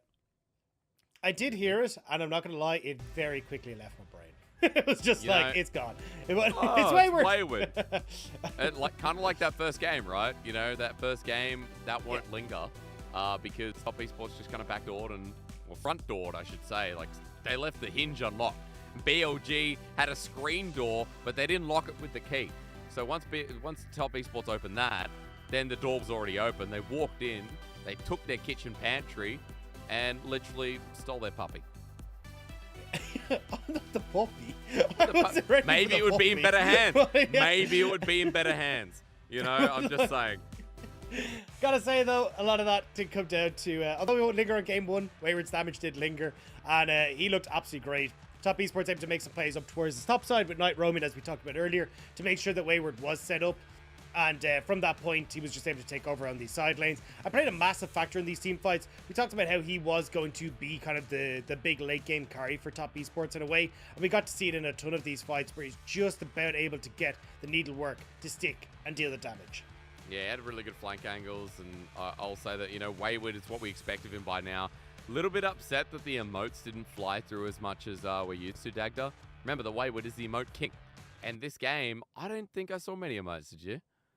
No, I mean, Ox will be disappointed. That is his one true love Always. is Wayward because of that emote game. But we'll have to see if he picks it up for game number 3. We'll have to, or it's game number 2 even, sorry. We'll have to see if that is going to be the case. Well, will we get to a game number 3? The biggest question right now. Knight had a great laning phase. Wayward himself on the Gwen. Another great time. BLG didn't really do much in game number 1. And Dagda, we know that they had a very slow draft. So I'm curious as to how it changes here on the blue side. And if they do want to speed things up in the early to mid game. Yeah, well, we got Top Esports being a bit wary of the Wukong and Zeri. We got the Ari taken off the board by BLG, so making sure that that is not going to see the light of day this time around. And I think that's the right choice. Stuff that Knight can start to roam around on is always a little bit threatening. And trying to make things a bit easier for Icon, I think, is going to be a very good call. Yeah, indeed. Talia banned. Ari on top. Let's talk more about combinations. Bottom lane is going to be taken out of contrast. Things like the Senna, Zeri as well, we know are very strong in 12.11. Our first day of this patch. Dagda, so far we haven't seen too many adaptations, like Gwen's still there, Wukong still prioritized.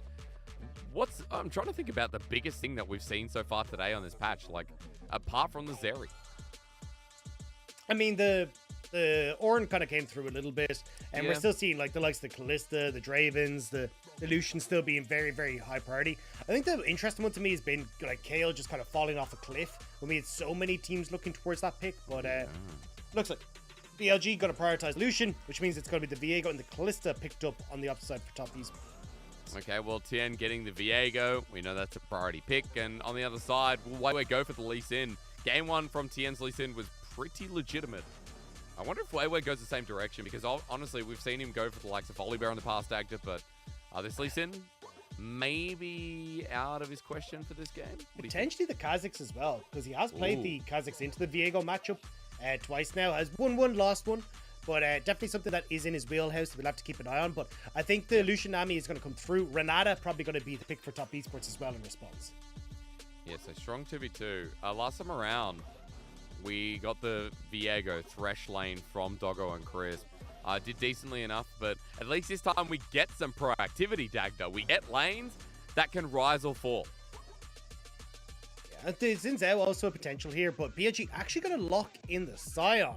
That is not the direction that I saw this one going, because I assumed they were going to try and keep that for the next rotation. But of course, we are going to see, as we were talking about, the Renata locked in here. And I think I'm kind of preferring the way Top Esports draft is going thus far. You got a good response on the bot side.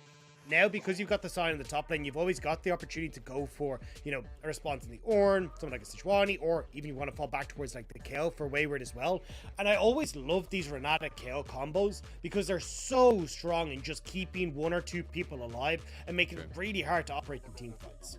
Yeah, I mean, you raise a good point, right? When we see Mark as well on one of his favorite champions. I want to progress though. I want to move into this, because when we have ourselves a Scion, Dagda, like, there's topside counterpick for Wayward. There's solo lanes that can really abuse this fact so far. There's top lane bans coming in for Top Esports though, so are they thinking this is Icon going towards the Scion mid, which could also be the case? Oh, true.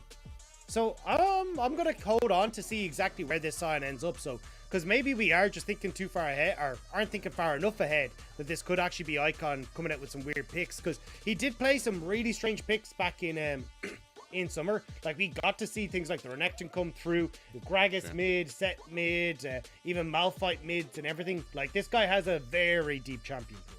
He does indeed, and it kind of reminds me a little bit of Xiaohu. Remember, we got a lot of Xiaohu Scion mid, so you're right. We'll hold on to that one for the time being. Top Esports banning a mid laner away, though. So I guess, kind of covering all bases here. While BLG, thank you so much for banning the Corki, because if it is a Sion top in the end, I'm just glad that we do not have to see that champion on Icon again this game. Yeah, I'm trying to figure out. I think Knight probably going to go towards the Swain. I think, actually going to go towards Victor. I think Swain could work out really well here. Swain did get nerfed, but the nerfs were kind of counteracted by the by the Grievous Wounds nerfs as well. So it kind of leaves them in a relatively even space, but actually going to see the Victor come through. So a very strong team fighting squad here for Top Esports. They honestly just need some sort of engage tool to set them up properly. Yeah, would that be the Twisted Fate? Give a bit of range, give a bit of a global presence here. Icon's LeBlanc Open. This was banned in game number 1. So finally, I can have a bit of confidence. This is one of his best champions of all time. With the Lee Sin here for Weiwei. I see how this could work, Dagda. I see how this could work for BLG if we're talking about how the game starts. Yeah, I mean, I expect a lot of attention now towards Icon in the mid lane. And the LeBlanc can do well into the Victor, but this is a matchup where if you want LeBlanc to be relevant in the mid game, she needs help.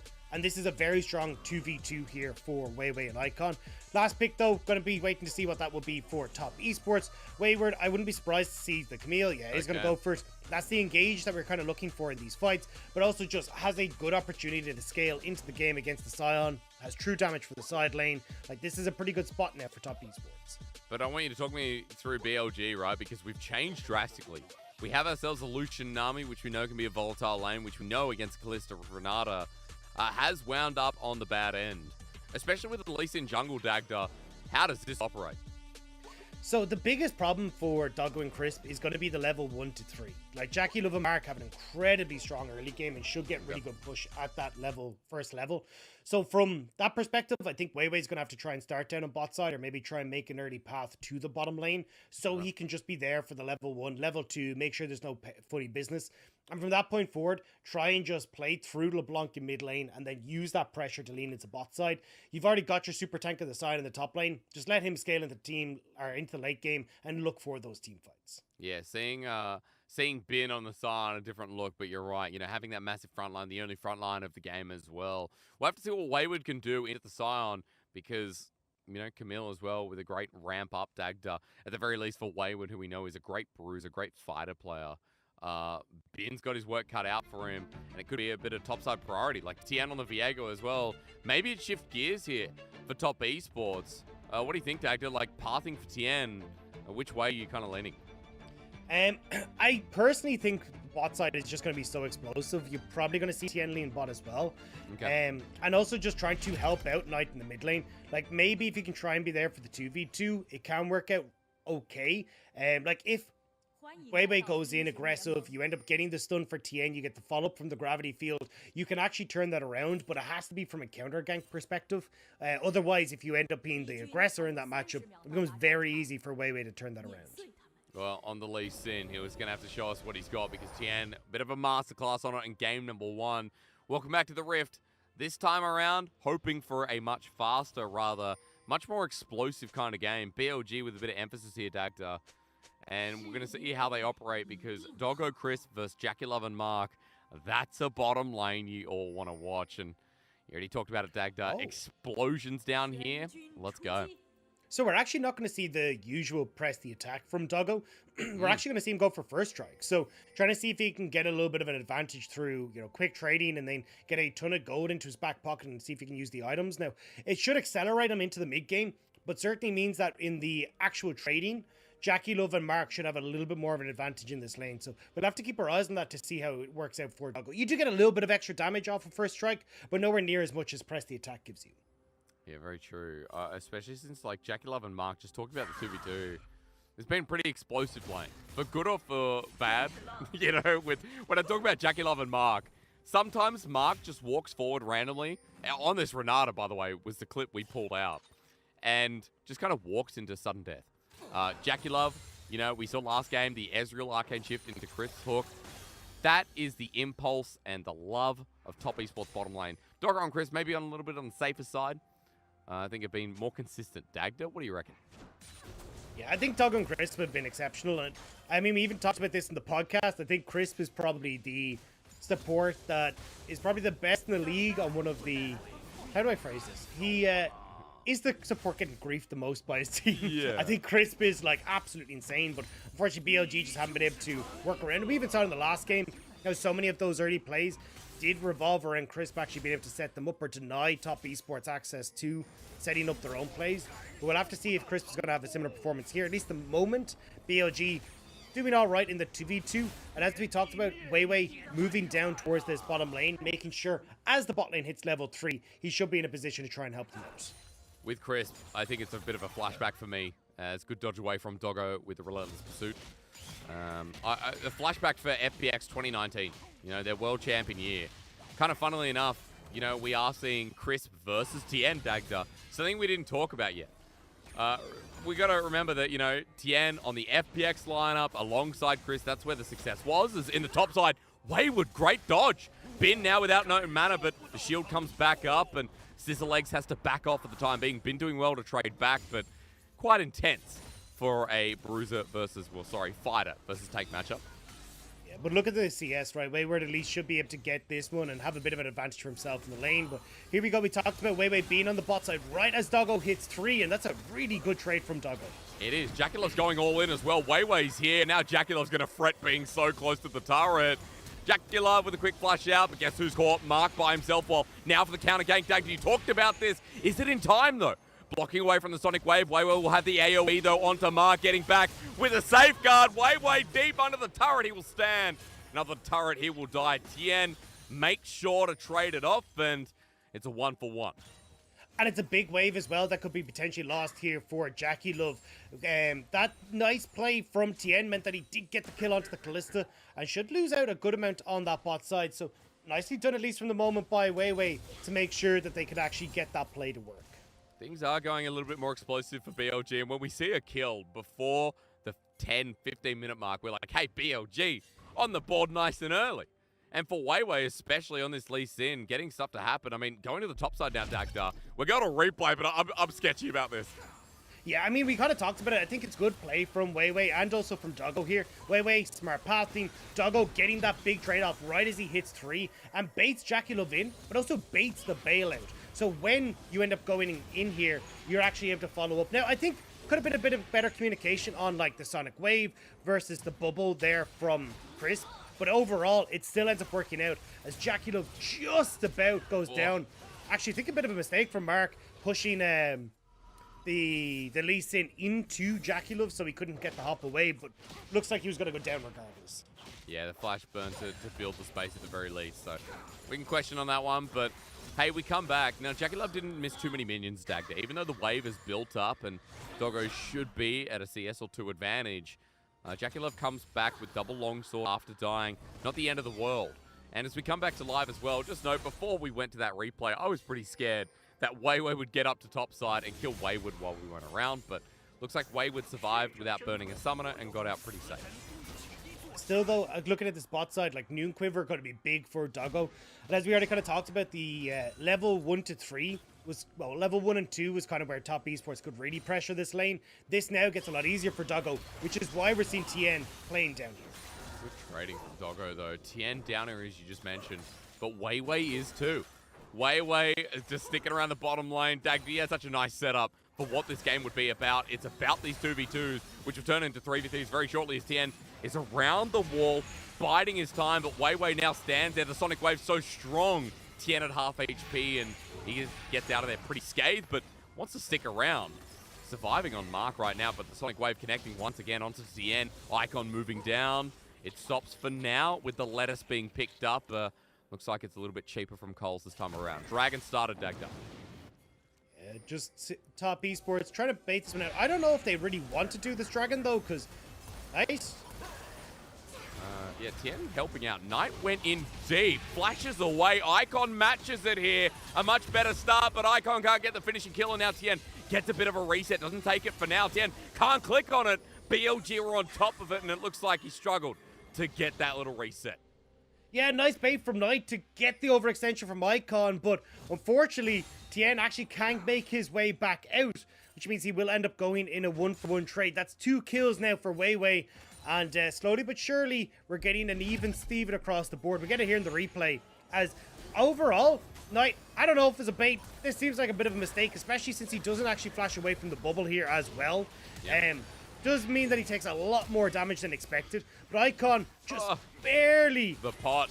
misjudging his damage there. And Tien, Right click. yeah, it looks like, I mean, I think he got a bit greedy. It looks like he tried to, like, take a minion before he went for that one, which definitely ended up costing him in the end.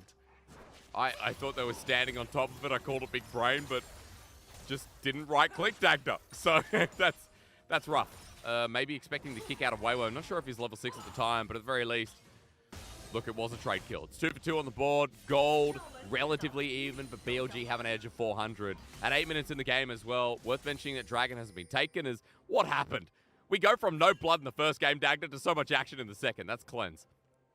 Yeah, I mean, super early exhaust from Jackie Love there, and Doggo does just cleanse it, so then he's not going to get caught by the Renata. So at least you're kind of getting a lot of back and forth in this bot side, but that's exactly what we expected, right? And why we were talking about how top esports were going to need to play around this is BLG now looking to contest the Rift. But Wayward started off on the top side. Bin's going to have help with Weiwei, though, as the smash down gets negated. That's the ulti already burnt down. Wayward flashes to a corner. Top Esports, what's going on? Tien now kicked against the wall. He gets a smite with a Heartbreaker through the middle to pick up the objective. Weiwei goes down, but Tien won't get a reset. This is messy League of Legends, and I'm all about it for some reason. Fate's Call used as Bin flashes over the wall, and Dagda, this is just chaos. Absolutely. And the fact that Doggo wasn't there was the reason that top esports were willing to kind of lend into that chaos, because otherwise it would have been a bit of an all-rounder for BLG. But top esports, they get a kill back, they get that Rift Herald as well, but BLG getting more kills on this Lee Sin, another kill, or at least a kill onto Icon as well. We'll see it here, right? Like, Tien, the fact he's still kind of going here is a bit nuts. I thought we'd actually just see them walk up to try and help out Wayward, but Wayward falling down to Weiwei versus Bin, caught out in the 2v2 as top esports ignore him. And then Icon is able to move over here. So now we got a 2v3, but unfortunately for BLG, they're not quite able to kill Tien before he's managed to get the eye. Has to use the Heartbreaker to get onto the Rift Herald as well, but with Jackie Love here and the crew arriving and no Doggo, BLG will just back away. Twiddling your thumbs in game number 1, you come into game 2 and you're like, we got to make something happen.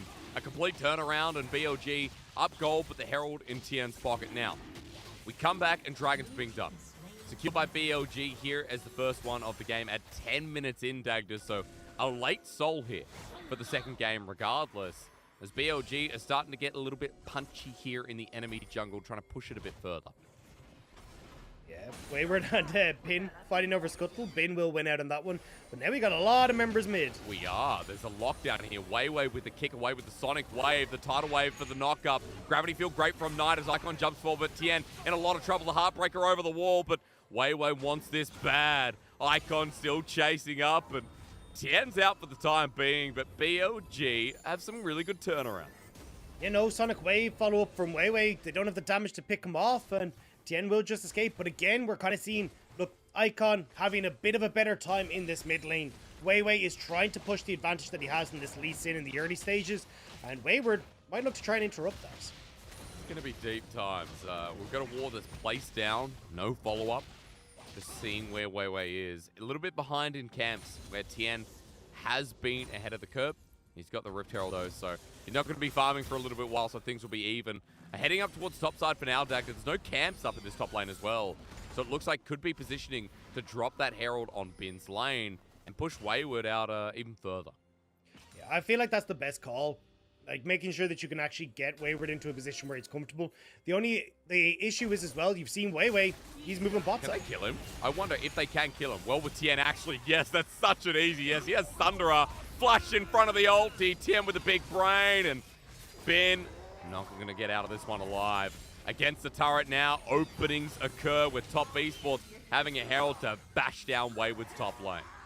And this is where you might see BLG make a play on the opposite side. Icon could roam bot, but he's sticking around in the mid lane, and we'll have to see if that's going to cost here for BLG.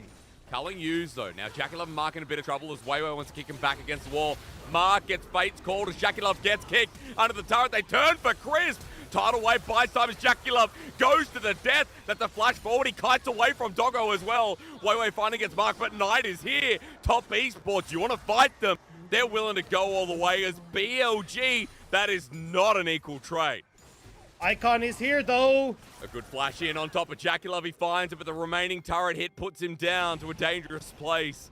Top Esports get the turret on the top side in the meanwhile, and Icon gets out alive. A good response, but BLG still down in gold, and you gotta give props to Top Esports bottom lane for that one. Yeah, playing that very well, being able to move around each and every move that was being made by BLG, but I gotta say, Icon could have run bot side. Like, he had the full push in mid. You already got the setup. Like, we see it here in the replay. Push was already there in mid as this play is starting. Icon could have run down here, easily picked off Mark before all this started. The extra damage could have been enough, but I think BLG, good start to this. Doggo tanking tower right as it all comes through. The big problem was, though, they end up separated. Like, Top Esports perfectly realized that, hey, look, we can actually jump onto the Nami, who is super vulnerable here, and then there's just not enough left here to actually finish off Jackie Love. So you end up with support for support, and it will be equaled out by Icon. But as you said already, Hysterics, like, top lane turret going down, and the kill onto the Camille on the top side as well. It's not an equal trade for BLG. At least Icon, positioning as a LeBlanc in a very dangerous way this game. Already, I've seen more roams come out, Dagda, than we saw in his Corky game. Needs to be said. A better position for BLG. Gold is even, but at 14 minutes, turret plating needs to be acquired. And I say that because it's 10 seconds till it expires. With Icon down in the bottom lane, Tien wants to make this dive happen, but it is a LeBlanc. It's going to be tricky. Top Esports trying to bite this off to give space to Jackie Love, but Icon stands strong. Weiwei now spots Tien. We'll hop onto him. Heartbreaker's going to get him out, though, so Weiwei won't follow up much more. Dagda, Dragon coming up in 50 seconds, though. And I think that needs to be looked at because for Top Esports, we are getting to our first Mythic, but I could say the exact same about BLG. Yeah, we're trying to see if the Luden's Tempest can come through for Icon off this reset, because he's really going to want that before the objective. BLG can have a reasonably good time fighting for this, as you say, like with all the Mythics that they do have completed. Gale Force and also that Dirk for Doggo is super good for BLG, but it's just a case of how well they can enable Doggo in these fights if Bin has to deal with Wayward in the side lane. I guess we're going to look at top side first. So Tien going to get culling to melee range. So Doggo and Chris take him out. But the flash here from Wayward with the Hextech ultimatum. And Doggo is sent packing with Knight now joining the play. Mark with the flash forward. That finds nothing. Ultimate burnt down. And Top Esports making it a quick trade with more aggressive plays. Yeah, Jackie Love now on reset as well. So trying to see if we can get back. But Icon might find him. Oh, not in the nick of time. But Dagda, hey, Top Esports lost their jungler. For support, for AD, sorry. So well worth it for BLG as they head up a second dragon.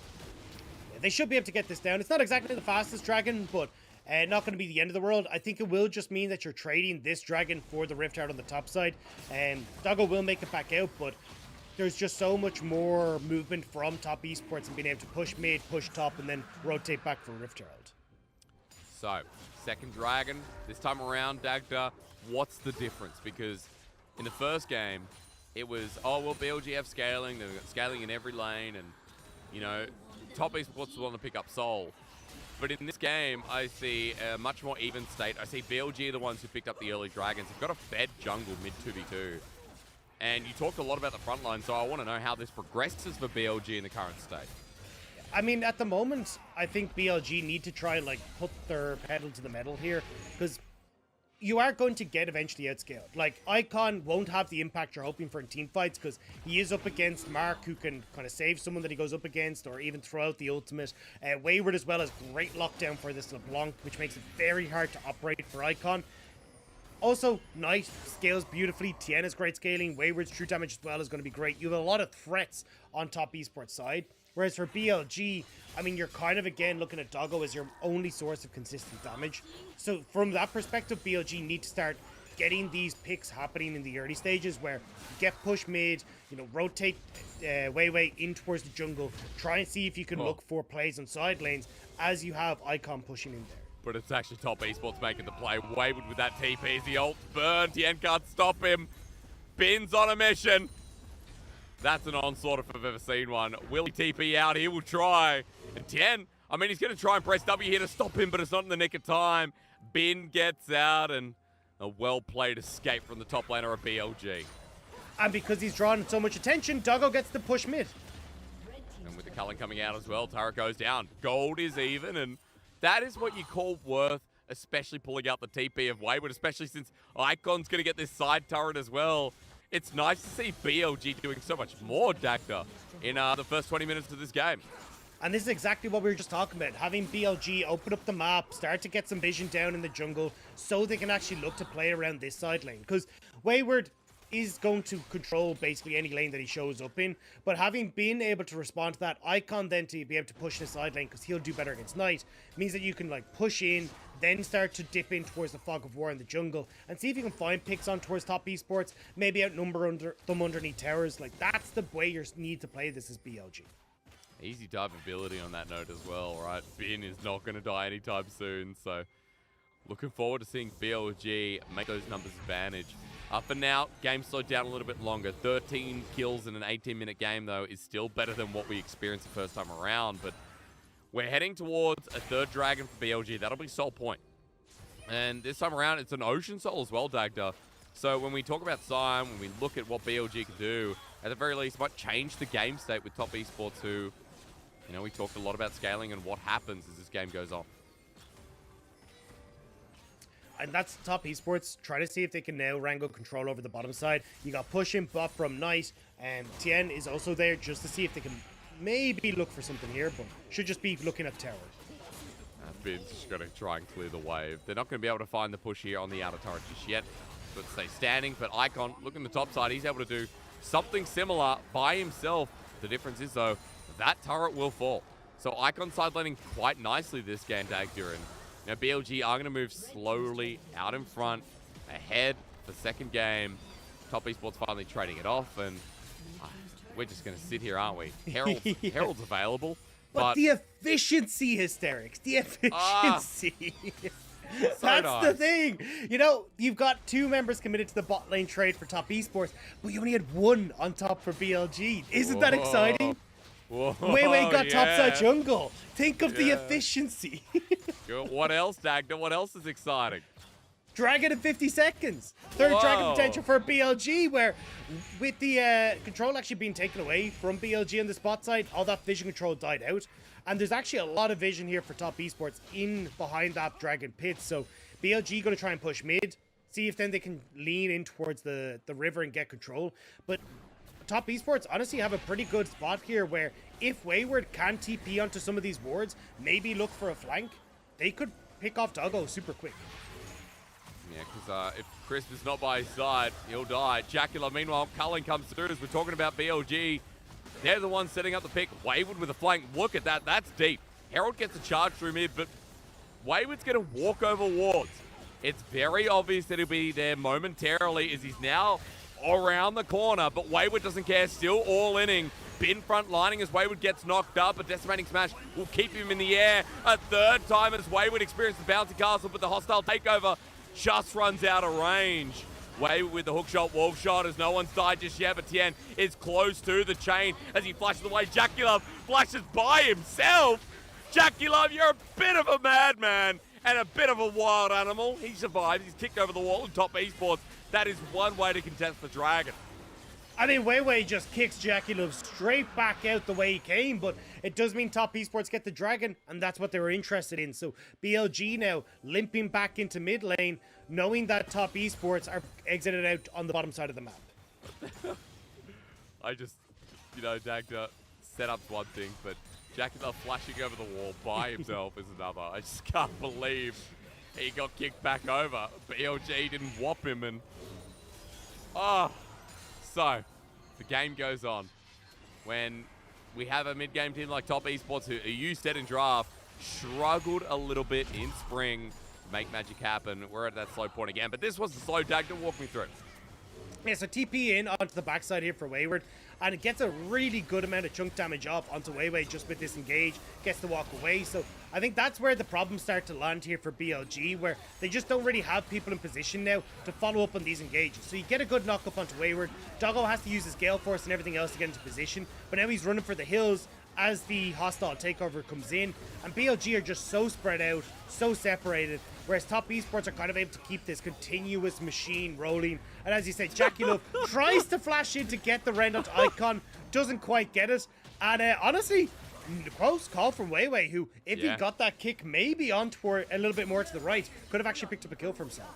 I mean, kind of crazy, like, he's saving his mid laner. So I look back on that and I apologize, you know, Jackie Love flashing over with Mark. Maybe a bit of a baller move. We always get those vibes here, and, you know, for Top Esports, not a one fight, neither for BLG. Remembering that, okay, maybe Top Esports got the Dragon Dagger, so maybe it was a one fight. There was no one who died. No one died whatsoever from the last play, and now we're just sitting here waiting, playing the vision game. Up towards Baron for BLG, but Top Esports kind of gearing up for the next Dragon and making sure the Baron's not getting done under their eyes. Bye-bye. There goes Sion. Shabin just screaming cowards as he runs for the hills. BLG now trying to establish the vision control on this top side. And Doggo, good culling damage. Yeah, really hurts. Mark is so low, but Tien is angling for this. Wayward once again flies in from the flank. Bin has teleported though. Excuse me, that was Knight who's teleported in. Absolutely wrong there. So all 5 members now rejoice back in the mid lane, but Knight's burnt his TP. Wayward doesn't have his for the next 20-30 seconds. Just worth noting that Top Esports are burning these summoners left and right each fight. And it should lean into this next Dragon, right? Where you don't have the flash available, you don't have the TP. Sorry, you don't have the TP available. You should have flash back up for Jackie Love and stuff, but I think that's where we're gonna have to see exactly how this is all gonna pan out. BLG though haven't really been able to get the position that they wanted, and that's why you're seeing like Wayward now starting to get control over the side lane against Bin. Icon isn't able to do a similar story to Wayward against Knight.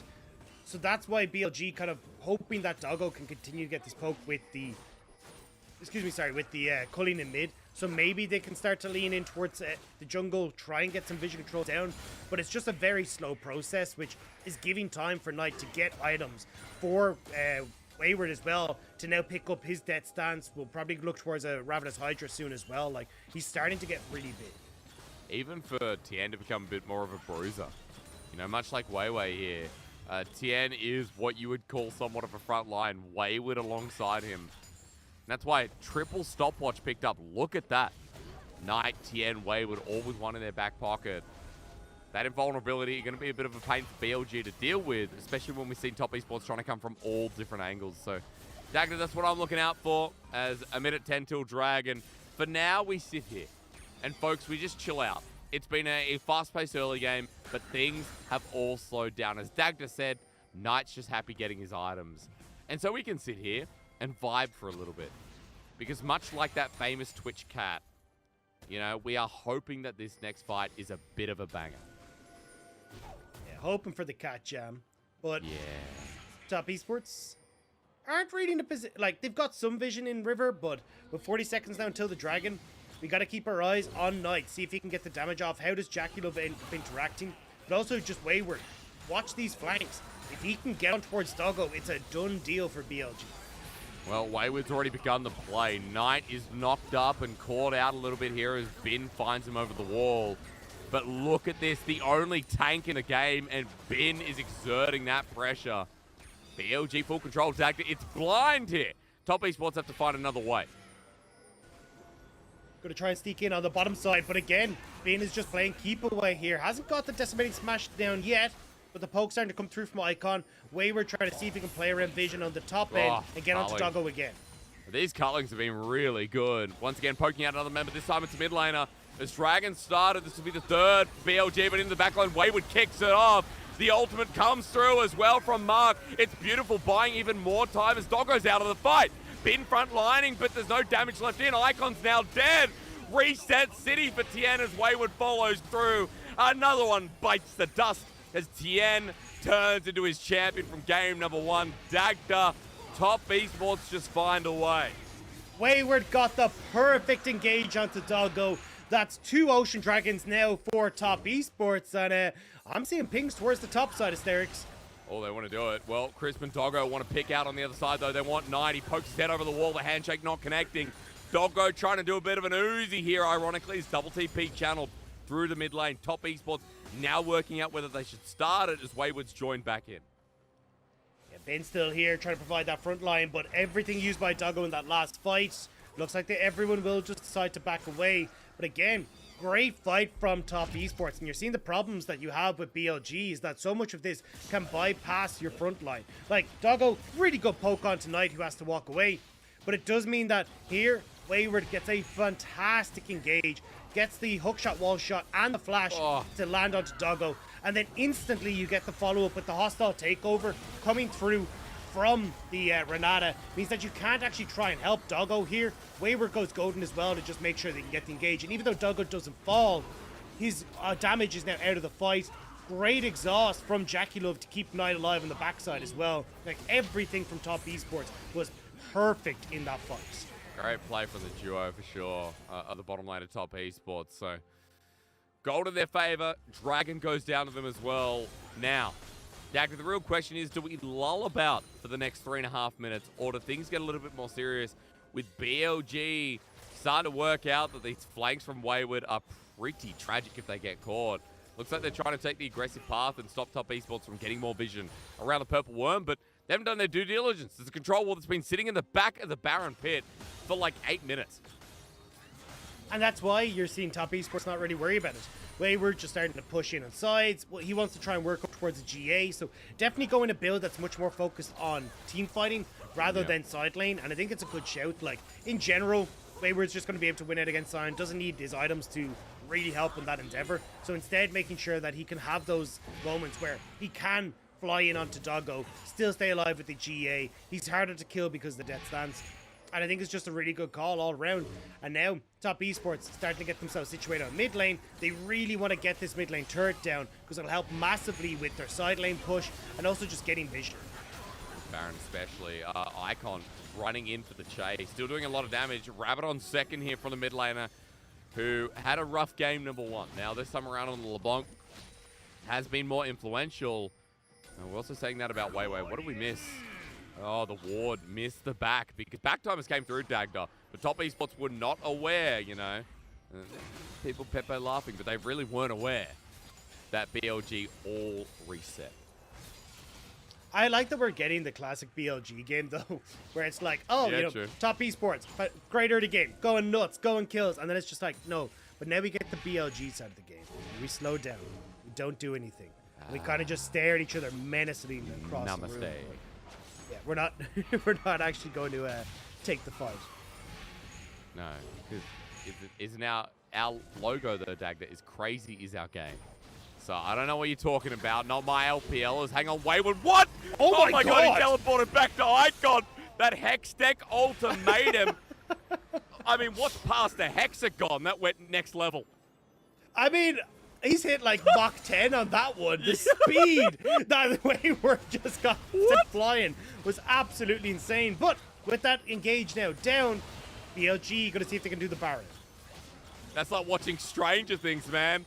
Held into the air and suddenly Wayward, no more. He will survive it, of course, but coming through with a re-engage. Icon knocked up and Wayward finds him, culling used, but this time around, Mark's ulti hits some crucial targets, and Top Esports have already found themselves this fight. It's just been left over. Icon caught out, and Wayward this time around doesn't need to be taken to Narnia to finish this one off.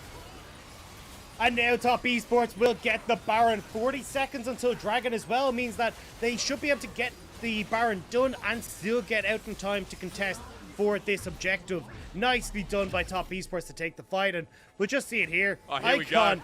I mean, look, Wayward just becomes a plane zooming in onto the back line. And this is why BLG are like, okay, maybe we can take this because you don't have to threaten to Doggo. This is our chance to try and bait Top Esports into a fight. But Icon, in trying to lean off to the side here, actually ends up getting caught out as Jackie Love sends in his damage on towards the LeBlanc. And you're just separated here completely as BLG. You know, wave for wave, Doggo is off on his own. It all just ends up very messy on BLG's side. You know, it is just like Narnia, isn't it, Dagda? You know, it's the White Witch versus Aslan. Wayward is the tiger for some reason in this analogy. And the power seems great, but then he comes back a second time and literally bites her face off. So family fun, friendly for all of all the members. That's not English. Family friendly fun. We got there as there's a third dragon taken in the replay. Wayward teleports back on in, and with Baron, side lanes are going to become very messy for BLG to deal with. Would you not agree?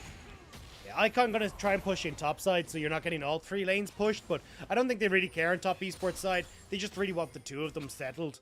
And they're not even trying to overcommit in this mid lane because they know Camille's on bot side. Tien frontlining here. Bin going into him. Culling used once again the Heartbreaker out. Tien playing with fire a bit. Bin's still hard to get through, and Wayward now has to back off. So good defensive play from BLG to keep the game going, especially since that Baron could have done a lot more work. So Tien tries to hard commit, as I just say. They're not trying to overcommit just for that reason. And honestly, I mean, that's actually a big whoopsie there, right? Because you don't actually get the push in mid or the Terra on the bot side. You have to back off. Now you've resetting. You're wasting like 45 seconds of this Baron buff, and you've only got a minute left. So a bit of a mistake there from top esports, which means they won't get a huge amount out of the Baron buff. Just that dragon and a bit of extra gold in their pockets. And we wait again. All right. 2k Baron power play. Waiting again, Dagda. 4 items. Jacular, 3 and a bit here on Knight. Wayward has a GA. Tien has a GA. And, you know, as tanky as Bin gets, you're like, well, going up against the Sundra Camille's still a bit of a pain in the behind. So, I guess, Dagda, we've got 3 minutes to kill time. While top esports just take more of the map. You know, this series has been a bit of a long one, I must admit. And I don't know what you want to say, but at least this time around, Icon having more of an impact, and BLG, I will say, had a better early game. I'm trying to figure out what the longest sentence I can have that incorporates the most Nickelback titles in it is. Oh, yeah. And I feel like it's if today was your last day, yep, this afternoon is a bit of a lullaby, but we're waiting on our next contestants because top esports feel like they have you figured out. Very nice. I can't beat that. I just can't beat that, dude. At least, look, top esports will get me out of it because they are making moves. Baron's expired, but this team is still playing so aggressively. Wayward looking for the dive here, and with GA, why the heck not? Wave pushed out, but Icon's back on here, so the wave clear will continue. And we continue to play for this inner turret as Tidal Wave is used. One-man knock-up on Mark, who's super deep, but the Fate's Call gets him out. And now Mark wants to join back in. Wayward kicked away. It's a 2-man. Knock-up from Bin for the follow-up. Bin ulties in at melee range. Does so much work. Top esports without their support as Tien walks past Bin again. And there you go. More defensive play from BLG. Yeah, Mark didn't get to ult, so the BLG don't get caught out in that tight corridor. And now BLG, actually the ones that are in control, will be able to get these waves pushed out. Top, you can already see, is in their favor. Now they're looking for Wayward. The flash over the wall. He's out in the nick of time. Wayward caught out. The blast code taken, but never fear. The Hextech wall shot, the hook shot wall shot, is here. So BLG, they're going to get a response turret. And we go on and we just wait because Baron's up at the same time as Dragon Dagda.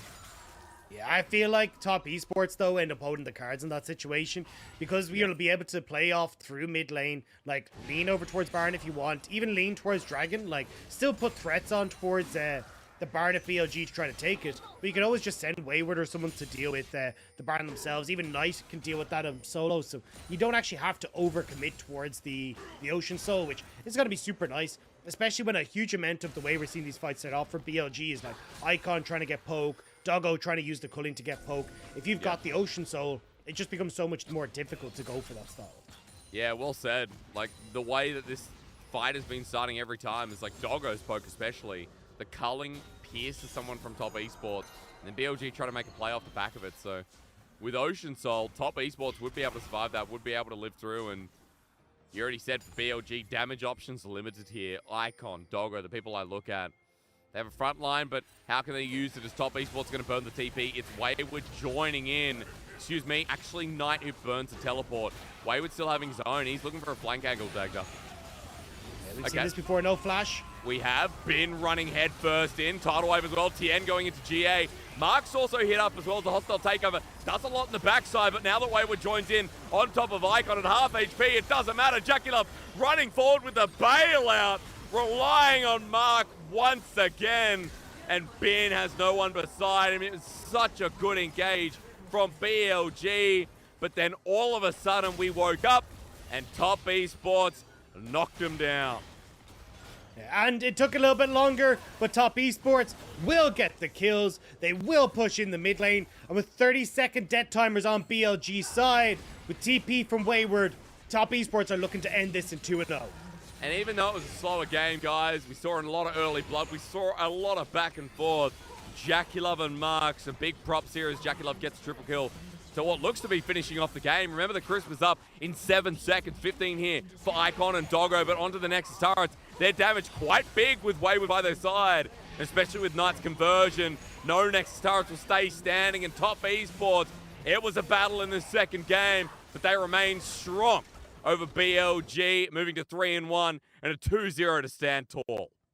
Nicely done by Top Esports to pick up the 2-0. I mean, it was a slow burner. BLG had control in the early stages, but as we said, as Top Esports start to get later and later, as Wayward can find those good engages, that's what was going to make the difference. It was a sad series for BLG, Dagda. Game 1 and then game number 2 when we actually saw the options that could come out of this team, but feels like they acted a little bit too late. Feels like for Top Esports, being given the flank angles for Wayward, who had such a good Camille game, seemed too easy by the end. I want to give special props to Mark and Jackie Love, who had just such a fun game to watch. Jackie Love is a bit of an animal, and I mean that in the most humble, respecting way, because he bites at everything. I mean, he really does. And as you say, I think they had some really good setups here. Especially Mark, some of these clutch Renata ultimates were really, really strong. Unfortunately, he caught out once or twice, hoping that he'd be able to get a bit more time for himself. But either way, I think the MVP for me was Wayward. Like, consistently having really smart decisions on who he was going to engage on, when he was going to engage. And after he just picked up that MVP from game number 1, I have a feeling we'll be seeing his face on the screen for number 2 as well. Yeah, it would be fair, right? Like Wayward had a good series, and it's someone who we highlighted last spring. Remember that he was rookie MVP, wasn't he, Dagley? He was rookie MVP this spring, yeah. Making sure I'm not mistaken. Wayward has fit into the Top Esports role so well. It's like he was born for this team. He is literally a new 369. He's crazy. He has that same mentality that Top Esports must be scouting for day in, day out. Yeah, and I think there's like certain teams, I'm not even talking about in the LPL, I mean in general, League of Legends, that like you can tell that there's a lot of camaraderie and fun that's happening behind the scenes. And Top Esports definitely give you that vibe as well, especially when you're seeing like Wayward flashing the emotes. I mean, nice. I remember there's like a clip from him in summer 2021, I think it was, where he's like, watch me. And then he just goes and makes this unbelievable Oriana play. You're just like, did you see it? Did you see it? Like, it definitely feels like there's a lot of fun and banter going on behind the scenes with these guys. Yeah, there is. I mean, team that comes together like this, you'd have to think so.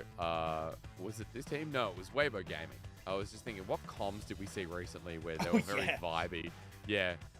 Are you happy, Quanfong? Yes. Yes, I am happy. But look, I'm sure similar environment here. Props to Knight. A lot of damage here on the Victor, but I have to say, Dagda, when we hyped up Icon's return up against this mid laner, we didn't get to talk much, especially this game. Icon had a decent laning phase, as you'd expect, but like this series was Knight in game 1 on the Ari, and then it was more about bottom lane than we could have ever imagined for game number 2. Yeah, I mean, we kind of talked about it. Like, the problem for Icon, if I wanted to discuss him, what was there actually to say? He didn't get the resources that we were hoping for. He didn't actually look for the roams that we thought he would. Like we highlighted, there was a moment on that bot lane dive for BLG that Icon should realistically have been in position to make that dive happen. So I think from BLG's perspective, we are seeing, unfortunately, Icon from the start of summer 2021, where LNG were struggling and not linking up with the team as well as he could, and Top Esports kind of made that difficult for them because they were able to find these great engages. They were looking far more coordinated, and BLG just a little bit all over the place. Kind of feels like, if we're running BLG this way, like Fofo is the better option. Game 2 with a bot dive coming through, okay, proactivity, but There's a lot of questions that need to be answered about BLG because right now, as they stand, as I'm going to pull up standings, just as a quick reminder, BLG are 1-3. And Dagda, like, I'm not too surprised considering where we finished last season. They just lost to AL. They dropped a game to Ultra Prime. LNG beat them 2-1. Now a 2-0 from Top Esports. BLG are meant to be this super team, and all we keep getting is a massive splat. Yeah, this is where you're starting to get worried for BLG. Like, they still have EDG to play. They still have IG coming up. I think we'd be a little bit higher on them if it was like, oh, well, you know, they had beaten anyone's legends. It's not too bad. But the fact that they lost to anyone's legend, and now you're kind of going, oh, well, potentially they lose to IG, right? Like, IG have been looking a little bit better. So now we're kind of going, okay, well, where do you land, BLG? Because if there's a ton of these bottom teams like IG, anyone's legend that are suddenly shooting up the standings, well, where do you actually end up sitting with BLG? I know, because like they're meant to be, you know, a high tier team. Remember, spring playoffs still made it in. BLG though were running Uzi, and we knew this team was starting to build an identity. But Uzi leaves the roster. We then see them breathe for Bin, and you know, we kept saying, like, well, who got the better trade? Maybe Bin, you know, was a better trade. But at the end of the day, for RNG, you look at them and you're like, maybe Breathe was the one who needed to get off that team and probably better for it. Bin on this side of BLG, like, probably one of the best performing members right now, Dagda. And, you know, the rest is not coming together, unfortunately. Yeah, and I mean, we all saw that from, there was a documentary that came out kind of talking about the struggles behind the scenes for BLG, and like, they talked about how Breathe really didn't feel like he was being listened to. The communication was a bit all over the place in the team. Yeah. And I think, like, maybe trying to slot an Icon, they're trying to fix some of those issues, but honestly, I just don't know if it's really working. Unfortunately, this is kind of the problems when you end up having a super team like this, that people don't always think about how the personalities fit together on the team, how the resources are going to be slotted into on the team. And that, I think BLG are just a good example of this, where they just haven't been able to figure out what the hell they want to do with this team. Yeah, there's a lot of questions in how it proceed, but we could go on for days about this, honestly. EDG already mentioned their next matchup. Just quickly on Top Esports, who picked up their third win of the LPL split. FPX coming up on this Saturday. I'm actually casting that as well with Orcs. So we get another look at them very soon. And against FPX, who is 0-4, it should just be a test for Top Esports to show that they are dominant and they are continuing to ramp up. I want to also say that the rest of their schedule really ramps up. So if Wayward, who's our MVP, has more performances like this, then Week 4, LNG, Weibo Gaming. Week 5, RNG. Week 6, EDG. Top Esports will give us a very good look as if to whether they're top 4 again. Or, you know, Orcs thinks they're the top team in summer. I put them top 2, Dagda, so I could see it happening for sure. I agree. I 100% see this team moving on into the World Championship with the performances that they have, and especially as this team only seems to go from strength to strength. And as we talked about, Wayward, one of the core parts of this, got the MVP in game number 1, now picking up his second of the series and second of the split. Like, these engages, especially this one, were crucial to making sure that they're able to find these victories, getting on towards Doggo in this one, locking up Icon time and time again as well. It became so hard for BLG to play these fights when Wayward was a constant threat. What a nuisance, yeah. Really great setup here. And, you know, Wayward, back-to-back MVPs in the series also tells you something. The Gwen in game number 1, also beautiful, despite it being a slow game, but really feels like Wayward was the difference maker when BLG had pretty good setup in these fights, when Bin was able to get off a good invade. In comes Wayward, problem solved, Top Esports back on top, making it a 2-0 where Dagda, you know, that game could have easily gone to a third with how BLG was starting to get their edge in. Yep, and I think that's the thing, is that BLG at least had some moments in the early game where it looked okay, but as we said, they kind of need to get the ball rolling faster. And when they took this long, slow mid-game where they didn't really know how they were supposed to open up the game, that's where it started to become an issue. And this is something that we've seen a lot from BLG, where they don't necessarily have like an incredible early game, but you can see them get these leads and then they just don't know what they're supposed to do with them in the mid-game. So yeah. I'm not overly high on BLG. Honestly, I think we're starting to see the fall of this team, and I wouldn't be surprised to see if this team starts to get remade for next split. Such big names. Like, even Icon, who's come back, is still a big name, still a Worlds player. Bin is an MSI champion. Weiwei is someone who's been in top 4 team, you know, on on V5 in the past. You know, Doggo, Crisp, both been to Worlds. Crisp is a world champion. Doggo, as you were talking about, has been on Beyond Gaming in recent history, gone to Worlds. So, I don't know. There's a lot of good to talk about this team, but not when they're together. BLG taking a loss. Again, Top Esports with a 2-0 as we bring up today's track record. First series, though, Dagda, let's be real. EDG with a good bounce back over IG. IG gave us that hype again in their first game. IG doing their best to try and take down EDG, and unfortunately just kind of ran out of steam after that game one. EDG clapping back, Viper being a monster in both those games, picking up a double MVP for himself, and then we get the double MVP for Wayward as well. So two players having standout performances here today. Nice to see. Top Esports 3-1, just note, tying up with EDG, but I do believe that Top Esports have better game differential. I think I'll find that out quite shortly. As, yeah, I do believe they actually do. They do. +5, EDG are +2. So Top Esports sitting in the top 4 right now. And Dagda, we were talking about at the start of the show. What do you think now? Getting a slightly better representation of our top teams. Yeah, and I think we're definitely starting to see at least where my 4 favorites are to go forward are still sitting up pretty high, like JDG, V5, Top Esports, RNG. Those are the teams that I think we're probably going to see represent us at the World Championship. But LNG sitting at 3-0. I think LNG have had a bit of an easier run, so I'm curious to see when they do go up against some of our top teams what they can bring to the table. I mean, Dagda, they've been messy. Like, they're a 3-0 in name, but versus TT, versus BLG that look like this, there's been some games from LNG that I've really just questioned. So individual games don't show up there on the scoreboard, but the series still stands as 3-0. We'll see when LNG versus some stronger opponents. And, you know, speaking of games, we got Thursday to attend to. We're going to look at tomorrow, because tomorrow, I think, is another good day. We just talked about anyone's legend, how well they're looking right now. A chance to win against LGD, a chance to beat down this team and move to 3-1 is a big possibility. Then Dagda, we got the battle of the winless tomorrow as well. Yeah, exactly. TT versus WE. By default, someone has to win. Someone will go to 1 and 2. As you say, TT looking very, very messy, and WE, the slow descent into madness, has kind of been happening for a couple of splits. So we'll have to see who will end up coming out on top of that. Yeah, you got to think that WE a little bit better than letting on, but TT as well. New members there with Beichuan, Xiaoshang up on the top side. A lot of good to say about both of these teams, but we'll find out tomorrow. Dagda, today's been really interesting with 12-11. That's all I have to leave it on. 12-11, small changes coming through. Lee Sin may be a bigger priority jungle, but there's other things like we're still seeing Lucian Nami in the bottom lane. We're still seeing the 80 carries that we left off in 12-10. Yeah, and I think we're going to continue to see them. I think the only big one is going to be Zeri starting to come back into the meta. And surprised to see no Swain. Swain and Kale kind of gone. I thought we'd see a little bit more, but we'll have to check out as the week goes on. Yeah, maybe there's going to be adaptation with the Swain nerfs coming through, so we'll find out at the very least. Dagda, a big thank you for you for being here. Thank you to our English production, as always, and to you guys out there for joining us all tonight. It is bye for now, but not forever. LPL will continue as usual tomorrow.